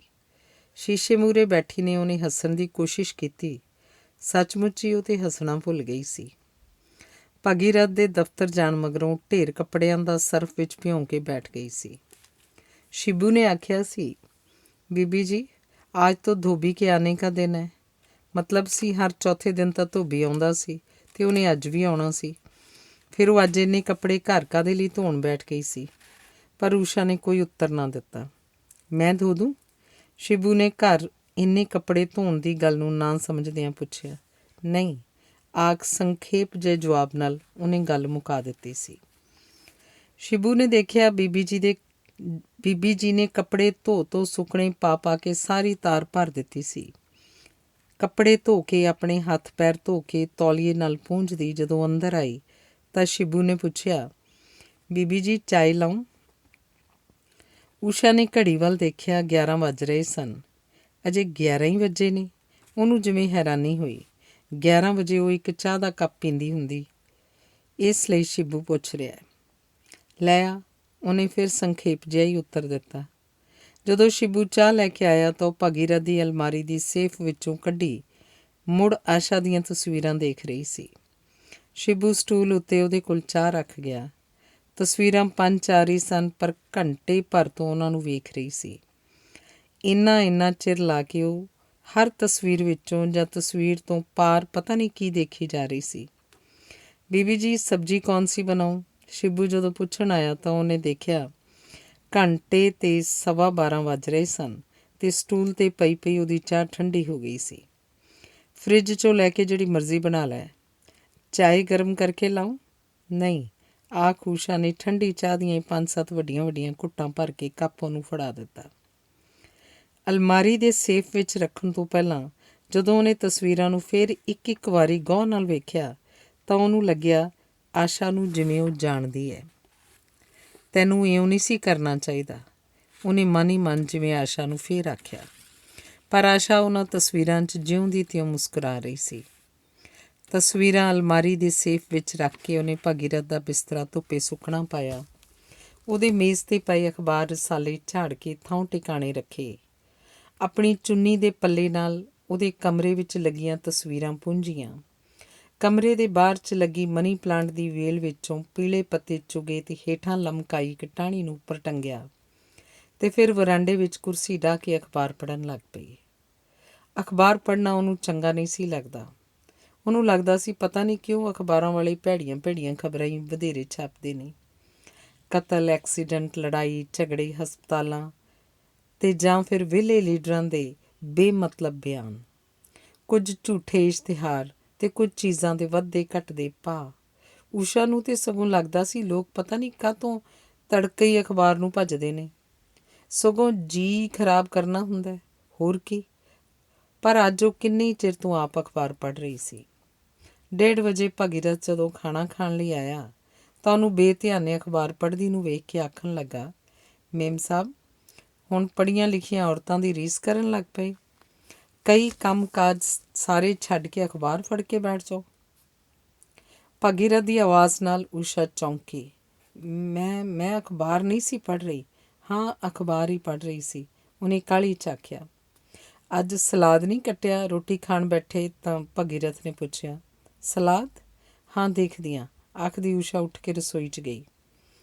ਸ਼ਿਬੂ ਸਲਾਦ ਨਹੀਂ ਦਿੱਤਾ? ਉਹਨੇ ਫੁਲਕਾ ਵੇਲ ਰਹੇ ਸ਼ਿਬੂ ਤੋਂ ਪੁੱਛਿਆ। ਭੁੱਲ ਗਿਆ ਮੇਮ ਸਾਹਿਬ, ਆਖ ਸ਼ਿਬੂ ਇੱਕ ਫੁਲਕਾ ਤਵੇ ਉੱਤੇ ਤੇ ਦੂਸਰਾ ਚੱਕਲੇ ਉੱਤੇ ਛੱਡ ਕੇ ਫਰਿੱਜ ਵਿੱਚੋਂ ਖੀਰਾ ਤੇ ਟਮਾਟਰ ਲੈਣ ਚਲਾ ਗਿਆ। ਫੁਲਕਾ ਥੱਲਦੀ ਊਸ਼ਾ ਨੇ ਦੇਖਿਆ ਦਾਲ ਵਾਲਾ ਪਤੀਲਾ ਨੰਗਾ ਪਿਆ ਸੀ। ਉਹਨੇ ਢੱਕਿਆ। ਦੁੱਧ ਉਬਾਲਣ ਵੇਲੇ ਉਬਲ ਗਿਆ ਸੀ ਤੇ ਨਵੇਂ ਪੌਣੇ ਨਾਲ ਸਟੋਵ ਵੀ ਤੇ ਸਲੈਬ ਵੀ ਪੂੰਝ ਕੇ ਪੌਣਾ ਸਿੰਕ 'ਚ ਸੁੱਟਿਆ ਪਿਆ ਸੀ। ਛੇਤੀ ਛੇਤੀ ਸਲਾਦ ਕੱਟ ਕੇ ਸ਼ਿਬੂ ਅੰਦਰ ਦੇ ਆਇਆ ਤੇ ਗਰਮ ਫੁਲਕਾ ਲੈ ਕੇ ਜਦੋਂ ਊਸ਼ਾ ਗਈ ਤਾਂ ਭਗੀਰਥ ਨੂੰ ਵਿਹੜੇ ਵਿੱਚ ਸੁੱਕ ਰਹੇ ਕੱਪੜਿਆਂ ਵੱਲ ਇਸ਼ਾਰਾ ਕਰਕੇ ਪੁੱਛਿਆ, ਕੱਪੜੇ ਅੱਜ ਘਰ ਕਿਉਂ ਧੋਤੇ ਨੇ ਸਾਰੇ? ਉਂਝ ਹੀ ਧੋ ਲਏ, ਊਸ਼ਾ ਨੇ ਜਦੋਂ ਆਖਿਆ ਤਾਂ ਭਗੀਰਥ ਇੱਕ ਪਲ ਦੇਖਦਾ ਰਿਹਾ ਤੇ ਫਿਰ ਰੋਟੀ ਖਾਣ 'ਚ ਰੁੱਝ ਗਿਆ। ਭਗੀਰਥ ਨੇ ਦੇ ਰੋਟੀ ਖਾ ਕੇ ਜਾਣ ਮਗਰੋਂ ਸਵੈਟਰ ਬੁਣਦੀ ਊਸ਼ਾ ਰੇਡੀਓ ਕੋਲ ਜਾ ਬੈਠੀ। ਵਿਵਿਧ ਭਾਰਤੀ ਚੱਲ ਰਿਹਾ ਸੀ। ਇੱਕਾ-ਇੱਕ ਊਸ਼ਾ ਨੇ ਆਵਾਜ਼ ਬਹੁਤ ਉੱਚੀ ਕਰ ਦਿੱਤੀ। ਭਾਂਡੇ ਮਾਂਜਦਾ ਸ਼ਿਬੂ ਦੇਖਣ ਆਇਆ ਕਿ ਰੇਡੀਓ ਏਡੀ ਉੱਚੀ ਕਿਹਨੇ ਲਾ ਦਿੱਤਾ ਸੀ। ਕੁਝ ਚਿਰ ਮਗਰੋਂ ਰੇਡੀਓ ਬੰਦ ਕਰਕੇ ਊਸ਼ਾ ਨੇ ਸ਼ਿਬੂ ਨੂੰ ਆਖਿਆ, ਸ਼ਿਬੂ ਬਾਜ਼ਾਰੋਂ ਕੋਈ ਸਿਰ ਦੁਖਦੇ ਦੀ ਗੋਲੀ ਤਾਂ ਲਿਆ। ਸਾਰੇ ਕੰਮ ਛੱਡ ਕੇ ਸ਼ਿਬੂ ਗੋਲੀ ਲੈਣ ਚਲਾ ਗਿਆ। ਉੱਪਰ ਬੈਡਰੂਮ ਦੀ ਮੋਹਰਲੀ ਖਿੜਕੀ ਵਿੱਚ ਖੜੋ ਕੇ ਉਹ ਸੰਵਾਰ ਕੇ ਹਸਪਤਾਲ ਵੱਲ ਝਾਕੀ। ਕਿਲੇ ਵਰਗੀ ਹਸਪਤਾਲ ਦੀ ਪਟਗੇਰੂ ਰੰਗੀ ਬਿਲਡਿੰਗ, ਬਾਹਰ ਵੱਡਾ ਲੋਹੇ ਦਾ ਗੇਟ ਤੇ ਗੇਟ ਮੂਹਰੇ ਖਾਕੀ ਵਰਦੇ ਵਾਲਾ ਚੌਕੀਦਾਰ। ਹਸਪਤਾਲ ਦੇ ਕਮਰਿਆਂ 'ਚ ਪਈ ਮਰੀਜ਼, ਚਿੰਤਾਤੁਰ ਉਦਾਸ ਮਰੀਜ਼ਾਂ ਦੇ ਵਾਰਸ, ਟਿਪ ਟਿਪ ਕਰਦੀਆਂ ਤੁਰੀਆਂ ਫਿਰ ਰਹੀਆਂ ਚਿੱਟੇ ਕੱਪੜੇ ਵਾਲੀਆਂ ਨਰਸਾਂ, ਖਾਮੋਸ਼ ਗੰਭੀਰ ਕੰਮ 'ਚ ਰੁੱਝੇ ਡਾਕਟਰ, ਸਭ ਕੁਝ ਦੇ ਊਸ਼ਾ ਜਿਵੇਂ ਕੋਲ ਤੁਰੀ ਫਿਰ ਰਹੀ ਸੀ। ਹੁਣ ਘੂੰ ਕਰਦੀ ਇੱਕ ਐਂਬੂਲੈਂਸ ਹਸਪਤਾਲ ਦਾ ਗੇਟ ਵੜੀ ਸੀ। ਹਸਪਤਾਲ ਦਾ ਗੇਟ ਲੰਘ ਕੇ ਸੱਜੇ ਹੱਥ ਮੁਰਦੇ ਰੱਖਣ ਵਾਲਾ ਠੰਡਾ ਕਮਰਾ ਸੀ। ਰੋਜ਼ ਲੋਕੀ ਮਰਦੇ ਰਹਿੰਦੇ ਨੇ। ਸਾਹਮਣੇ ਗੇਟ ਤੋਂ ਸ਼ਿਬੂ ਸਿਰ ਦੁਖਦੇ ਦੀ ਗੋਲੀ ਲਈ ਕਾਹਲੀ ਸਾਈਕਲ ਚਲਾਉਂਦਾ ਆ ਰਿਹਾ ਸੀ। ਸੜਕ ਤੋਂ ਦੀ ਲੰਘਦੀ ਕੁੜੀ ਵੱਲ ਉਸ ਮੁੜ ਕੇ 2-3 ਵਾਰੀ ਝਾਕਿਆ। ਸ਼ਿਬੂ ਨੂੰ ਇਹ ਨਾ ਪਤਾ ਲੱਗ ਜਾਏ ਕਿ ਉਹਨੂੰ ਊਸ਼ਾ ਨੇ ਦੇਖ ਲਿਆ, ਇਸ ਕਾਰਨ ਊਸ਼ਾ ਬਾਰੀ ਤੋਂ ਪਰਾਂ ਹੋ ਗਈ। ਪਰ ਅੰਦਰ ਅੱਜ ਉਹਦਾ ਜਿਵੇਂ ਦਮ ਘੁੱਟਦਾ ਜਾ ਰਿਹਾ ਸੀ। ਉਹ ਬੈਡਰੂਮ ਦੀ ਪਿਛਲੀ ਬਾਰੀ ਕੋਲ ਜਾ ਖੜੋਤੀ, ਜਿਹੜੀ ਬਾਗ ਵੱਲ ਖੁੱਲ੍ਹਦੀ ਸੀ। ਬਾਗ ਵਿੱਚ ਫੁੱਲ ਬੂਟੇ ਪੌਦੇ ਜਿਵੇਂ ਅੱਜ ਕੁਝ ਵਧੇਰੇ ਚੁੱਪ-ਚਾਪ ਸਨ। ਇੱਕ ਬੈਂਚ ਉੱਪਰ 2 ਬੁੱਢੇ ਬੈਠੇ ਪਤਾ ਨਹੀਂ ਹੋਇਆਂ ਬੀਤਿਆਂ ਸਮਿਆਂ ਦੀਆਂ ਕੀ ਗੱਲਾਂ ਕਰ ਰਹੇ ਸਨ, ਜਿਹੜੀਆਂ ਹਵਾ ਵਿੱਚ ਹੀ ਗੁਆਚ ਰਹੀਆਂ ਸਨ। ਮਾਲੀ ਹੱਥ ਵਿੱਚ ਵੱਡੀ ਕੈਂਚੀ ਫੜੀ ਬੂਟਿਆਂ ਨੂੰ ਪੜਤਾਲੀਆ ਨਜ਼ਰਾਂ ਨਾਲ ਤੱਕਦਾ ਲੰਘਿਆ ਜਾ ਰਿਹਾ ਸੀ। ਬਾਗ ਵਿਚਲੇ ਤਲਾਬ ਦੀ ਸ਼ਾਇਦ ਸਫਾਈ ਹੋਣੀ ਸੀ, ਜਿਸ ਕਾਰਨ ਤਾਜ਼ਾ ਪਾਣੀ ਨਹੀਂ ਸੀ ਪਾਇਆ ਗਿਆ ਤੇ ਉਹ ਡੰਡੀ ਜਿਹੜੀ ਊਸ਼ਾ ਨੂੰ ਲੱਗਦਾ ਹੁੰਦਾ ਸੀ ਉਹਦੇ ਪਿੰਡ ਨੂੰ ਜਾਂਦੀ ਹੈ, ਫਿਰ ਬਣਨੀ ਸ਼ੁਰੂ ਹੋ ਗਈ ਸੀ। ਤੇ ਬੀਬੀ ਜੀ ਚਾਏ ਔਰ ਲੋਗੇ? ਸ਼ਿਬੂ ਨੇ ਉਹਦਾ ਧਿਆਨ ਤੋੜਿਆ। ਸ਼ਿਬੂ ਤੇਰੇ ਘਰ ਕੌਣ ਨੇ? ਪਹਿਲੀ ਵਾਰੀ ਊਸ਼ਾ ਨੇ 13-14 ਸਾਲ ਦੇ ਸ਼ਿਬੂ ਤੋਂ ਪੁੱਛਿਆ ਸੀ। ਅਸਲ 'ਚ ਸ਼ੁਰੂ ਵਿੱਚ ਹੀ ਭਗੀਰਥ ਨੇ ਉਹਨੂੰ ਦੱਸਿਆ ਸੀ ਕਿ ਨੌਕਰਾਂ ਨਾਲ ਕਦੇ ਬਹੁਤੀ ਗੱਲ ਨਹੀਂ ਕਰਨੀ। ਮੇਮ ਸਾਹਿਬ ਮਾਂ ਹੈ, ਬਹਿਨ ਹੈ ਔਰ ਛੋਟਾ ਭਾਈ ਹੈ। ਸ਼ਿਬੂ ਨੇ ਜਿਵੇਂ ਆਪਣੇ ਘਰਦਿਆਂ ਨੂੰ ਯਾਦ ਕਰਕੇ ਉਦਾਸ ਹੋ ਕੇ ਆਖਿਆ। ਬਾਪ ਨਹੀਂ? बाप मरा हुआ है। मैं तो पढ़ता था जब बाप मरा, छोड़ना पड़ा। अपना घर गांव माँ बहन भाई तेनू याद नहीं आते? गोली मुँह च पाउंदियां ऊषा ने पूछा। पहले तो बहुत याद आते थे, मगर जब से आप आई हैं अब तो नहीं आते। शिबू ने जदों आख्या ऊषा त्रै के उस वल झाकी। माँ ने बोला था जो बीबी जी होती है वो माँ भी होती है, बहन भी, इसीलिए अब मैं उनको कम ही याद करता हूँ। अच्छा रोटी खा लें तू? अभी नहीं। खा लै फिर, ए लै 2 रुपए। 3 ਤੋਂ 6 सिनेमा देख आई। सब आखते सी महीने 'ਚ 2 पिक्चरां इहनूं देख लैण दिया करो। मगर आज आपकी तबीयत ठीक नहीं, सर दर्द है ना? कभी फिर चला जाऊँगा, शिबू ने पैसे फड़दिਆਂ आख्या। नहीं, ਅੱਜ साहब देर ਨਾਲ ਆਉਣਗੇ, 5 ਵਜੇ पार्टी ते जाना है उन्हें। सो ਅੱਜ तू देखा। आप भी जाएंगी पार्टी में? नहीं। आप क्यों नहीं जाती? तू अपना काम कर। ਊਸ਼ਾ ਨੇ ਜਦੋਂ ਜ਼ਰਾ ਕੁ ਰੁੱਖੀ ਹੋ ਕੇ ਆਖਿਆ ਤਾਂ ਸ਼ਿਬੂ ਚੁੱਪ ਕਰਕੇ ਹੱਥ 'ਚ ਫੜੇ 2 ਰੁਪਈਆਂ ਵੱਲ ਤੱਕਦਾ ਤੁਰ ਗਿਆ। ਰੋਟੀ ਖਾ ਕੇ ਭਾਂਡੇ ਮਾਂਜ ਕੇ ਰਸੋਈ ਧੋ ਕੇ ਸ਼ਿਬੂ ਸਿਨੇਮਾ ਦੇਖਣ ਚਲਾ ਗਿਆ। ਹੁਣ ਊਸ਼ਾ ਘਰ 'ਚ ਬਿਲਕੁਲ ਇਕੱਲੀ ਸੀ। ਪੂਜਾ ਵਾਲੇ ਕਮਰੇ 'ਚ ਜਾ ਕੇ ਰੁਮਾਲ ਵਿੱਚ ਵਲੇਟੀ ਉਹ ਸੁਨਹਿਰੀ ਜਿਲਦ ਵਾਲੀ ਗੀਤਾ ਚੁੱਕ ਲਿਆਈ ਜਿਹੜੀ ਮਾਂ ਨੇ ਉਹਨੂੰ ਵਿਆਹ ਵੇਲੇ ਦਿੱਤੀ ਸੀ।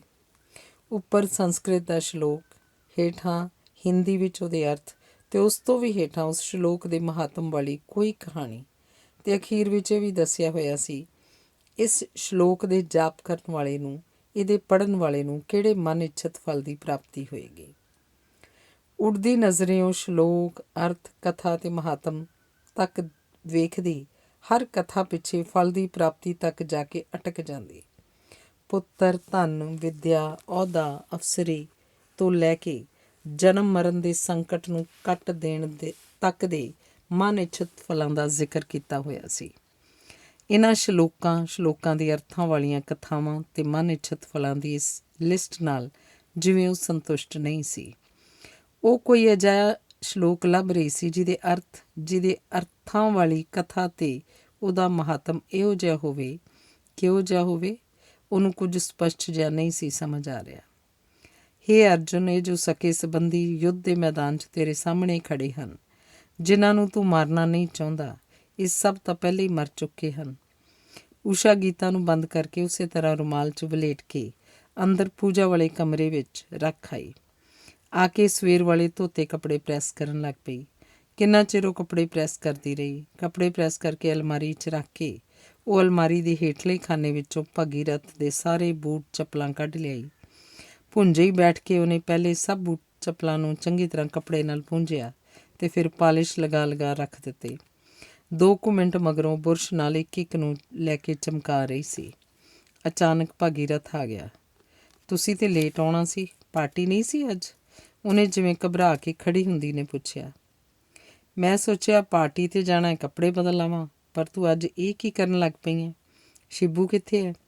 ਉਹਨੂੰ ਮੈਂ ਸਿਨੇਮਾ ਦੇਖਣ ਭੇਜ ਦਿੱਤਾ ਸੀ, ਸੋਚਿਆ ਤੁਸੀਂ ਲੇਟ ਆਓਗੇ, ਚਾਹ ਦਾ ਕੱਪ ਦਿਆਂ ਬਣਾ ਕੇ? ਨਹੀਂ, ਮੈਂ ਜ਼ਰਾ ਜਲਦੀ ਜਾਣਾ, ਕਾਹਲੀ ਨਾਲ। ਕੱਪੜੇ ਬਦਲਦਿਆਂ ਭਗੀਰਥ ਨੇ ਆਖਿਆ। ਬੂਟ ਵੀ ਦੂਜੇ ਦੇ ਦੇ, ਪਰ ਕੋਈ ਤੇਰਾ ਘਰ ਦਾ ਵੇਖੇ ਤਾਂ ਆਖੇ ਵੀ ਮੈਂ ਜੁੱਤੀਆਂ ਵੀ ਤੇਰੇ ਕੋਲੋਂ ਸਾਫ਼ ਕਰਵਾਉਣਾ। ਉਹਨੇ ਬੂਟ ਚੱਪਲਾਂ ਵੱਲ ਤੱਕਦਿਆਂ ਆਖਿਆ। ਪਾਲਿਸ਼ ਕੀਤੇ ਚਮਕਦੇ ਬੂਟਾਂ ਦਾ ਜੋੜਾ ਊਸ਼ਾ ਨੇ ਚੁੱਪਚਾਪ ਭਗੀਰਥ ਦੇ ਕੋਲ ਲਿਆ ਰੱਖਿਆ। ਤੂੰ ਅੱਜ ਇੰਨੀ ਸੀਰੀਅਸ ਜੀ ਕਾਹਤੋਂ ਹੋਈ ਹੈ? ਨਹੀਂ ਮਨ ਲੱਗਦਾ 2-4 ਦਿਨ ਆਪਣੇ ਘਰ ਜਾ, ਕੰਮ ਤਾਂ ਸਾਰਾ ਸ਼ਿਬੂ ਕਰਵਾ ਹੀ ਲੈਂਦਾ। ਊਸ਼ਾ ਨੇ ਕੋਈ ਉੱਤਰ ਨਹੀਂ ਦਿੱਤਾ। ਭਗੀਰਥ ਦੇ ਚਲੇ ਜਾਣ ਮਗਰੋਂ ਉਹਨੇ ਉਚੇਚਾ ਸ਼ੀਸ਼ੇ ਮੂਹਰੇ ਬੈਠ ਕੇ ਦੇਖਿਆ। ਮੈਂ ਸੀਰੀਅਸ ਲੱਗਦੀ ਹਾਂ? ਮੈਂ ਸੀਰੀਅਸ ਕਾਹਤੋਂ ਹਾਂ? ਉਹਨੇ ਸ਼ੀਸ਼ੇ ਵਿਚਲੇ ਆਪਣੇ ਪ੍ਰਤੀਰੂਪ ਨੂੰ ਜਿਵੇਂ ਪੁੱਛਿਆ। ਅੱਜ ਸਵੇਰੇ ਊਸ਼ਾ ਜਦੋਂ ਜਾਗੀ ਤਾਂ ਉਹ ਜਿਵੇਂ ਚਹਿਕ ਰਹੀ ਸੀ। ਰਾਤੀ ਸੁਪਨੇ ਵਿੱਚ ਬੜੀ ਦੇਰ ਉਹ ਆਪਣੇ ਪਿੰਡ ਘੁੰਮਦੀ ਰਹੀ ਸੀ। ਰਾਤੀ ਸੁਪਨੇ ਵਿੱਚ ਹੀ ਉਹਨੇ ਆਪਣੇ ਬਚਪਨ ਨੂੰ ਜਿਵੇਂ ਮੁੜ ਜੀਵਿਆ ਸੀ। ਉਸੇ ਦੀ ਤਾਜ਼ਗੀ ਉਹਦੇ ਚਿਹਰੇ 'ਤੇ ਖਿੰਡੀ ਹੋਈ ਸੀ। ਨਹਾ ਕੇ ਉਹਨੇ ਹਰੇ ਰੰਗ ਦਾ ਬੂਟੀਆਂ ਵਾਲਾ ਸੂਟ ਪਾਇਆ। ਪਿੰਡ ਹਰੇ ਰੰਗ ਦਾ ਸੂਟ ਪਾ ਕੇ ਜਦੋਂ ਖੇਤਾਂ ਵਿੱਚ ਹੀ ਲੰਘ ਕੇ ਸਕੂਲ ਨੂੰ ਜਾਂਦੀ ਹੁੰਦੀ ਸੀ ਤਾਂ ਕਦੇ-ਕਦੇ ਉਹਨੂੰ ਲੱਗਦਾ ਹੁੰਦਾ ਸੀ ਜਿਵੇਂ ਉਹ ਵੀ ਧਰਤੀ ਦਾ ਇੱਕ ਟੁਕੜਾ ਹੀ ਹੈ, ਹਰਿਆ ਭਰਿਆ ਟੁਕੜਾ। ਕੁਝ ਪਲ ਛਿਨ ਤਾਂ ਉਹ ਸੱਚਮੁੱਚ ਹੀ ਜਿਵੇਂ ਧਰਤੀ ਹੋ ਕੇ ਗੁਜ਼ਾਰਦੀ, ਆਪਣੇ ਆਪ ਤੋਂ ਮੁਕਤ। ਇਹ ਖੇਡ ਉਹਨੇ ਪਤਾ ਨਹੀਂ ਕਿੱਥੋਂ ਸਿੱਖ ਲਈ ਸੀ। ਉਹਦਾ ਜਦੋਂ ਜੀਅ ਕਰਦਾ ਬੱਦਲਾਂ 'ਚ ਤੁਰੀ ਫਿਰਦੀ, ਉਹ ਵੀ ਜਿਵੇਂ ਬੱਦਲਾਂ ਦੀ ਹੀ ਬਣੀ ਹੋਵੇ। ਕਦੇ ਫਲਦਾਰ ਕਿਸੇ ਬ੍ਰਿਕਸ਼ ਦੀ ਟਾਹਣੀ ਪੱਤੇ 'ਤੇ ਫਿਰ ਜਾਂਦੀ, ਜਿਵੇਂ ਉਹ ਕੋਈ ਬੁਲਬੁਲ ਜਾਂ ਚਿੜੀ ਹੋਵੇ। ਉਸ ਘੜੀ ਉਹ ਸ਼ਾਇਦ ਕੋਈ ਬੁਲਬੁਲ ਜਾਂ ਚਿੜੀ ਹੀ ਹੁੰਦੀ ਸੀ। ਸੰਤੀ ਦਾ ਮੁੰਡਾ ਜਿਸ ਦਿਨ ਖੂਹ 'ਚ ਡਿੱਗਿਆ ਸੀ, ਉਹ ਪੀਲੀ ਫਟਕ ਹੋ ਗਈ ਸੀ ਅਤੇ ਰੋਣਾ ਠੱਲਦਾ ਹੀ ਨਹੀਂ ਸੀ, ਜਿਵੇਂ ਉਹ ਸੰਤੀ ਸੀ। ਜਟਾਧਾਰੀ ਸਾਧੂ ਜਦੋਂ ਗਜ਼ਾ ਲਈ ਆਉਂਦਾ, ਉਹ ਜਿਵੇਂ ਉਹਦੇ ਨਾਲ ਘਰ ਘਰ ਅਲਖ ਜਗਾਉਂਦੀ, ਖੈਰ ਮੰਗਦੀ ਤੁਰੀ ਫਿਰਦੀ ਰਹਿੰਦੀ। ਅਤੇ ਅਜਿਹੀ ਘੜੀ ਜੇ ਉਹਦੀ ਮਾਂ ਉਹਨੂੰ ਊਸ਼ਾ ਆਖ ਕੇ ਆਵਾਜ਼ ਦਿੰਦੀ ਜਾਂ ਕੋਈ ਕੰਮ ਆਖਦੀ ਤਾਂ ਉਹ ਡੌਰ ਭੌਰ ਹੋ ਕੇ ਮਾਂ ਵੱਲ ਦੇਖਦੀ ਅਤੇ ਬੜੀ ਕੋਸ਼ਿਸ਼ ਨਾਲ ਊਸ਼ਾ ਹੋਣ ਵੱਲ ਪਰਤਦੀ। ਅੱਜ ਵੀ ਹਰੇ ਰੰਗ ਦਾ ਸੂਟ ਪਾ ਕੇ ਜਦੋਂ ਸ਼ੀਸ਼ੇ ਮੂਹਰੇ ਖੜੋ ਕੇ ਵਾਲ ਵਾਹੁਣ ਦੀ ਥਾਂ ਵਰਾਂਡੇ ਵਿੱਚ ਮਨੀ ਪਲਾਂਟ ਦੀ ਵੇਲ ਕੋਲ ਆ ਕੇ ਵਾਲ ਵਾਹੁਣ ਲੱਗੀ ਤਾਂ ਉਹਨੂੰ ਲੱਗਿਆ ਵੇਲ ਉਸ ਵੱਲ ਵੇਖ ਰਹੀ ਹੈ। ਬੜੇ ਧਿਆਨ ਨਾਲ ਦੇਖਣ ਤੋਂ ਉਹਨੂੰ ਲੱਗਿਆ ਪੱਤੇ ਕੁਝ ਆਖ ਰਹੇ ਨੇ ਅਤੇ ਫਿਰ ਜਿਵੇਂ ਉਹ ਵੇਲ ਨਾਲ ਗੱਲਾਂ ਕਰਨ ਲੱਗ ਪਈ। ਬੱਦਲ ਕਈ ਘਰਾਂ ਦੇ ਕੋਲ ਦੀ ਲੰਘ ਜਾਂਦੇ ਨੇ ਬਿਨ ਬਰਸੇ। ਹਵਾ ਨੂੰ ਸ਼ਰਾਰਤਾਂ ਕਰਨ ਦੀ ਆਦਤ ਹੈ। ਖੁਸ਼ਬੂਆਂ ਪਤਾ ਨਹੀਂ ਕਾਹਤੋਂ ਏਡੀਆਂ ਬੇਚੈਨ ਰਹਿੰਦੀਆਂ ਨੇ, ਹਮੇਸ਼ਾ ਭਟਕਦੀਆਂ ਹੀ ਫਿਰਦੀਆਂ ਨੇ। ਕੀ ਕਦਰੇ ਅਜਿਹਾ ਦੇਸ਼ ਹੈ ਜਿੱਥੇ ਅਜੇ ਵੀ ਹਵਨ ਹੁੰਦੇ ਨੇ। ਵੇਲ ਗੱਲਾਂ ਕਰ ਰਹੀ ਸੀ ਅਤੇ ਊਸ਼ਾ ਸੁਣ ਰਹੀ ਸੀ। ਇਹ ਕਿਹੋ ਜਿਹੇ ਕੱਪੜੇ ਪਾ ਲਏ ਅੱਜ। ਭਾਗੀਰਥ ਨੇ ਜਦੋਂ ਅੰਦਰੋਂ ਕੁਰਸੀ ਘੜੀਸੀ ਆਉਂਦੀ ਨੇ ਆਖਿਆ ਤਾਂ ਊਸ਼ਾ ਨੂੰ ਲੱਗਿਆ ਮੈਂ ਤਾਂ ਵੇਲ ਹਾਂ, ਵੇਲਾਂ ਤਾਂ ਹਰਿਆਈ ਹੁੰਦੀਆਂ ਨੇ। ਫਿਰ ਜਿਵੇਂ ਪਿੰਨ ਦੀ ਚੋਭ ਨਾਲ ਉਹਨੂੰ ਕਿਸੇ ਨੇ ਜਗਾਇਆ। ਬੋਲੀ, ਆਸ਼ਾ ਪਾਉਂਦੀ ਸੀ ਹਰੇ ਕੱਪੜੇ, ਤੂੰ ਉਹਦਾ ਨਾਂ ਨਾ ਲਿਆ ਕਰ। ਦੇਵੀ ਦੀ ਥਾਂ ਤੁਸੀਂ ਮੇਰਾ ਨਾਂ ਆਸ਼ਾ ਰੱਖ ਦਿੰਦੇ। ਬਿਨਾਂ ਸੋਚੇ ਸਮਝੇ ਊਸ਼ਾ ਨੇ ਆਖਿਆ। ਨਾਂ ਨਾਲ ਕੀ ਹੁੰਦਾ, ਉਹ ਤਾਂ ਕੁੜੀ ਸੀ ਜਿਵੇਂ ਅੱਗ ਦੀ ਲਾਟ। ਪਰ ਮੈਂ ਆਖਿਆ ਤੂੰ ਉਹਦਾ ਨਾਂ ਨਾ ਲਿਆ ਕਰ, ਕੱਪੜੇ ਵੀ ਕੋਈ ਹੋਰ ਪਾ ਲੈ। ਅਨਮੰਨੀ ਜੀ ਊਸ਼ਾ ਉੱਠੀ ਅਤੇ ਅਮਰੀਕਾ ਜਾ ਕੇ ਆਸ਼ਾ ਨੂੰ ਲੱਭਣ ਲੱਗੀ। ਜੋ ਕੁਝ ਤੂੰ ਭਾਗੀਰਥ ਆਪਣੇ ਨਾਲ ਲੈ ਆਈ ਹੈ ਉਹ ਮੈਨੂੰ ਮੋੜ ਦੇ। ਮੈਂ ਚਾਹੁੰਦੀ ਹਾਂ ਉਹ ਰਾਜ਼ੀ ਹੋ ਜਾਏ। ਕੱਪੜੇ ਬਦਲ ਕੇ ਜਦੋਂ ਊਸ਼ਾ ਬਾਹਰ ਆਈ ਤਾਂ ਭਾਗੀਰਥ ਨੂੰ ਉਸ 'ਤੇ ਜਿਵੇਂ ਤਰਸ ਆਇਆ ਕਿ ਮੈਂ ਕਿਉਂ ਆਖਦਾ ਰਹਿਣਾ ਇਹ ਕਰ ਉਹ ਨਾ ਕਰ, ਇਹਨੂੰ ਫੁੱਲ ਵਰਗੀ ਲੜਕੀ ਨੂੰ ਆਪਣੀ ਮਰਜ਼ੀ ਨਾਲ ਕਿਉਂ ਨਹੀਂ ਜਿਉਣ ਦਿੰਦਾ। ਚਲੋ ਫਿਰ ਸ਼੍ਰੀਮਤੀ ਜੀ, ਅੱਜ ਤੁਹਾਨੂੰ ਫਿਲਮ ਵਿਖਾ ਕੇ ਲਿਆਈਏ ਆਥਣੇ। ਭਾਗੀਰਥ ਨੇ ਮੂੰਹ ਨਾਲ ਉਹਦੇ ਵੱਲ ਤੱਕਦਿਆਂ ਆਖਿਆ। ਜਦੋਂ ਤੁਸੀਂ ਬਿਲਕੁਲ ਠੀਕ ਹੋ ਗਏ ਫਿਰ ਚੱਲਿਆ ਕਰਾਂਗੇ। ਬਿਲਕੁਲ ਠੀਕ ਦਾ ਕੀ ਪਤਾ, ਕਦੇ ਹੁੰਨਾ ਵੀ ਕਿ ਨਹੀਂ। ਭਾਗੀਰਥ ਨੇ ਉਖੜੇ ਮਨ ਨਾਲ ਆਖਿਆ। ਨਹੀਂ, ਜ਼ਰੂਰ ਹੋ ਜਾਓਗੇ। ਮੈਂ ਰੱਬ ਕੋਲੋਂ ਜਦ ਵੀ ਕਦੇ ਕੁਝ ਮੰਗਿਆ ਉਹਨੇ ਪੂਰਾ ਕਰ ਦਿੱਤਾ ਹੈ। ਰੱਬ ਕਿਧਰੇ ਹੈ ਤੇਰੇ ਖਿਆਲ ਵਿੱਚ? ਭਾਗੀਰਥ ਦੇ ਸਵਾਲ ਉੱਪਰ ਊਸ਼ਾ ਨੂੰ ਹੈਰਾਨੀ ਹੋਈ। ਬੋਲੀ, ਮੈਨੂੰ ਲੱਗਦਾ ਆਸ਼ਾ ਤੁਹਾਡੇ ਕੋਲੋਂ ਇਸੇ ਲਈ ਚਲੀ ਗਈ। ਜੇ ਤੁਸੀਂ ਰੱਬ ਨੂੰ ਆਖਦੇ ਮੈਨੂੰ ਆਸ਼ਾ ਜ਼ਰੂਰ ਚਾਹੀਦੀ ਹੈ ਅਤੇ ਉਹ ਕਦੀ ਨਾ ਜਾਂਦੀ। ਜੇ ਉਹ ਨਾ ਜਾਂਦੀ ਤੇਰੇ ਨਾਲ ਵਿਆਹ ਕਿਵੇਂ ਹੁੰਦਾ? ਉਂਝ ਤੇ ਮੈਂ ਸੋਚਦਾ ਚੰਗਾ ਹੀ ਹੋਇਆ। ਮੈਂ ਐਡੀ ਤੇਜ਼ ਜ਼ਿੰਦਗੀ ਉਹਦੇ ਨਾਲ ਤੁਰ ਨਹੀਂ ਸੀ ਸਕਣਾ ਅਤੇ ਸਾਡਾ ਝਗੜਾ ਹੁੰਦਾ ਰਿਹਾ ਕਰਨਾ ਸੀ। ਇਹ ਗੱਲਾਂ ਤਾਂ ਤੁਸੀਂ ਸੋਚ ਕੇ ਆਖਦੇ ਰਹੇ ਹੋ। ਉਂਝ ਜੀ ਤਾਂ ਕਰਦਾ ਹੋਏਗਾ ਉਹ ਇੱਥੇ ਹੀ ਹੁੰਦੀ। ਹੁਣ ਨਹੀਂ ਕਰਦਾ ਮਨ। ਹੁਣ ਤਾਂ ਲੱਗਦਾ ਆਸ਼ਾ ਜਿਵੇਂ ਮਰ ਗਈ ਹੈ, ਜਾਂ ਫਿਰ ਕਦੇ ਕਦੇ ਲੱਗਦਾ ਹੈ ਉਹ ਇੱਥੇ ਹੀ ਹੈ ਸਾਡੇ ਕੋਲ। ਕਦੇ ਕਦੇ ਤਾਂ ਮੈਨੂੰ ਇਹ ਵੀ ਭੁਲੇਖਾ ਲੱਗ ਜਾਂਦਾ ਹੈ ਕਿ ਤੂੰ ਊਸ਼ਾ ਹੈ ਕਿ ਆਸ਼ਾ ਹੈ। ਭਾਗੀਰਥ ਨੇ ਹੱਸ ਕੇ ਆਖਿਆ। ਉਸ ਘੜੀ ਊਸ਼ਾ ਅਤੇ ਆਸ਼ਾ ਦਾ ਫਰਕ ਭੁੱਲ ਗਈ। ਬੋਲੀ, ਠੀਕ ਹੈ, ਅੱਜ ਸਿਨੇਮਾ ਚੱਲਾਂਗੇ। ਬਾਜ਼ਾਰ ਵਿੱਚ ਦੀ ਲੰਘਦੇ ਚੱਲਾਂਗੇ। ਇੱਕ ਦੋ ਚੀਜ਼ਾਂ ਵੀ ਲੈਣੀਆਂ ਨੇ। ਸਿਨੇਮੇ ਵੱਲ ਤਾਂ ਚੱਲਾਂਗੇ, ਪਰ ਹਿੰਦੀ ਫਿਲਮਾਂ ਵਿੱਚ ਇਸ਼ਕ ਪ੍ਰੇਮ ਦੀ ਕੋਈ ਕਥਾ ਕਹਾਣੀ ਹੁੰਦੀ ਹੈ ਅਤੇ ਮੈਨੂੰ ਤਾਂ ਲੱਗਦਾ ਹੈ ਇਹ ਇਸ਼ਕ ਪ੍ਰੇਮ ਕੋਈ ਸ਼ੈ ਨਹੀਂ ਹੁੰਦਾ। ਸਭ ਮਨ ਘੜੰਤ ਗੱਲਾਂ ਨੇ।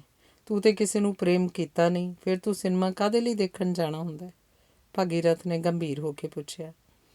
ਸਿਨੇਮੇ ਸਿਰਫ ਪ੍ਰੇਮ ਦੇਖਣ ਥੋੜ੍ਹਾ ਜਾਈਦਾ।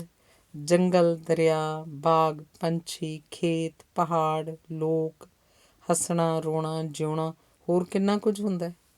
ਇੱਕੋ ਫਿਲਮ ਤੂੰ ਕਿੰਨੀ ਕੁ ਵਾਰ ਦੇਖ ਸਕਦੀ ਹੈ? ਭਾਗੀਰਥ ਨੇ ਮਜ਼ਾਕ ਵਾਂਗ ਪੁੱਛਿਆ। ਜਿੰਨੀ ਵਾਰੀ ਮਰਜ਼ੀ ਦੇਖ ਲਓ।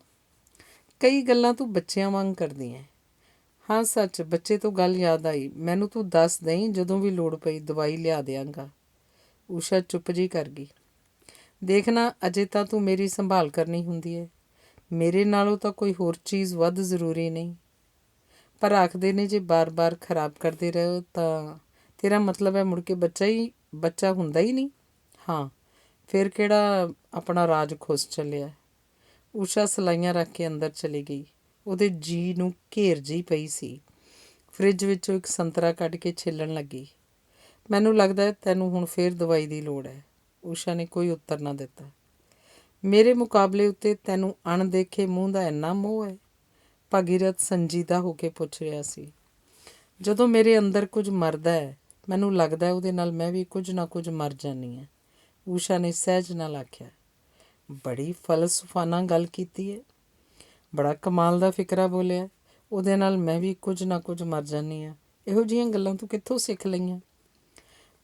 ਕੰਡਾ ਚੁੱਭਦਾ ਤੇ ਹਾਏ ਆਖਣਾ ਆਪ ਹੀ ਆ ਜਾਂਦਾ ਹੈ। ਬਈ ਇਹ ਜਵਾਬ ਤਾਂ ਉਦੋਂ ਵੀ ਕਮਾਲ ਹੈ। ਚੱਲ ਇਸ ਖੁਸ਼ੀ 'ਚ ਮੰਗ ਲੈ ਜੋ ਮੰਗਣਾ ਹੈ। ਸਿਰਫ ਇਹ ਨਾ ਆਖੀ ਕਿ ਮੈਂ ਦਵਾਈ ਨਹੀਂ ਖਾਣੀ, ਭਾਗੀਰਥ ਨੇ ਖੁਸ਼ ਹੋ ਕੇ ਆਖਿਆ। ਉਸ ਘੜੀ ਊਸ਼ਾ ਨੇ ਸੋਚਣ ਦੀ ਕੋਸ਼ਿਸ਼ ਕੀਤੀ ਕਿ ਉਹ ਭਾਗੀਰਥ ਤੋਂ ਕੀ ਮੰਗੇ। ਕੁਝ ਵੀ ਉੱਭਰ ਕੇ ਮਨ 'ਚ ਨਾ ਆਇਆ। ਬੋਲੀ, ਸਭ ਕੁਝ ਤਾਂ ਮੇਰੇ ਕੋਲ ਹੈ। ਨਹੀਂ, ਮੈਂ ਫੇਰ ਆਖਦਾ, ਅੱਜ ਪਤੀ ਪਰਮੇਸ਼ਰ ਤੁੱਠਿਆ, ਮੰਗ ਲੈ ਜੋ ਮੰਗਣਾ। ਭਾਗੀਰਥ ਨੇ ਬਹੁਤ ਖੁਸ਼ ਰੌਣ 'ਚ ਕਿਹਾ। ਊਸ਼ਾ ਨੇ ਫਿਰ ਚੁਫੇਰੇ ਨਜ਼ਰ ਦੌੜਾਈ, ਆਪਣੇ ਅੰਦਰ ਝਾਤੀ ਮਾਰੀ, ਪਰ ਮਨ ਨੇ ਕੋਈ ਹੁੰਗਾਰਾ ਨਾ ਭਰਿਆ। ਬੋਲੀ, ਪਤੀ ਪਰਮੇਸ਼ਰ ਦਾ ਦਿੱਤਾ ਪਹਿਲਾਂ ਹੀ ਬਹੁਤ ਕੁਝ ਹੈ। ਤੀਸਰਾ ਵਚਨ ਹੈ, ਮੰਗ ਲੈ ਜੋ ਵਰ ਮੰਗਣਾ। ਭਾਗੀਰਥ ਨੇ ਜ਼ੋਰ ਦਿੱਤਾ। ਮੈਂ ਆਸ਼ਾ ਨੂੰ ਦੇਖਣਾ ਚਾਹੁੰਦੀ ਹਾਂ, ਉਹਨੇ ਉਸੇ ਸਹਿਜ ਨਾਲ ਆਖਿਆ। ਉਹਦੀ ਇਹ ਗੱਲ ਸੁਣ ਕੇ ਭਾਗੀਰਥ ਹੈਰਾਨ ਹੋ ਗਿਆ। ਇੱਕ ਪਲ ਉਹਨੂੰ ਕੋਈ ਗੱਲ ਨਾ ਔੜੀ। ਫਿਰ ਧਿਆਨ ਨਾਲ ਉਹਦੇ ਵੱਲ ਤੱਕਦਾ ਬੋਲਿਆ, ਤੂੰ ਆਸ਼ਾ ਨੂੰ ਕਾਹਦੇ ਲਈ ਦੇਖਣਾ ਚਾਹੁੰਦੀ ਹੈ? ਪਤਾ ਨਹੀਂ। ਗੱਲਾਂ ਦਾ ਸਿਲਸਿਲਾ ਇੱਥੇ ਹੀ ਮੁੱਕ ਗਿਆ। ਭਾਗੀਰਥ ਉੱਠ ਕੇ ਦਫ਼ਤਰ ਜਾਣ ਲਈ ਤਿਆਰ ਹੋਣ ਲੱਗਿਆ ਤੇ ਊਸ਼ਾ ਬਾਜ਼ਾਰੋਂ ਮੰਗਵਾਉਣ ਵਾਲੀਆਂ ਚੀਜ਼ਾਂ, ਅੰਡੇ, ਡਬਲ ਰੋਟੀ, ਸਬਜ਼ੀਆਂ, ਪਨੀਰ, ਟੁੱਥਪੇਸਟ, ਸਵੈਟਰ ਸਿਉਣ ਵਾਲੀ ਸੂਈ, ਇੱਕ ਚਿੱਟ 'ਤੇ ਲਿਖਣ ਲੱਗ ਪਈ, ਜਿਹੜੀ ਚਿੱਟ ਦੇ ਕੇ ਸ਼ਿਬੂ ਨੂੰ ਬਾਜ਼ਾਰ ਭੇਜਣਾ ਸੀ। ਇੰਜੈਕਸ਼ਨ ਤੁਸੀਂ ਲਿਆਓਗੇ ਕਿ ਖਾਲੀ ਡੱਬੀ ਨਾਲ ਦੇ ਕੇ ਸ਼ਿਬੂ ਤੋਂ ਮੰਗਵਾ ਲਵਾਂ? ਤਿਆਰ ਹੋ ਰਹੇ ਭਾਗੀਰਥ ਤੋਂ ਉਹਨੇ ਪੁੱਛਿਆ। ਇੰਜੈਕਸ਼ਨ ਮੈਂ ਲੈ ਆਵਾਂਗਾ। ਪੈਸੇ ਕਿੰਨੇ ਚਾਹੀਦੇ ਨੇ? ਭਾਗੀਰਥ ਨੇ ਜੁਰਾਬਾਂ ਤੋਂ ਮਗਰੋਂ ਬੂਟ ਪਾਉਂਦਿਆਂ ਪੁੱਛਿਆ। 20 ਕੁ ਰੁਪਈਏ ਕਾਫੀ ਹੋਣਗੇ। ਇਹ ਲੈ ਫੜ 50 ਰੁਪਏ। ਸ਼ਿਬੂ ਨੂੰ ਆਖੀ ਹੱਥ ਨੇ ਮੁਰਗਾ ਬਣਾ ਲਈ। 2 ਟਿਕਟਾਂ ਸਿਨੇਮੇ ਦੀਆਂ ਮੰਗਵਾ ਲਈ, 6 ਤੋਂ 9 ਦੀਆਂ। 1 ਕਿਲੋ ਅਖਰੋਟ ਮੰਗਵਾ ਲਈ। ਤੇਰੇ ਪਾਪਾ ਇੱਕ ਵਾਰੀ ਆਖਦੇ ਸੀ ਊਸ਼ਾ ਨੂੰ ਅਖਰੋਟ ਬੜੇ ਚੰਗੇ ਲੱਗਦੇ ਨੇ। ਸਕੂਲ ਪੜ੍ਹਦੀ ਤਾਂ ਮੈਂ ਮੁੰਡਿਆਂ ਨਾਲ ਅਖਰੋਟ ਖੇਡਣ ਵੀ ਲੱਗ ਜਾਂਦੀ ਸੀ ਤੇ 1-2 ਵਾਰੀ ਤਾਂ 100 ਅਖਰੋਟ ਜਿੱਤ ਕੇ ਲਿਆਈ, ਪਰ ਉਹ ਅਖਰੋਟ ਖਾਣ ਵਾਲੇ ਨਹੀਂ ਹੁੰਦੇ। ਊਸ਼ਾ ਨੇ ਉਹਨਾਂ ਪੁਰਾਣੇ ਦਿਨਾਂ ਵਿੱਚ ਪਹੁੰਚ ਕੇ ਜਿਵੇਂ ਖੁਸ਼ ਹੋ ਕੇ ਦੱਸਿਆ। ਭਾਗੀਰਥ ਕੁਝ ਆਖਣਾ ਚਾਹੁੰਦਾ ਸੀ, ਪਰ ਫਿਰ ਜਾਣੇ ਕੀ ਸੋਚ ਕੇ ਚੁੱਪ ਕਰ ਰਿਹਾ। ਆਪਣੇ ਤੀਸਰੇ ਵਚਨ 'ਤੇ ਜੋ ਵਰ ਦਿੱਤਾ ਹੈ ਉਹਦਾ ਕੀ ਬਣੂ? ਊਸ਼ਾ ਨੇ ਜਿਵੇਂ ਕੁਝ ਯਾਦ ਕਰਕੇ ਪੁੱਛਿਆ। ਆਸ਼ਾ ਦੇ ਪਤੀ ਨੂੰ ਖਤ ਲਿਖਾਂਗਾ ਕਿ ਆਸ਼ਾ ਦੇਵੀ ਨੂੰ ਮੇਰੀ ਪਤਨੀ ਊਸ਼ਾ ਦੇਵੀ ਦੇਖਣਾ ਚਾਹੁੰਦੀ ਹੈ, ਸੋ ਜਦੋਂ ਤੁਸੀਂ ਹਿੰਦੁਸਤਾਨ ਆਏ ਸਾਨੂੰ ਜ਼ਰੂਰ ਦਰਸ਼ਨ ਦਿਓ। ਪਰ ਉਹਦਾ ਪਤੀ ਕੀ ਸੋਚੇਗਾ? ਸੋਚਣ ਦਿਓ, ਆਪਣਾ ਕੀ ਜਾਂਦਾ ਹੈ। ਜਿਹਨੂੰ ਕਦੇ ਇੰਨਾ ਚਾਹਿਆ ਹੋਵੇ ਉਹਦੇ ਦੋਖੀ ਥੋੜ੍ਹਾ ਬਣ ਜਾਈਦਾ। ਉਹਨੇ ਵੀ ਤਾਂ ਮੈਨੂੰ ਚਾਹਿਆ ਸੀ। ਉਹ ਜੇ ਦੋਖੀ ਬਣ ਸਕਦੀ ਹੈ ਤਾਂ ਮੈਂ ਕਿਉਂ ਨਹੀਂ? ਹੋ ਸਕਦਾ ਉਹਦੀਆਂ ਕੋਈ ਮਜਬੂਰੀਆਂ ਹੋਣ। ਅਸਲ 'ਚ ਔਰਤਾਂ ਨਿਰੋਲ ਪੋਲੀਟੀਸ਼ੀਅਨਸ ਹੁੰਦੀਆਂ ਨੇ। ਇਹਨਾਂ ਦੀ ਹਰ ਗੱਲ ਦਾ ਮਤਲਬ ਕੋਈ ਹੋਰ ਹੁੰਦਾ ਹੈ।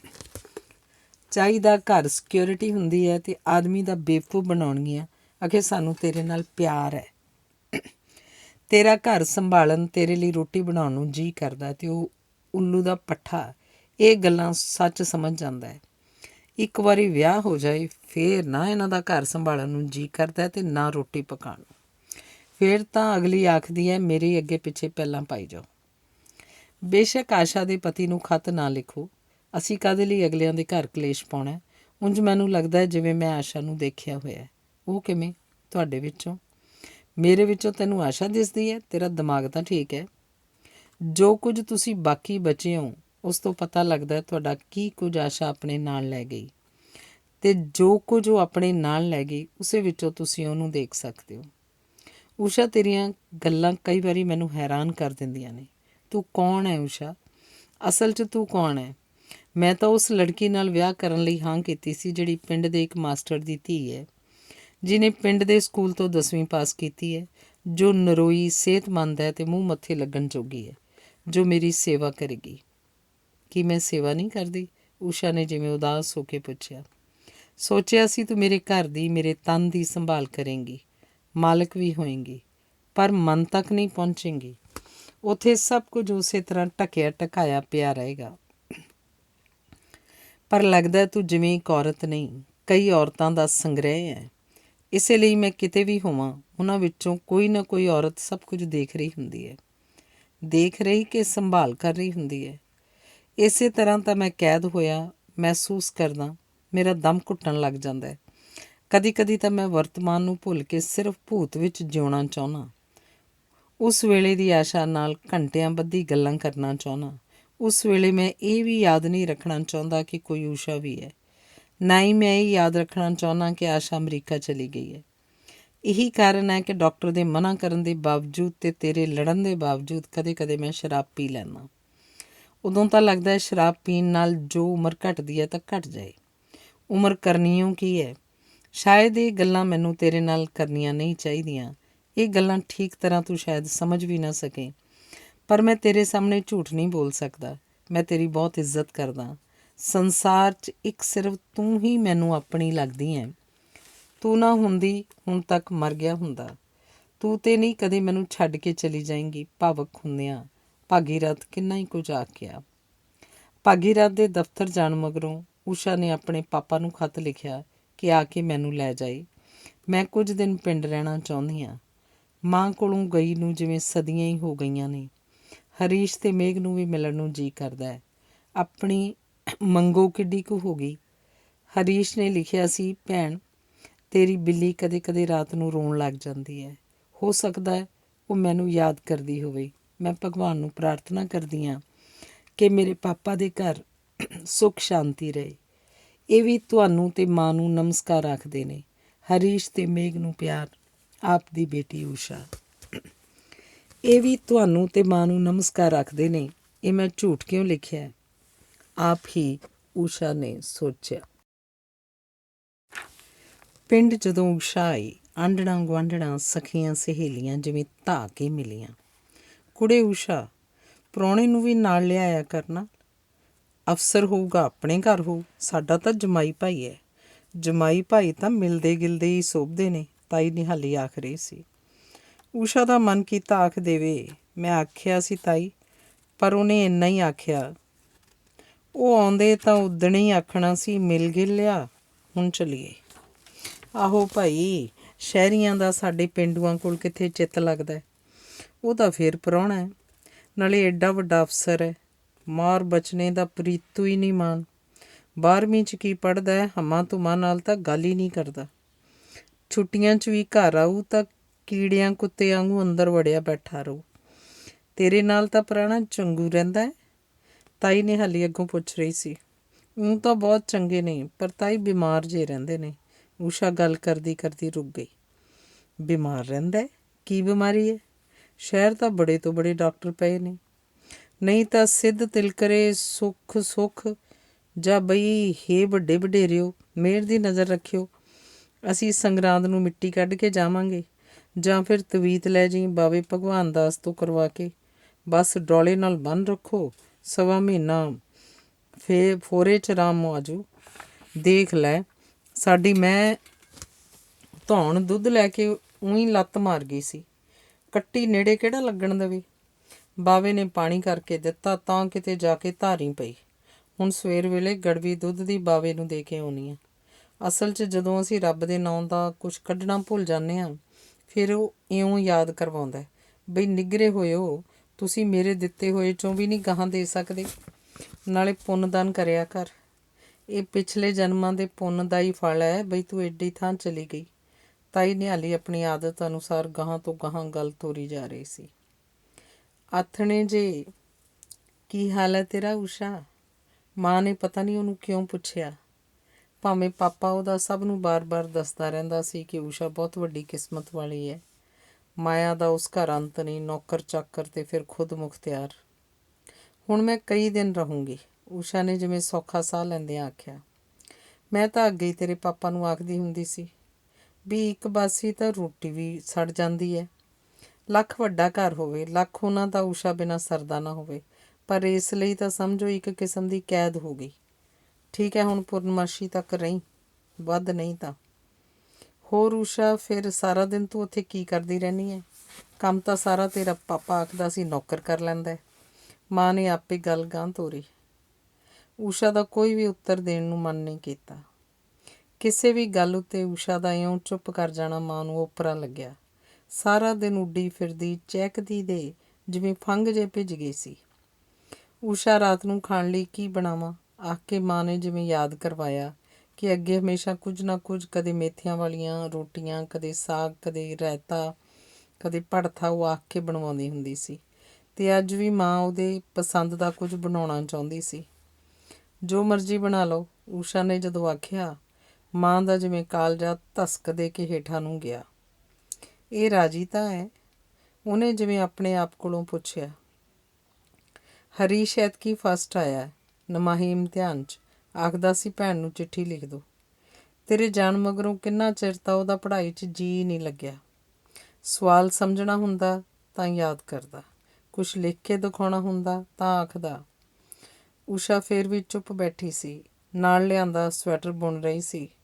ਪਰ ਮਾਂ ਨੂੰ ਪਤਾ ਸੀ ਉਹ ਮਨ 'ਚ ਪਤਾ ਨਹੀਂ ਕੀ ਉਧੇੜ ਬੁਣ ਕਰ ਰਹੀ ਹੈ ਕਿ ਉਹਦੀ ਕਿਸੇ ਗੱਲ ਦਾ ਵੀ ਹੁੰਗਾਰਾ ਨਹੀਂ ਸੀ ਦੇ ਰਹੀ। ਆਪ ਦਾ ਸਵੈਟਰ ਹੈ ਤੇਰਾ? ਮਾਂ ਨੇ ਹਾਰ ਕੇ ਸਵੈਟਰ ਬਾਰੇ ਪੁੱਛਿਆ। ਨਹੀਂ, ਉਹਨਾਂ ਦਾ ਹੈ। ਅੱਜ ਕੱਲ੍ਹ ਤਾਂ ਬੁਣੇ ਬਣਾਏ ਬਥੇਰੇ ਮਿਲ ਜਾਂਦੇ ਨੇ। ਊਸ਼ਾ ਨੂੰ ਲੱਗਿਆ ਮਾਂ ਕਿਉਂ ਬੋਲੀ ਜਾ ਰਹੀ ਹੈ। ਹਾਏ ਹਾਏ, ਤੇਰੇ ਵਾਲਾਂ ਨੂੰ ਕੀ ਹੋ ਗਿਆ? ਤੇਰੀ ਤਾਂ ਗੁੱਤ ਮਾਰ ਸੰਭਾਲੀ ਨਹੀਂ ਸੀ ਜਾਂਦੀ ਹੁੰਦੀ। ਸਿਰ ਦੁਖਦਾ ਰਹਿੰਦਾ, ਊਸ਼ਾ ਨੇ ਆਖਿਆ। ਸਿਰ ਕਾਹਤੋਂ ਦੁਖਦਾ ਰਹਿੰਦਾ? ਸੋਚਦੀ ਹੋਵੇਂਗੀ ਬਾਹਲਾ, ਪਰ ਤੈਨੂੰ ਕਾਹਦੀ ਸੋਚ ਹੈ? ਰੱਬ ਨੇ ਕੁਛ ਲੁਕੋ ਕੇ ਨਹੀਂ ਰੱਖਿਆ। ਕਿਤੇ ਜਵਾਕ ਜੂਕ ਦੀ ਤਾਂ ਗੱਲ ਤੋਂ ਤਾਂ ਨਹੀਂ ਅਗਲੇ ਔਖੇ ਭਾਰੇ ਹੁੰਦੇ। ਇਹ ਤਾਂ ਹੁਣ ਰੱਬ ਦੀ ਮਰਜ਼ੀ ਹੈ, ਕਿਸੇ ਬੰਦੇ ਦੇ ਤਾਂ ਅਖਤਿਆਰ ਨਹੀਂ। ਫਿਰ ਵੀ ਜੇ ਤੂੰ ਆਖੇ ਮੈਂ ਮਲੇਰਕੋਟਲੇ ਲੈ ਚੱਲੂ, ਦਾਈ ਹੈ ਇੱਕ ਸਿਆਣੀ ਉੱਥੇ। ਦੇਖ ਲੈ, ਅਮਰੂ ਦੀ ਬਹੂ ਦੇ 12 ਸਾਲਾਂ ਮਗਰੋਂ ਹੁਣ ਜਾ ਕੇ ਮੁੰਡਾ ਹੋ ਗਿਆ। ਤੂੰ ਤਾਂ ਵਾਧੂ ਗੱਲਾਂ ਹੀ ਸੋਚਣ ਲੱਗ ਗਈ, ਊਸ਼ਾ ਨੇ ਰੁੱਖਾ ਜਿਹਾ ਜਵਾਬ ਦਿੱਤਾ। ਹੋਰ ਫਿਰ ਸਿਰ ਕਾਹਤੋਂ ਦੁਖਦਾ ਰਹਿੰਦਾ? ਜਾਂ ਫਿਰ ਖੁਸ਼ਕੀ ਹੋ ਗਈ ਹੋਊ। ਕਹੇ ਤਾਂ ਨਿੱਕ ਸੁੱਕ ਪਾ ਕੇ ਪੰਜੀਰੀ ਰਲਾ ਦਿਆਂ ਦੇਸੀ ਘਿਓ ਦੀ। ਤੇਰਾ ਰੰਗ ਵੀ ਮੈਨੂੰ ਤਾਂ ਅੱਗੇ ਨਾਲੋਂ ਪੀਲਾ ਹੋਇਆ ਲੱਗਦਾ। ਮੈਨੂੰ ਕੁਛ ਨਹੀਂ ਹੋਇਆ, ਊਸ਼ਾ ਨੇ ਜਦੋਂ ਆਖਿਆ। ਮਾਂ ਨੂੰ ਲੱਗਿਆ ਖਬਰੇ ਕਾਹਨੂੰ, ਇਹਨੂੰ ਕੀ ਹੋ ਗਿਆ। ਸਵੈਟਰ ਬੁਣਨਾ ਛੱਡ ਊਸ਼ਾ ਉੱਠ ਕੇ ਖੜੀ ਹੋ ਗਈ। ਆਪਣੇ ਪਾਏ ਗਹਿਣੇ ਲਾ ਕੇ ਪਰਸ ਵਿੱਚ ਪਾ ਦਿੱਤੇ, ਸਿਰਫ ਨੱਕ ਵਿੱਚ ਤੀਲੀ ਰਹਿਣ ਦਿੱਤੀ ਤੇ ਪਰਸ ਮਾਂ ਨੂੰ ਫੜਾ ਕੇ ਆਖਣ ਲੱਗੀ, ਮੈਂ ਜ਼ਰਾ ਸਕੂਲ ਤੱਕ ਜਾ ਕੇ ਆਉਣੀ ਆ। ਪਰ ਸਕੂਲ ਤਾਂ ਇਸ ਵੇਲੇ ਕੋਈ ਨਹੀਂ ਹੋਣਾ, ਪਰਸ ਸੰਭਾਲਦਿਆਂ ਮਾਂ ਨੇ ਦੱਸਿਆ। ਪਰ ਮਾਂ ਦੀ ਗੱਲ ਅਣਸੁਣੀ ਕਰਕੇ ਉਹ ਬਾਹਰ ਨੂੰ ਤੁਰ ਪਈ। ਮੈਂ ਦੇਖ ਕੇ ਆਉਂਦੀ ਹਾਂ, ਸਕੂਲ 'ਚ ਜਿਹੜੇ ਬੂਟੇ ਮੈਂ ਲਾਏ ਸੀ ਉਹ ਕਿੱਡੇ ਕਿੱਡੇ ਹੋ ਗਏ ਨੇ। ਉਹਦੇ ਜਾਣ ਮਗਰੋਂ ਕਿੰਨਾ ਹੀ ਚਿਰ ਉਹਦਾ ਪਰਸ ਹੱਥ 'ਚ ਫੜੀ ਮਾਂ ਸੋਚਾਂ ਜੀਆਂ 'ਚ ਘਿਰੀ ਉੱਥੇ ਹੀ ਬੈਠੀ ਰਹੀ। ਸਕੂਲ ਪਿੰਡ ਤੋਂ ਕਾਫੀ ਬਾਹਰ ਸੀ। ਸਿੱਧੀ ਡੰਡੀਓ ਡੰਡੀ ਜਾਂਦੀ ਤਾਂ ਰਾਹ 'ਚ ਕਈ ਲੋਕਾਂ ਨੇ ਮਿਲਣਾ ਸੀ। ਉਹ ਖੇਤਾਂ ਵਿੱਚ ਦੀ ਦੂਜੇ ਪਾਸੇ ਦੀ ਗਈ। ਖਾਲ ਕੋਲ ਇੱਕ ਦੇ ਖੇਤ ਵਿੱਚ ਇੱਕ ਬਟੇਰਾ ਬੋਲ ਰਿਹਾ ਸੀ। ਯਾਦ ਆਇਆ, ਮਾਂ ਨੇ ਦੱਸਿਆ ਸੀ ਇਹ ਆਖਦਾ, ਸੁਭਾਨ ਤੇਰੀ ਕੁਦਰਤ, ਸੁਭਾਨ ਤੇਰੀ ਕੁਦਰਤ। ਪਲ ਦੇ ਪਲ ਲਈ ਊਸ਼ਾ ਉੱਥੇ ਖੜੋ ਗਈ। ਆਲੇ ਦੁਆਲੇ ਖੇਤਾਂ ਵਿੱਚ ਖੜੋਤੀਆਂ ਫਸਲਾਂ, ਰੁੱਖ ਬੂਟੇ, ਝਾੜੀਆਂ ਵਿੱਚ ਤੁਰ ਫਿਰ ਰਹੇ ਛੋਟੇ ਛੋਟੇ ਜਾਨਵਰ, ਪੰਛੀ, ਟਿੱਡੀਆਂ, ਪਪਲੀਆਂ, ਕੋਲ ਵਗਦਾ ਪਾਣੀ ਦਾ ਖਾਲ, ਸਿਰ ਉੱਤੇ ਨੀਲਾ ਅਸਮਾਨ ਸੁਭਾਨ ਤੇਰੀ ਕੁਦਰਤ ਆਖ ਰਿਹਾ ਸੀ। ਉਹ ਜਿਵੇਂ ਕਿਧਰੇ ਉਹਦੇ ਮਨ ਵਿੱਚ ਵੀ ਬੈਠਾ ਸੁਭਾਨ ਤੇਰੀ ਕੁਦਰਤ, ਸੁਭਾਨ ਤੇਰੀ ਕੁਦਰਤ ਆਖ ਰਿਹਾ ਸੀ। ਫੁਰ ਕਰਕੇ ਉਹਦੇ ਸਾਹਮਣੇ ਇੱਕ ਚਿੜੀ ਉੱਡੀ, ਉਹਦੇ ਮਗਰ ਇੱਕ ਹੋਰ ਉੱਡੀ, ਉਹਦੇ ਮਗਰ ਇੱਕ ਹੋਰ। ਉਹਨਾਂ ਦੇ ਨਾਲ ਹੀ ਜਿਵੇਂ ਨਿੱਕੀਆਂ ਨਿੱਕੀਆਂ ਕਿੰਨੀਆਂ ਹੀ ਚਿੜੀਆਂ ਬਣ ਕੇ ਊਸ਼ਾ ਵੀ ਉੱਡ ਪਈ। ਉੱਡਦੀ ਗਈ ਤੇ ਉੱਡਦੀ ਉੱਡਦੀ ਦੂਰ ਨੀਲੇ ਅਸਮਾਨਾਂ 'ਚ ਗੁੰਮ ਹੋ ਗਈ। ਸ਼ਾਇਦ ਇਸੇ ਲਈ ਇਸ ਘੜੀ ਉਹਦੀਆਂ ਅੱਖਾਂ ਵਿੱਚ ਸ਼ਾਂਤ ਨਿਰਮਲ ਚਮਕਦਾ ਅਸਮਾਨੀ ਰੰਗ ਸੀ। ਪਲ ਛਿਨ ਮਗਰੋਂ ਚਿੜੀਆਂ ਜਿਵੇਂ ਪਰਤ ਆਈਆਂ, ਆ ਕੇ ਉਹਦੀ ਦੇਹ 'ਚ ਬੈਠ ਗਈਆਂ। ਚਹਿਚਹਾਉਂਦੀ ਨੂੰ ਉਹਨੂੰ ਯਾਦ ਆਇਆ, ਮਾਂ ਇੱਕ ਕਹਾਣੀ ਸੁਣਾਉਂਦੀ ਹੁੰਦੀ ਸੀ। ਜਾਦੂਗਰਨੀ ਨੇ ਰਾਜਕੁਮਾਰੀ ਨੂੰ ਬਿੱਲੀ ਬਣਾ ਦਿੱਤਾ। ਉਦੋਂ ਇਹ ਕਹਾਣੀ ਝੂਠੀ ਲੱਗਦੀ ਹੁੰਦੀ ਸੀ, ਪਰ ਹੁਣ ਊਸ਼ਾ ਨੂੰ ਲੱਗਿਆ ਉਹ ਕਹਾਣੀ ਜ਼ਰੂਰ ਸੱਚੀ ਹੋਣੀ ਹੈ। ਜਾਦੂਗਰਨੀ ਤਾਂ ਕੀ, ਉਹ ਆਪ ਆਪਣੇ ਆਪ ਨੂੰ ਮਨੀ ਪਲਾਂਟ ਦੀ ਵੇਲ ਬਣਾ ਕੇ ਗਮਲੇ 'ਚ ਬੀਜ ਸਕਦੀ ਹੈ, ਤਸਵੀਰ ਬਣਾ ਕੇ ਕੰਧ 'ਤੇ ਲਟਕਾ ਸਕਦੀ ਹੈ, ਚਿੜੀਆਂ ਦੀ ਡਾਰ ਬਣਾ ਕੇ ਉੱਡ ਸਕਦੀ ਹੈ, ਬੱਦਲ ਬਣਾ ਕੇ ਅਸਮਾਨਾਂ 'ਚ ਬਿਠਾ ਸਕਦੀ ਹੈ। ਤੇ ਇਸ ਘੜੀ ਕਿੰਨੀਆਂ ਹੀ ਚਿੜੀਆਂ ਉਹਦੀ ਦੇਹ ਵਿੱਚ ਚੌਂ ਚੌਂ ਕਰ ਰਹੀਆਂ ਸਨ ਤੇ ਇਹ ਗੱਲ ਸੱਚ ਸੀ। ਚੱਪਲਾਂ ਲਾ ਕੇ ਉਹਨੇ ਹੱਥ 'ਚ ਫੜ ਲਈਆਂ। ਚਿੜੀਆਂ ਨੇ ਚੱਪਲਾਂ ਕਿੱਥੇ ਪਾਈਆਂ ਹੁੰਦੀਆਂ ਨੇ। ਫਿਰ ਉਹਨੇ ਚੱਪਲਾਂ ਉੱਥੇ ਹੀ ਛੱਡ ਦਿੱਤੀਆਂ। ਲੱਗਿਆ ਚਿੜੀਆਂ ਨੇ ਚੱਪਲਾਂ ਚੁੱਕੀਆਂ ਵੀ ਕਿੱਥੇ ਹੁੰਦੀਆਂ ਨੇ। ਬੜੇ ਚਿਰਾਂ ਮਗਰੋਂ ਉਹਦੇ ਪੈਰਾਂ ਨੇ ਧਰਤੀ ਨੂੰ ਛੂਹਿਆ ਸੀ। ਧਰਤੀ ਦੀ ਆਪਣੱਤ ਉਹਦੇ ਪੈਰਾਂ ਤੋਂ ਹੋ ਕੇ ਉਹਦੇ ਦਿਲ ਦਿਮਾਗ ਤੱਕ ਜਦੋਂ ਪਹੁੰਚੀ, ਉਹਦਾ ਮਨ ਕੀਤਾ ਧਰਤੀ ਨੂੰ ਚੁੱਕ ਕੇ ਗਲ ਲਾ ਲਏ। ਪਤਾ ਨਹੀਂ ਧਰਤੀ ਉਹਦੀ ਮਾਂ ਸੀ ਕਿ ਉਹਦੀ ਧੀ, ਪਰ ਉਹਦੀ ਲੱਗਦੀ ਕੁਝ ਜ਼ਰੂਰ ਸੀ। ਝੂਮਦੀ, ਪੈਲਾਂ ਪਾਉਂਦੀ, ਫਸਲਾਂ ਬੂਟਿਆਂ ਨਾਲ ਛੇੜਖਾਨੀ ਕਰਦੀ ਉਹ ਸਕੂਲ ਪਹੁੰਚੀ। ਚਪੜਾਸੀ ਤੋਂ ਜੰਦਰੇ ਖੁਲਵਾ ਕੇ ਉਹ ਸਾਰੇ ਕਮਰਿਆਂ 'ਚ ਗਈ। ਕਮਰਿਆਂ ਨਾਲ ਜਿਵੇਂ ਗੱਲਾਂ ਕਰਕੇ ਆਈ, ਸ਼ਾਇਦ ਉਹਨਾਂ ਦੀ ਸੁੱਖ ਸਾਂਦ ਪੁੱਛ ਕੇ ਆਈ। ਬਗੀਚੇ 'ਚ ਜਦੋਂ ਗਈ, ਲੱਗਿਆ ਇਹ ਸਾਰੇ ਬੂਟੇ ਉਹਨੂੰ ਜਾਣਦੇ ਨੇ। ਕੁਝ ਖਾਸ ਗੱਲ ਸੀ ਜੋ ਐਡੇ ਸੋਹਣੇ ਅੱਜ ਫੁੱਲ ਖਿੜੇ ਸਨ। ਇਹਨਾਂ ਨੂੰ ਕਿਹਨੇ ਆ ਕੇ ਦੱਸ ਦਿੱਤਾ? ਪਲ ਦੀ ਪਲ ਉਹਨੇ ਸੋਚਿਆ ਤੇ ਫਿਰ ਆਪਣੇ ਇਸ ਕਮਲੀ ਗੱਲ 'ਤੇ ਆਪ ਹੀ ਹੱਸ ਪਈ। ਇੱਕ ਤੋਤਾ ਬੜੇ ਆਰਾਮ ਨਾਲ ਟਾਹਣੀ ਉੱਪਰ ਬੈਠਾ ਪੱਕਿਆ ਅਮਰੂਦ ਟੁੱਕ ਟੁੱਕ ਖਾ ਰਿਹਾ ਸੀ। ਹੱਥ ਤੇਰੇ ਦੀ! ਚੌਕੀਦਾਰ ਨੇ ਉਸ ਵੱਲ ਝਾਕ ਕੇ ਤਾੜੀ ਵਜਾਈ। ਪਰ ਤੋਤਾ ਜਾਣਦਾ ਸੀ ਚੌਕੀਦਾਰ ਬੁੱਢਾ ਹੈ ਤੇ ਰੁੱਖ ਉੱਤੇ ਚੜ੍ਹ ਨਹੀਂ ਸਕਦਾ, ਇਸ ਲਈ ਇੱਕ ਪਲ ਉਸ ਵੱਲ ਝਾਕ ਕੇ ਫਿਰ ਬੜੇ ਆਰਾਮ ਨਾਲ ਅਮਰੂਦ ਟੁੱਕ ਟੁੱਕ ਕੇ ਖਾਂਦਾ ਰਿਹਾ। ਹੈ ਸਾਲਾ, ਕੋਈ ਨਹੀਂ ਰੁਲਦੂ, ਊਸ਼ਾ ਨੇ ਆਖਿਆ। ਆਖਣਾ ਤੋਂ ਇਹ ਚਾਹੁੰਦੀ ਸੀ ਕਿ ਤੋਤਾ ਨਹੀਂ, ਮੈਨਾ ਹੈ। ਮੈਨਾ ਵੀ ਨਹੀਂ, ਇਹ ਮੈਂ ਹਾਂ। ਪਰ ਚੌਕੀਦਾਰ ਨੇ ਇਹ ਗੱਲ ਸਮਝ ਨਹੀਂ ਸੀ ਸਕਣੀ, ਇਸ ਲਈ ਨਹੀਂ ਆਖੀ। ਫਿਰ ਆਪ ਅਮਰੂਦ ਉੱਤੇ ਚੜ੍ਹ ਗਈ। ਇੱਕ ਪੱਕਾ ਅਮਰੂਦ ਤੋੜ ਕੇ ਖਾਣ ਲੱਗੀ। ਚੌਕੀਦਾਰ ਹੱਸ ਰਿਹਾ ਸੀ। ਮਾਸਟਰ ਜੀ ਦੀ ਧੀ ਏਡੀ ਵੱਡੀ ਹੋ ਗਈ, ਏਡੇ ਵੱਡੇ ਘਰ ਵਿਆਹੀ ਗਈ, ਪਰ ਹੈ ਅਜੇ ਵੀ ਬੱਚੀ ਉਹ। ਫਿਰ ਉਹਨੇ ਆਪਣਾ ਅੱਧਾ ਖਾਧਾ ਅਮਰੂਦ ਦੂਜੇ ਰੁੱਖ ਉੱਪਰ ਬੈਠੀ ਮੈਨਾ ਨੂੰ ਵਿਖਾਇਆ, ਜਿਵੇਂ ਆਖਰੀ ਹੋਵੇ, ਮੇਰੇ ਵਾਲਾ ਤੇਰੇ ਨਾਲੋਂ ਜ਼ਿਆਦਾ ਮਿੱਠਾ ਹੈ। ਅਖੀਰਲੇ ਬੂਟੇ ਤੋਂ 2-3 ਅਮਰੂਦ ਚੌਕੀਦਾਰ ਨੇ ਊਸ਼ਾ ਨੂੰ ਦੇਣ ਲਈ ਤੋੜੇ ਤੇ ਆਖਣ ਲੱਗਾ, ਸਭ ਤੋਂ ਮਿੱਠਾ ਬੂਟਾ ਤਾਂ ਇੱਧਰ ਹੈ। ਨਾ ਨਾ, ਤੋੜ ਨਾ, ਤੋਤੇ ਚਿੜੀਆਂ ਨੂੰ ਖਾਣ ਦਿਆ ਕਰ, ਕੀ ਪਤਾ ਕਿਸੇ ਜਨਮ 'ਚ ਅਸੀਂ ਹੀ ਹੋਈਏ। ਊਸ਼ਾ ਨੇ ਜਦੋਂ ਆਖਿਆ, ਚੌਕੀਦਾਰ ਕਿੰਨਾ ਚਿਰ ਹੱਸਦਾ ਰਿਹਾ ਤੇ ਵੀ ਸੋਚਦਾ ਰਿਹਾ, ਮਰਨ ਤੋਂ ਮਗਰੋਂ ਕੋਈ ਤੋਤਾ ਬਣ ਕੇ ਇੱਥੇ ਹੀ ਜੇ ਰਹੀ ਜਾਣਾ ਹੋਵੇ, ਫਿਰ ਮਰਨ ਤੋਂ ਕੀ ਡਰਨਾ ਹੈ? ਖੂੰਜੇ ਵਿੱਚੋਂ ਕੈਕਟਸ ਕਿਉਂ ਪੁੱਟ ਦਿੱਤਾ ਹੈ? ਊਸ਼ਾ ਨੇ ਜਦੋਂ ਪੁੱਛਿਆ, ਚੌਕੀਦਾਰ ਨੂੰ ਲੱਗਿਆ ਊਸ਼ਾ ਨੂੰ ਸਭ ਕੁਝ ਯਾਦ ਹੈ। ਬੋਲਿਆ, ਉਹ ਮੈਂ ਪਿਛਲੇ ਪਾਸੇ ਲਾ ਦਿੱਤਾ ਹੈ। ਫਿਰ ਊਸ਼ਾ ਕੈਕਟਸ ਦੇ ਬੂਟੇ ਨੂੰ ਸਕੂਲ ਦੇ ਮਗਰਲੇ ਪਾਸੇ ਮਿਲਣ ਗਈ। ਚਾਹ ਧਰਾਂ? ਚੌਕੀਦਾਰ ਦੀ ਘਰਵਾਲੀ ਨੇ ਊਸ਼ਾ ਨੂੰ ਦੇਖ ਕੇ ਚੌਕੀਦਾਰ ਨੂੰ ਪੁੱਛਿਆ। ਚਾਹ ਤਾਂ ਨਹੀਂ, ਕਮਾਰ ਦਾ ਜਿਹੜਾ ਤੂੰ ਅਚਾਰ ਪਾਉਂਦੀ ਹੁੰਦੀ ਹੈ ਉਹ ਹੈ, ਤਾਂ ਇੱਕ ਰੋਟੀ ਖਵਾ ਦੇ। ਅਚਾਰ ਬਥੇਰਾ, ਰੋਟੀ ਸੱਜਰੀ ਲਾ ਦਿੰਦੀ ਆ। ਚੌਕੀਦਾਰ ਦੀ ਘਰਵਾਲੀ ਰੋਟੀਆਂ ਵਾਲੇ ਛਾਬੇ ਵਿੱਚੋਂ ਪੌਣੇ 'ਚੋਂ ਵਲੇਟੀ ਰੋਟੀ ਕੱਢਦੀ ਪੁੱਛਣ ਲੱਗੀ ਤੇ ਨਾਲੇ ਹੱਸ ਪਈ, ਨਹੀਂ ਇਹੀ ਵੀ ਠੀਕ ਹੈ। ਏਡੇ ਘਰ ਵਿਆਹੀ ਜਾ ਕੇ ਸਾਡੀ ਬਹੀਆਂ ਰੋਟੀਆਂ ਖਾਊਗੀ ਬੇਟੀ, ਤੂੰ ਸੱਜਰੀਓ ਪਕਾ ਦੇ ਛੇਤੀ ਨਾਲ, ਚੌਕੀਦਾਰ ਆਖ ਰਿਹਾ ਸੀ। ਪਰ ਰੋਟੀ ਫੜ ਕੇ ਅਚਾਰ ਉੱਤੇ ਰੱਖ ਕੇ ਊਸ਼ਾ ਦਾ ਖਾਣ ਵੀ ਲੱਗ ਪਈ ਸੀ। ਵੱਡੀਆਂ ਵੱਡੀਆਂ ਗਰਾਹੀਆਂ ਨਾਲ ਰੋਟੀ ਮੁਕਾ ਉਹਨੇ ਨਲਕਾ ਗੇੜ ਕੇ ਪਾਣੀ ਪੀਤਾ ਤੇ ਮੂੰਹ ਹੱਥ ਧੋ ਕੇ ਪਿੰਡ ਨੂੰ ਪਰਤ ਗਈ।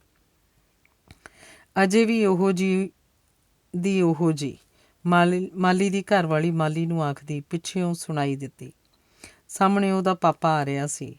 ਮਾਂ ਨੇ ਉਹਨੂੰ ਹੱਟੀਓਂ ਸੌਦਾ ਲੈ ਕੇ ਆਏ ਨੂੰ ਸ਼ਾਇਦ ਦੱਸ ਦਿੱਤਾ ਸੀ ਕਿ ਊਸ਼ਾ ਸਕੂਲ ਵੱਲ ਗਈ ਹੈ। ਠੰਡ ਹੋ ਰਹੀ ਹੈ, ਸ਼ਾਲ ਲੈ ਲੈ, ਤੇਰੀ ਮਾਂ ਆਖਦੀ ਸੀ। ਬਿਨਾਂ ਹੀ ਮੋਟਾ ਕੱਪੜਾ ਲਿਆਉਂ ਚਲੀ ਗਈ ਹੈ।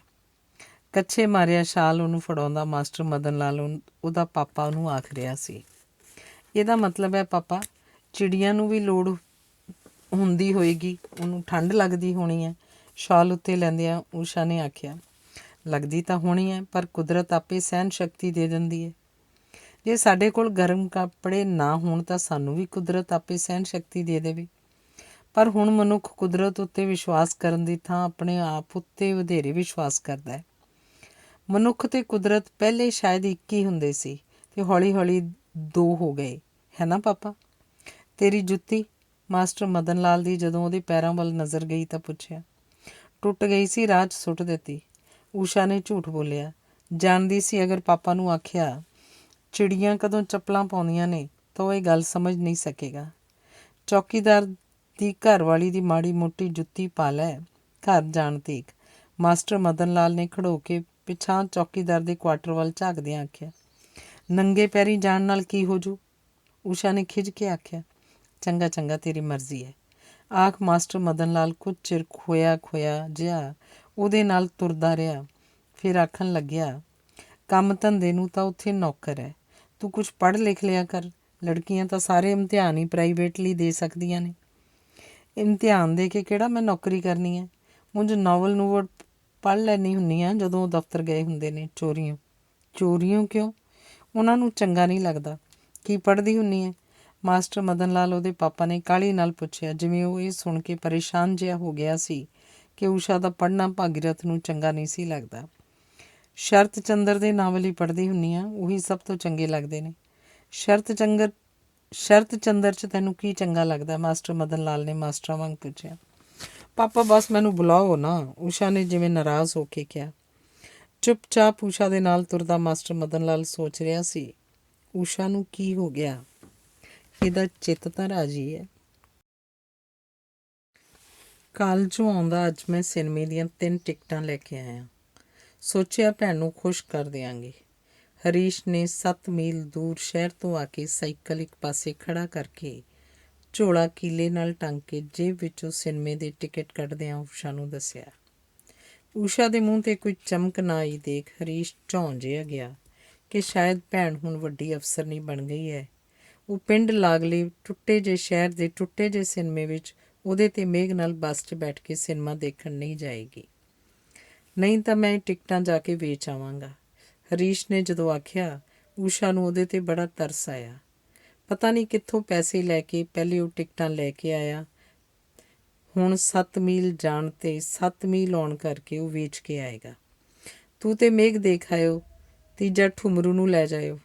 ਊਸ਼ਾ ਨੇ ਜਦੋਂ ਹੱਸ ਕੇ ਆਖਿਆ ਤਾਂ ਹਰੀਸ਼ ਨੇ ਠੁਮਰੂ ਆਪਣੇ ਕੁੱਤੇ ਨੂੰ ਮੂਹਰਲੀਆਂ ਟੰਗਾਂ ਤੋਂ ਫੜ ਕੇ ਖੜ੍ਹਾ ਕਰ ਲਿਆ ਤੇ ਬੋਲਿਆ, ਲੈ ਬਈ ਠੁਮਰੂ, ਅੱਜ ਭੈਣ ਆਖਦੀ ਹੈ ਤੂੰ ਸਿਨੇਮਾ ਦੇਖਣ ਜਾਈਂ।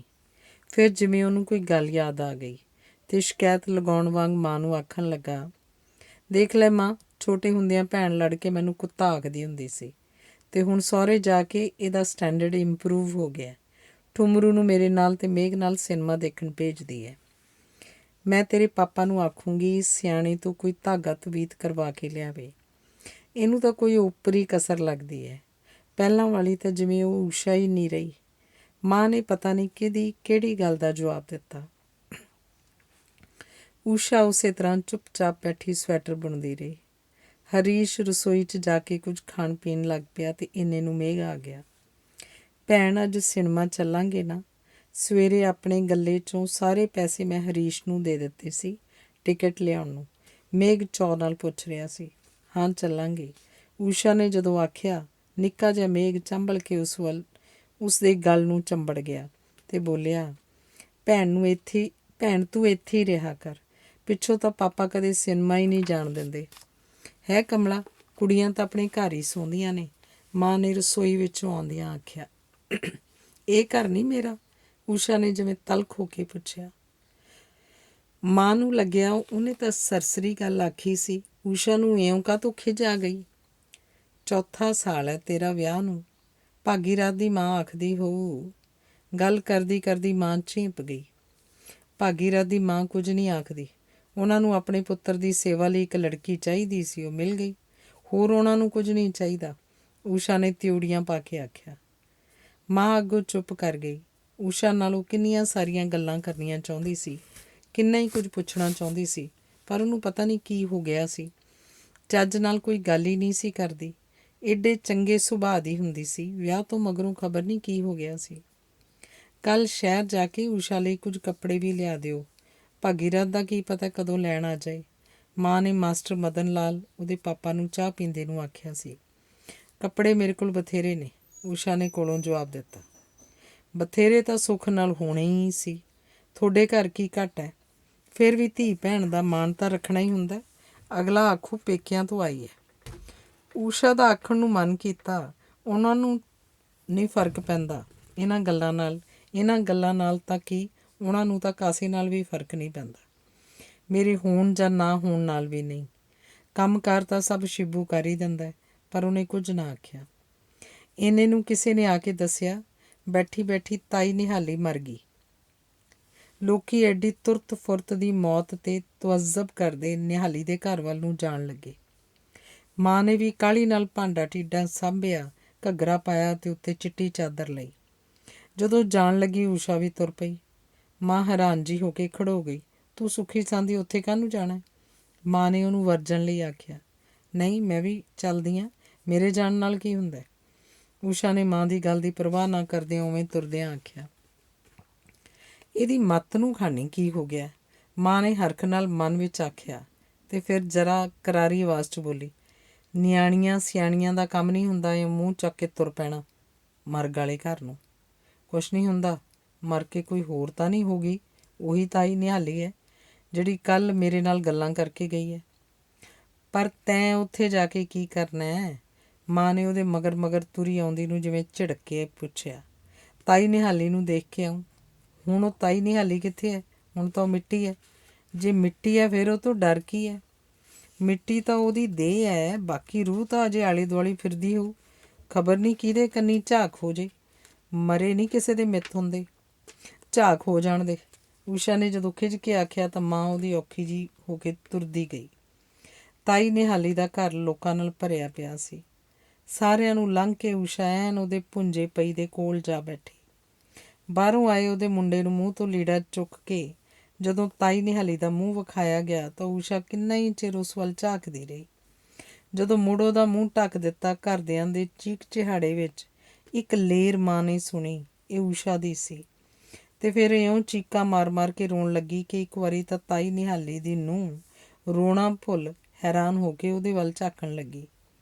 ਮਾਂ ਔਲ ਕੇ ਉਹਦੇ ਵੱਲ ਆਈ, ਬੁੱਕਲ 'ਚ ਲੈ ਕੇ ਚੁੱਪ ਕਰਾਉਣ ਲੱਗੀ। ਪਰ ਊਸ਼ਾ ਦਾ ਰੋਣਾ ਜਿਵੇਂ ਉਹਦੇ ਆਪਣੇ ਵੱਸ 'ਚ ਹੀ ਨਹੀਂ ਸੀ ਰਹਿ ਗਿਆ, ਜਿਵੇਂ ਕਿਧਰੇ ਕੋਈ ਕੜ ਪਾਟ ਗਿਆ ਸੀ। ਰੋਂਦੀ ਰੋਂਦੀ ਨੂੰ ਉਹਨੂੰ ਦੰਦਲ ਪੈ ਗਈ। ਤਾਈ ਨਿਹਾਲੀ ਨੂੰ ਭੁੱਲ ਲੋਕ ਉਹਦੇ ਦੁਆਲੇ ਇਕੱਠੇ ਹੋ ਗਏ। ਚਮਚੇ ਨਾਲ ਉਹਦੀ ਦੰਦਲ ਭੰਨੀ ਤੇ ਮੂੰਹ 'ਚ ਪਾਣੀ ਪਾਇਆ। ਤੂੰ ਸਿਆਣੀ ਬਿਆਣੀ, ਕੁੜੀ ਨੂੰ ਕਾਹਨੂੰ ਨਾਲ ਲਿਆਉਣਾ ਸੀ? ਕਿਸੇ ਕਿਸੇ ਧੀ ਪੁੱਤ ਦਾ ਊਂ ਜੀ ਪਤਲਾ ਪਿਆ ਹੁੰਦਾ। ਤੀਵੀਆਂ ਉਹਦੀ ਮਾਂ ਨੂੰ ਆਖਰੀਆਂ ਸੀ। ਮੰਜੇ 'ਤੇ ਪਾ ਕੇ ਉਹਦੀਆਂ ਹੱਥਾਂ ਪੈਰਾਂ ਦੀਆਂ ਤਲੀਆਂ ਝੱਸੀਆਂ ਗਈਆਂ। ਮਾਸਟਰ ਮਦਨ ਲਾਲ ਨੇ ਹਰੀਸ਼ ਨੂੰ ਸ਼ਹਿਰੋਂ ਡਾਕਟਰ ਨੂੰ ਸੱਦ ਲਿਆਉਣ ਲਈ ਸਾਈਕਲ 'ਤੇ ਭਜਾਇਆ। ਮਾੜੀ ਜੀ ਸੁਰਤ ਆਉਣ 'ਤੇ ਉਹ ਉੱਠ ਕੇ ਬੈਠ ਗਈ। ਪਾਣੀ ਪੀਤਾ। ਮਾਂ ਨਾਮੋ ਝੇਰੀ ਦੇ ਨਾਲ ਊਸ਼ਾ ਨੂੰ ਫੜੀ ਜਦੋਂ ਘਰ ਨੂੰ ਲਈ ਆ ਰਹੀ ਸੀ ਤਾਂ ਉਹ ਪੀਲੀ ਫਟਕ ਹੋਈ ਪਈ ਸੀ ਤੇ ਅਜੇ ਵੀ ਰੋਈ ਜਾ ਰਹੀ ਸੀ। ਮਾਂ ਦੇ ਅੰਦਰਲੇ ਨੇ ਉਹਨੂੰ ਦੱਸਿਆ, ਊਸ਼ਾ ਤਾਂ ਬਿਮਾਰ ਹੈ, ਬਹੁਤ ਬਿਮਾਰ। ਤੇ ਉਹ ਬਹੁਤ ਚਿੰਤਾਤੁਰ ਹੋ ਗਈ। ਸ਼ਹਿਰੋਂ ਡਾਕਟਰ ਆਇਆ, ਦੇਖ ਚਾਕ ਕੇ ਆਖ ਗਿਆ, ਖਾਸ ਕੋਈ ਗੱਲ ਨਹੀਂ, ਬਸ ਘਬਰਾ ਗਈ ਤੇ ਦਿਲ ਨੂੰ ਤਕੜਾ ਕਰਨ ਵਾਲਾ ਸੂਆ ਲਾ ਗਿਆ। ਪਰ ਉਸ ਰਾਤ ਮਾਂ ਨੇ ਕਈ ਵਾਰੀ ਉੱਠ ਕੇ ਦੇਖਿਆ ਕਿ ਉਹ ਠੀਕ ਠਾਕ ਸੁੱਤੀ ਹੈ ਜਾਂ ਨਹੀਂ। ਪਰ ਉਹ ਠੀਕ ਠਾਕ ਸੁੱਤੀ ਨਹੀਂ ਸੀ ਹੋਈ। ਹਰ ਵਾਰ ਉਹ ਹਨੇਰੇ 'ਚ ਬਿਟ ਬਿਟ ਝਾਕ ਰਹੀ ਹੁੰਦੀ। ਊਸ਼ਾ ਤੇਰਾ ਕੀ ਦੁਖਦਾ ਹੈ? ਇੱਕ ਵਾਰੀ ਉਹਦੇ 'ਤੇ ਕੱਪੜਾ ਸਵਾਰ ਕੇ ਦਿੰਦਿਆਂ ਮਾਂ ਨੇ ਪੁੱਛਿਆ। ਕੁਛ ਨਹੀਂ, ਊਸ਼ਾ ਨੇ ਆਖਿਆ। ਪਰ ਮਾਂ ਦੀ ਇਸ ਨਾਲ ਤਸੱਲੀ ਨਹੀਂ ਹੋਈ। ਉਹਦੇ ਕੋਲ ਹੀ ਬਿਸਤਰੇ ਉੱਪਰ ਬੈਠ ਗਈ। ਕੁਝ ਪਲ ਚੁੱਪ ਕੀਤੀ ਬੈਠੀ ਰਹੀ। ਫਿਰ ਉਹਨੇ ਜਿਵੇਂ ਸਿੱਧਾ ਸਵਾਲ ਕੀਤਾ, ਊਸ਼ਾ ਮੈਂ ਤੇਰੀ ਮਾਂ, ਤੂੰ ਸੱਚੋ ਸੱਚ ਦੱਸ, ਉੱਥੇ ਤੈਨੂੰ ਕੋਈ ਔਖ ਤਾਂ ਨਹੀਂ? ਨਹੀਂ, ਕੋਈ ਔਖ ਨਹੀਂ, ਊਸ਼ਾ ਨੇ ਫਿਰ ਸੰਖੇਪ ਜਿਹਾ ਉੱਤਰ ਦਿੱਤਾ। ਮੈਂ ਤਾਂ ਵਿਆਹ ਵੇਲੇ ਵੀ ਤੇਰੇ ਪਾਪਾ ਨੂੰ ਆਖਿਆ ਸੀ, ਆਪਾਂ ਨਹੀਂ ਐਡੇ ਘਰ ਨਾਲ ਮੱਥਾ ਲਾਉਣ ਜੋਗੇ, ਆਪਾਂ ਕਿਸੇ ਆਪਣੇ ਮੇਲ ਦੇ ਘਰ ਵਿਆਹਾਂਗੇ ਜਿੱਥੇ ਅਗਲਿਆਂ ਨੂੰ ਧੀ ਪੁੱਤ ਦੀ ਕਦਰ ਵੀ ਹੋਵੇ। ਪਰ ਉਹ ਆਖਣ ਲੱਗੇ, ਆਪਣੀ ਊਸ਼ਾ ਕਿਸੇ ਬੜੇ ਘਰ ਜਾਣ ਜੋਗੀ ਹੋਈ ਹੈ ਤੇ ਆਪ ਰਿਸ਼ਤਾ ਮੰਗਦੇ ਨੇ। ਪਰ ਮੈਨੂੰ ਲੱਗਦਾ ਤੂੰ ਕਿਸੇ ਗੱਲੋਂ, ਤੂੰ ਮਾਂ ਸੌਂ ਜਾ, ਮੇਰਾ ਬੋਲਣ ਨੂੰ ਜੀ ਨਹੀਂ ਕਰਦਾ।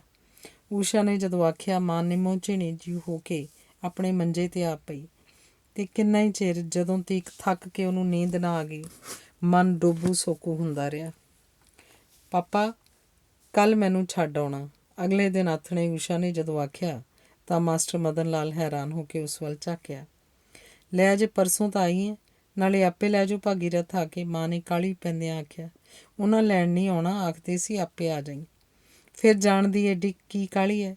ਮਾਸਟਰ ਮਦਨ ਲਾਲ ਉਹਦੇ ਪਾਪਾ ਨੇ ਆਖਿਆ। ਵਿੱਚੋਂ ਭਾਵੇਂ ਉਹ ਖੁਸ਼ ਸੀ ਕਿ ਊਸ਼ਾ ਨੂੰ ਆਪਣੇ ਘਰ ਦੀ, ਆਪਣੇ ਪਤੀ ਦੀ ਐਡੀ ਪਰਵਾਹ ਸੀ ਕਿ ਉਹ ਆਪ ਹੀ ਆਖ ਰਹੀ ਸੀ ਕਿ ਮੈਂ ਜਾਣਾ। ਮੇਰਾ ਇੱਥੇ ਵੀ ਜੀ ਨਹੀਂ ਲੱਗਦਾ। ਊਸ਼ਾ ਨੇ ਜਦੋਂ ਆਖਿਆ ਤਾਂ ਹਰੀਸ਼ ਤੇ ਮੇਘ ਜਿਵੇਂ ਨਿੰਮੋ ਝੂਣੇ ਜਿਹੇ ਹੋ ਗਏ। ਕਿੰਨੇ ਚਿਰ ਤੋਂ ਉਡੀਕ ਰਹੇ ਸਨ ਕਿ ਭੈਣ ਆਊਗੀ, ਭੈਣ ਪਾਪਾ ਨਾਲ ਲੜ ਕੇ ਉਹਨਾਂ ਨੂੰ ਵਧੀਆ ਕੱਪੜੇ ਲੈ ਕੇ ਦੇਏਗੀ, ਭੈਣ ਉਹਨਾਂ ਨਾਲ ਅਖਰੋਟ ਨਹੀਂ ਤਾਂ ਤਾਸ਼ ਤਾਂ ਖੇਡੇਗੀ, ਜੇ ਹਾਰ ਗਈ ਪੈਸੇ ਵੀ ਨਹੀਂ ਮੁੱਕਰੇਗੀ ਤੇ ਜੇ ਜਿੱਤ ਗਈ ਉਧਾਰ ਵੀ ਕਰ ਲਏਗੀ।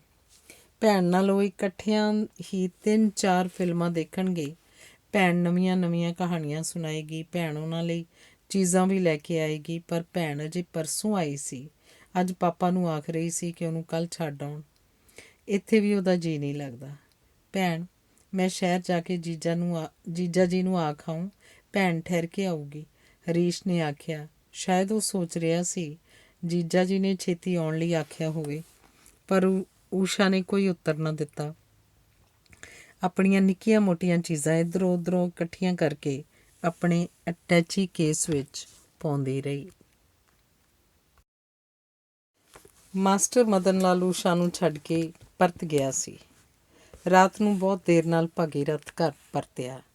ਊਸ਼ਾ ਨੂੰ ਦੇਖ ਬੜਾ ਖੁਸ਼ ਹੋ ਕੇ ਬੋਲਿਆ, ਆ ਗਈ ਊਸ਼ਾ ਦੇਵੀ ਜੀ, ਕਮਾਲ ਹੋ ਗਈ। ਤੇਰੇ ਮਗਰੋਂ ਤਾਂ ਇਉਂ ਲੱਗਦਾ ਸੀ ਜਿਵੇਂ ਮੈਂ ਹੋਟਲ 'ਚ ਰਹਿ ਰਿਹਾ ਹੋਵਾਂ। ਇਸੇ ਲਈ ਅੱਜ ਕਿਸ਼ੋਰ ਦੇ ਨਾਲ ਉਹਦੇ ਘਰ ਚਲਾ ਗਿਆ ਸੀ। ਸਾਲੇ ਨੇ ਸਗੋਂ ਨਾ ਕਰਦਿਆਂ ਥੋੜ੍ਹੀ ਜਿਹੀ ਵਿਸਕੀ ਵੀ ਪਿਲਾਤੀ ਹੈ। ਊਸ਼ਾ ਨੇ ਉੱਠ ਕੇ ਉਹਦਾ ਕੋਟ ਫੜ ਕੇ ਹੈਂਗਰ 'ਤੇ ਟੰਗ ਕੇ ਅਲਮਾਰੀ 'ਚ ਟੰਗਿਆ ਅਤੇ ਨਾਲ ਹੀ ਹੱਸ ਕੇ ਬੋਲੀ, ਨਮਸਤੇ ਜੀ। ਸੱਚੀ ਤੇਰੇ ਬਿਨਾਂ ਉੱਕਾ ਹੀ ਜੀ ਨਹੀਂ ਲੱਗਿਆ। ਭਗੀਰਥ ਨੇ ਉਹਦੇ ਦੁਆਲੇ ਬਾਂਹ ਬੁਲਾ ਕੇ ਆਖਿਆ। ਮੈਨੂੰ ਪਤਾ ਲੱਗ ਗਿਆ ਸੀ, ਇਸੇ ਲਈ ਛੇਤੀ ਆ ਗਈ, ਊਸ਼ਾ ਨੇ ਹੱਸ ਕੇ ਕਿਹਾ। ਪਰ ਤੂੰ ਐਡੀ ਛੇਤੀ ਕਿਉਂ ਆ ਗਈ? ਹੋਰ ਕੁਝ ਦਿਨ ਰਹਿ ਆਉਣਾ ਸੀ, ਭਗੀਰਥ ਨੇ ਪੁੱਛਿਆ। ਉਸ ਘੜੀ ਊਸ਼ਾ ਨੂੰ ਵੀ ਜਿਵੇਂ ਸਮਝ ਨਹੀਂ ਸੀ ਲੱਗੀ ਕਿ ਉਹ ਐਡੀ ਛੇਤੀ ਕਿਉਂ ਆ ਗਈ ਸੀ। ਸੋਚਿਆ ਮਗਰੋਂ ਤੁਸੀਂ ਸ਼ਰਾਬ ਪੀਓਗੇ ਅਤੇ ਜਿੰਨੀ ਕੁ ਸਿਹਤ ਠੀਕ ਹੋਈ ਹੈ ਮੁੜ ਖਰਾਬ ਹੋ ਜਾਊ, ਇਸੇ ਲਈ ਆ ਗਈ। ਝੂਠ ਨਹੀਂ ਬੋਲਦਾ।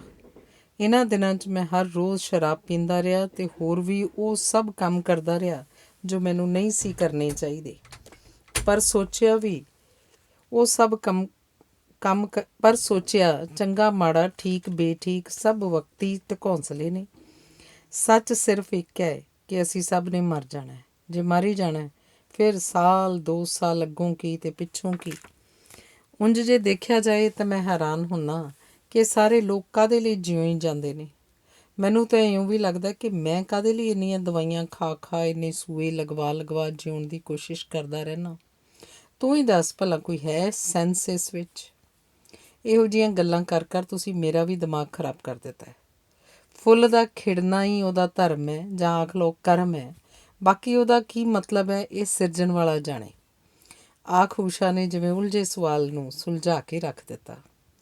ਕਿਸੇ ਨੇ ਠੀਕ ਹੀ ਆਖਿਆ ਊਸ਼ਾ ਕਿ ਮੂਰਖ ਲੋਕ ਸਦਾ ਸੁੱਖ ਸੌਂਦੇ। ਤੂੰ ਤਾਂ ਹੀ ਸੁਖੀ ਜਿਉਂ ਰਹੀ ਹੈ। ਊਸ਼ਾ ਨੂੰ ਗੁੱਸਾ ਚੜ੍ਹਿਆ। ਆਖਣ ਨੂੰ ਮਨ ਕੀਤਾ, ਬਿਮਾਰੀ ਦੇ ਜਰਮਸ ਨੇ ਤੁਹਾਡੇ ਫੇਫੜੇ ਹੀ ਨਹੀਂ ਖਾਧੇ, ਤੁਹਾਡੀ ਅਕਲ ਵੀ ਖਾ ਲਈ ਹੈ। ਪਰ ਉਹ ਵਿੱਚ ਪੀ ਗਈ। ਤੁਸੀਂ ਆਪਣੇ ਲਈ ਨਾ ਸੀ ਮੇਰੇ ਲਈ ਜੀਓ। ਊਸ਼ਾ ਨੇ ਜਿਵੇਂ ਜਿਉਣ ਲਈ ਉਹਨੂੰ ਬਹਾਨਾ ਦਿੱਤਾ। ਜੇ ਮੈਂ ਆਪਣੇ ਲਈ ਨਹੀਂ ਜਿਉਣਾ ਚਾਹੁੰਦਾ ਮੈਂ ਤੇਰੇ ਲਈ ਕਿਉਂ ਜੀਆਂ? ਤੂੰ ਮੇਰੇ ਲਈ ਐਡੀ ਇੰਪੋਰਟੈਂਟ ਕਿਵੇਂ ਹੈ ਕਿ ਮੇਰੇ ਜਿਉਣ ਦਾ ਮਕਸਦ ਬਣ ਜਾਏ। ਊਸ਼ਾ ਦਾ ਮਨ ਕੀਤਾ ਆਖ ਦੇਵੇ, ਜਾਓ ਦਫਾ ਹੋਵੋ, ਨਾ ਜੀਓ। ਪਰ ਉਹਨੇ ਕੁਝ ਨਾ ਆਖਿਆ। ਸਿਰਫ ਜਿਸ ਹੱਕ ਅਤੇ ਜਿਸ ਮਾਣ ਨਾਲ ਉਹਨੇ ਆਖਿਆ ਸੀ, ਤੁਸੀਂ ਆਪਣੇ ਲਈ ਨਾ ਸੀ ਮੇਰੇ ਲਈ ਹੀ ਜੀਓ, ਉਹਨੂੰ ਆਪਣੇ ਪੱਲੇ ਵਿੱਚੋਂ ਭੁੰਜੇ ਰੇਤੇ ਉੱਪਰ ਡੁੱਲ ਗਿਆ ਪ੍ਰਤੀਤ ਹੋਇਆ। ਮਾਂ ਨੇ ਤੁਹਾਡੇ ਲਈ ਸਿਮਲ ਦੀ ਰੂੰ ਦਾ ਇੱਕ ਸਿਰਹਾਣਾ, ਕੱਢਵੀਂ ਜੁੱਤੀ ਅਤੇ ਦੇਸੀ ਘਿਓ ਦੀਆਂ ਪਿੰਨੀਆਂ ਭੇਜੀਆਂ ਨੇ। ਅੱਛਾ, ਸਾਡੇ ਘਰਦਿਆਂ ਨੂੰ ਤੈਨੂੰ ਕਦੇ ਕੁਝ ਭੇਜਣ ਦਾ ਖਿਆਲ ਹੀ ਨਹੀਂ ਆਉਂਦਾ। ਸ਼ਾਇਦ ਉਹ ਸੋਚਦੇ ਨੇ ਮੈਂ ਹੀ ਬਥੇਰਾ ਕੁਝ ਲੈ ਦਿੰਦਾ ਹੋਵਾਂਗਾ। ਇੱਕ ਵਾਰੀ ਮੇਰੇ ਬਕਸੇ ਵਿੱਚ ਆਸ਼ਾ ਲਈ ਲਿਆਂਦੀ ਇੱਕ ਸਾੜੀ ਮਾਂ ਨੇ ਦੇਖ ਲਈ ਸੀ। ਪੁੱਛਦੀ ਰਹੀ, ਕਿਹਦੇ ਲਈ ਲਿਆਇਆ? ਮੈਂ ਆਖ ਦਿੱਤਾ, ਤੇਰੇ ਲਈ। ਪਰ ਉਹ ਉਹਦੇ ਲਈ ਨਹੀਂ ਜਾਣਦੀ ਸੀ। ਏਡੇ ਗੂੜ੍ਹੇ ਰੰਗ ਦੀ ਸਾੜੀ ਇਹ ਮੇਰੇ ਲਈ ਨਹੀਂ ਲਿਆਇਆ। ਅਤੇ ਪਿੱਛੋਂ ਕਈ ਵਾਰੀ ਇਹ ਆਖ ਕੇ ਮਜ਼ਾਕ ਕਰਦੀ ਰਹੀ, ਆਖੇ ਭਾਗੀਰਥ ਉਹ ਸਾੜੀ ਵਾਲੀ ਮੈਨੂੰ ਤਾਂ ਵਿਖਾ ਦੇ। ਊਸ਼ਾ ਦਾ ਮਨ ਕੀਤਾ ਉੱਥੋਂ ਉੱਠ ਕੇ ਚਲੀ ਜਾਏ, ਪਰ ਉਹ ਚੁੱਪ ਕਰਕੇ ਬੈਠੀ ਰਹੀ। ਜਦ ਵੀ ਕਦੇ ਆਸ਼ਾ ਦੀ ਗੱਲ ਮੇਰੇ ਮੂੰਹੋਂ ਨਿਕਲ ਜਾਂਦੀ ਹੈ ਤੇਰਾ ਮੂੰਹ ਹੋਰ ਤਰ੍ਹਾਂ ਦਾ ਹੀ ਬਣ ਜਾਂਦਾ ਹੈ। ਪਰ ਦੇਵੀ ਮੈਂ ਤੇਰੀ ਕਸਮ ਖਾ ਕੇ ਆਖਦਾ, ਹੁਣ ਮੇਰੇ ਲਈ ਉਹ ਕੋਈ ਮਾਇਨੇ ਨਹੀਂ ਰੱਖਦੀ। ਹੁਣ ਤਾਂ ਕਦੇ ਲੱਗਦਾ ਹੈ ਆਸ਼ਾ ਕੋਈ ਹੈ ਹੀ ਨਹੀਂ ਸੀ, ਨਾਲੇ ਉਹ ਤੇਰੇ ਜਿੰਨੀ ਚੰਗੀ ਨਹੀਂ ਸੀ। ਕਈ ਵਾਰੀ ਬੜਾ ਕੁਝ ਮੈਂ ਤੈਨੂੰ ਆਖਣਾ ਚਾਹੁੰਦਾ, ਪਰ ਲੱਗਦਾ ਉਹੀ ਕਿਸੇ ਪਿਟੇ ਸ਼ਬਦ। ਕਿਸੇ ਨੇ ਕੁਝ ਆਖਣਾ ਵੀ ਹੋਵੇ ਤਾਂ ਕਿਵੇਂ ਆਖੇ? ਤੂੰ ਨਾ ਹੁੰਦੀ ਮੈਂ ਹੁਣ ਤੀਕ ਮਰ ਗਿਆ ਹੁੰਦਾ। ਊਸ਼ਾ ਨੇ ਕਿਸੇ ਗੱਲ ਦਾ ਕੋਈ ਜਵਾਬ ਨਹੀਂ ਦਿੱਤਾ। ਉਹ ਤਾਂ ਦੂਰ ਕਿਧਰੇ ਤੁਰੀ ਫਿਰ ਰਹੀ ਸੀ, ਉੱਥੇ ਜਿੱਥੇ ਉਹ ਆਸ਼ਾ ਨੂੰ ਗੂੜ੍ਹੇ ਰੰਗ ਦੀ ਸਾੜੀ ਬੰਨੀ ਹੱਸਦੀ ਤੁਰੀ ਜਾ ਰਹੀ ਦੇਖ ਰਹੀ ਸੀ।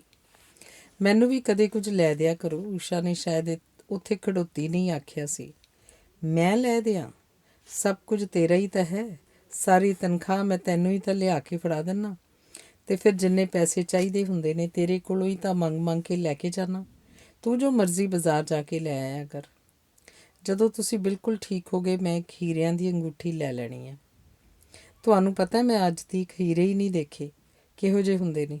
ਕਮਿਸ਼ਨਰ ਦੇ ਘਰ ਉਸ ਦਿਨ ਮਿਸਿਸ ਸ਼ਰਮਾ ਆਖਦੀ ਸੀ, ਤੇਰੇ ਕੋਲ ਡਾਇਮੰਡ ਦੇ ਟਾਪਸ ਤੇ ਅੰਗੂਠੀ ਤਾਂ ਹੋਣੇ ਹੀ ਨੇ, ਇਹੋ ਜਿਹੀਆਂ ਵੱਡੀਆਂ ਪਾਰਟੀਆਂ 'ਤੇ ਉਹ ਪਾ ਕੇ ਆਇਆ ਕਰ। ਤੂੰ ਆਖ ਦੇਣਾ ਸੀ, ਇਮਾਨਦਾਰ ਆਦਮੀ ਦਾ ਤਾਂ ਅੱਜ ਕੱਲ੍ਹ ਗੁਜ਼ਾਰਾ ਹੀ ਮਸਾਂ ਚੱਲਦਾ ਹੈ। ਭਾਗੀਰਥ ਨੇ ਜ਼ਰਾ ਖਿਝ ਕੇ ਆਖਿਆ। ਊਸ਼ਾ ਜਿਵੇਂ ਝੌਂ ਜਿਹੀ ਗਈ। ਅੱਜ ਪਹਿਲੀ ਵਾਰੀ ਉਹਨੇ ਕੁਝ ਮੰਗਿਆ ਸੀ, ਉਹ ਵੀ ਭਾਗੀਰਥ ਦੇ ਠੀਕ ਹੋਣ ਦੀ ਖੁਸ਼ੀ ਵਿੱਚ, ਤੇ ਉਹਨੂੰ ਲੱਗਿਆ ਉਹ ਸ਼ਾਇਦ ਬਹੁਤੀ ਅਕਲ ਵਾਲੀ ਨਹੀਂ, ਸ਼ਾਇਦ ਬਹੁਤਾ ਪੜ੍ਹੀ ਹੋਈ ਨਹੀਂ, ਇਸੇ ਲਈ ਉਹਨੂੰ ਇਹ ਪਤਾ ਹੀ ਨਹੀਂ ਲੱਗਦਾ ਕਿਹੜੀ ਗੱਲ ਤੋਂ ਭਾਗੀਰਥ ਨਾਰਾਜ਼ ਹੋ ਜਾਂਦਾ ਹੈ।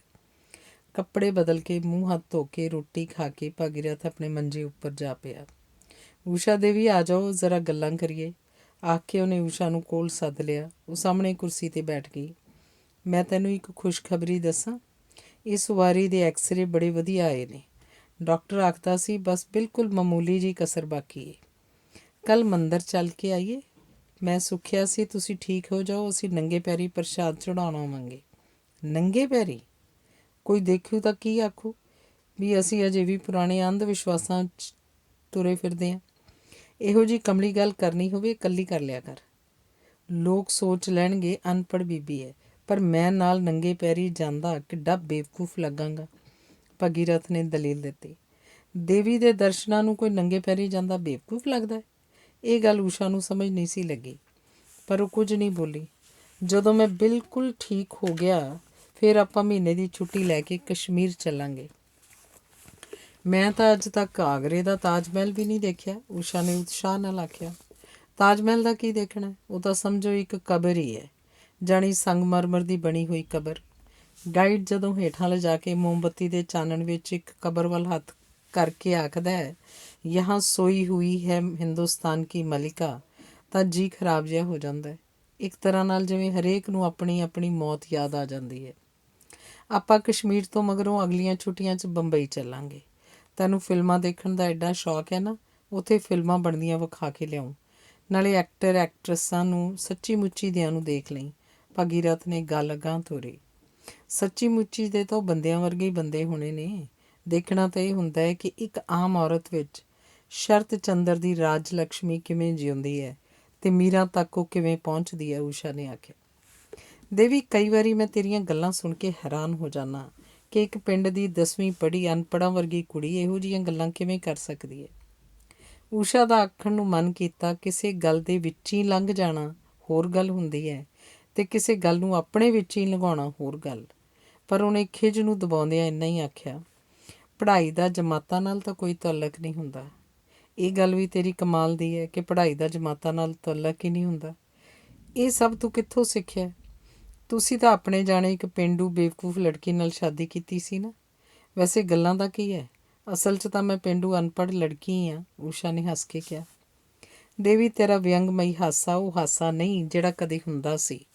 ਫੁੱਲਾਂ ਦੇ ਖਿੜਨ ਵਰਗਾ ਹਾਸਾ, ਆਬਸ਼ਾਰ ਦੇ ਵਗਣ ਵਰਗਾ ਹਾਸਾ। ਮਾਂ ਵੀ ਆਖਦੀ ਹੁੰਦੀ ਸੀ, ਹੱਸਦੀ ਸਾਰਾ ਦਿਨ ਖਿੱਲਾਂ ਜੀ ਡੋਲਦੀ ਤੁਰੀ ਫਿਰਦੀ ਹੈ। ਹਾਂ, ਪਰ ਹੁਣ ਤੂੰ ਉਸੇ ਤਰ੍ਹਾਂ ਕਦੇ ਹੱਸਦੀ ਮੈਂ ਦੇਖੀ ਨਹੀਂ। ਇੱਥੇ ਤੈਨੂੰ ਕੋਈ ਔਖ ਹੈ? ਨਹੀਂ, ਊਸ਼ਾ ਨੇ ਸੰਖੇਪ ਜਿਹਾ ਉੱਤਰ ਦਿੱਤਾ।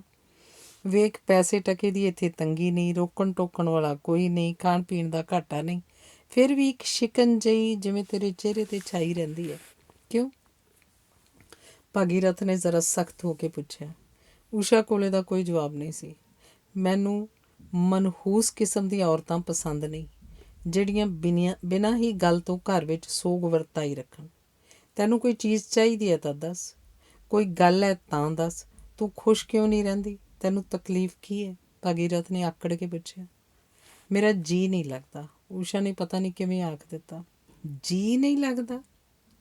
ਜੇ ਤਾਂ ਸਾਰਾ ਦਿਨ ਕੰਮ 'ਚ ਰੁੱਝੀ ਰਹੀ, ਆਟੇ ਦਾਲ ਦੇ ਭਾਅ ਬਾਰੇ ਸੋਚਣਾ ਪਵੇ, ਕਬੀਲਦਾਰੀ ਦੀਆਂ ਜ਼ਿੰਮੇਵਾਰੀਆਂ ਦਾ ਫਿਕਰ ਹੋਵੇ, ਫਿਰ ਤਾਂ ਜੀਅ ਵੀ ਲੱਗਿਆ ਰਹੇ ਅਤੇ ਇਹ ਸੋਚਣ ਦੀ ਵੀ ਵਿਹਲ ਨਾ ਮਿਲੇ ਕਿ ਜੀਅ ਲੱਗਦਾ ਜਾਂ ਨਹੀਂ। ਬਾਕੀ ਮੈਂ ਤਾਂ ਇਸ ਤੋਂ ਵੱਧ ਕੁਝ ਨਹੀਂ ਕਰ ਸਕਦਾ। ਜੇ ਇੱਥੇ ਜੀਅ ਨਹੀਂ ਲੱਗਦਾ ਤਾਂ ਆਪਣੇ ਮਾਂ ਪਿਓ ਦੇ ਘਰ ਚਲੀ ਜਾ, ਭਾਗੀਰਥ ਤਲਖ ਹੋ ਕੇ ਆਖ ਰਿਹਾ ਸੀ।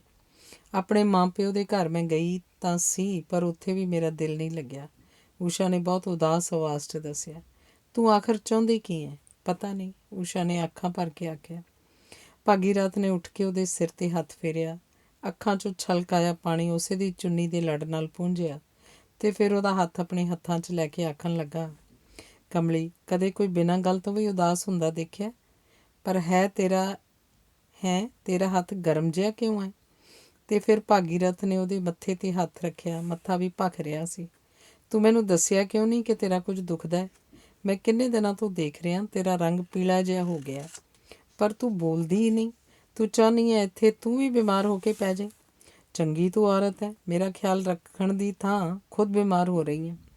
ਮੈਂ ਸ਼ੁਰੂ ਵਿੱਚ ਹੀ ਆਖਿਆ ਸੀ, ਡਾਕਟਰ ਨੇ ਵੀ ਸਮਝਾਇਆ ਸੀ ਕਿ ਉੱਪਰਲੇ ਬੰਦੇ ਨੂੰ ਹਰ ਗੱਲ 'ਚ ਪੂਰੀ ਇਹਤਿਆਤ ਰੱਖਣੀ ਪਊ। ਖਿਝ ਨੂੰ ਦਬਾਉਂਦਿਆਂ ਭਾਗੀਰਥ ਆਖ ਰਿਹਾ ਸੀ, ਕੁਝ ਨਹੀਂ, ਐਵੇਂ ਪਿੰਡਾ ਗਰਮ ਹੋਣਾ। ਕਈ ਦਿਨਾਂ ਦੇ ਹੱਡ ਪੈਰ 'ਚ ਟੁੱਟਦੇ ਸੀ, ਸੈਰੀਡੋਨ ਦੀ ਗੋਲੀ ਲੈ ਲਈ ਹੈ। ਊਸ਼ਾ ਨੇ ਭਾਗੀਰਥ ਦੇ ਗੁੱਸੇ ਤੋਂ ਜਿਵੇਂ ਡਰ ਕੇ ਗੱਲ ਆਈ ਗਈ ਕਰਨ ਲਈ ਆਖਿਆ। ਇਹ ਤੇਰੇ ਲਈ ਕਿੰਨੀ ਕੁ ਚੰਗੀ ਗੱਲ ਹੈ ਕਿ ਮੇਰੀ ਸੇਵਾ ਕਰਨ ਦੀ ਥਾਂ ਤੂੰ ਖੁਦ ਬਿਮਾਰ ਹੋ ਕੇ ਪੈ ਜਾਏ। ਭਾਗੀਰਥ ਨਾਰਾਜ਼ ਹੋ ਰਿਹਾ ਸੀ। ਬਿਮਾਰ ਹੋਣਾ ਕੋਈ ਆਪਣੇ ਵੱਸ ਥੋੜ੍ਹਾ ਹੀ ਹੁੰਦਾ ਹੈ, ਆਖਰ ਊਸ਼ਾ ਨੇ ਖਿਝ ਕੇ ਆਖਿਆ।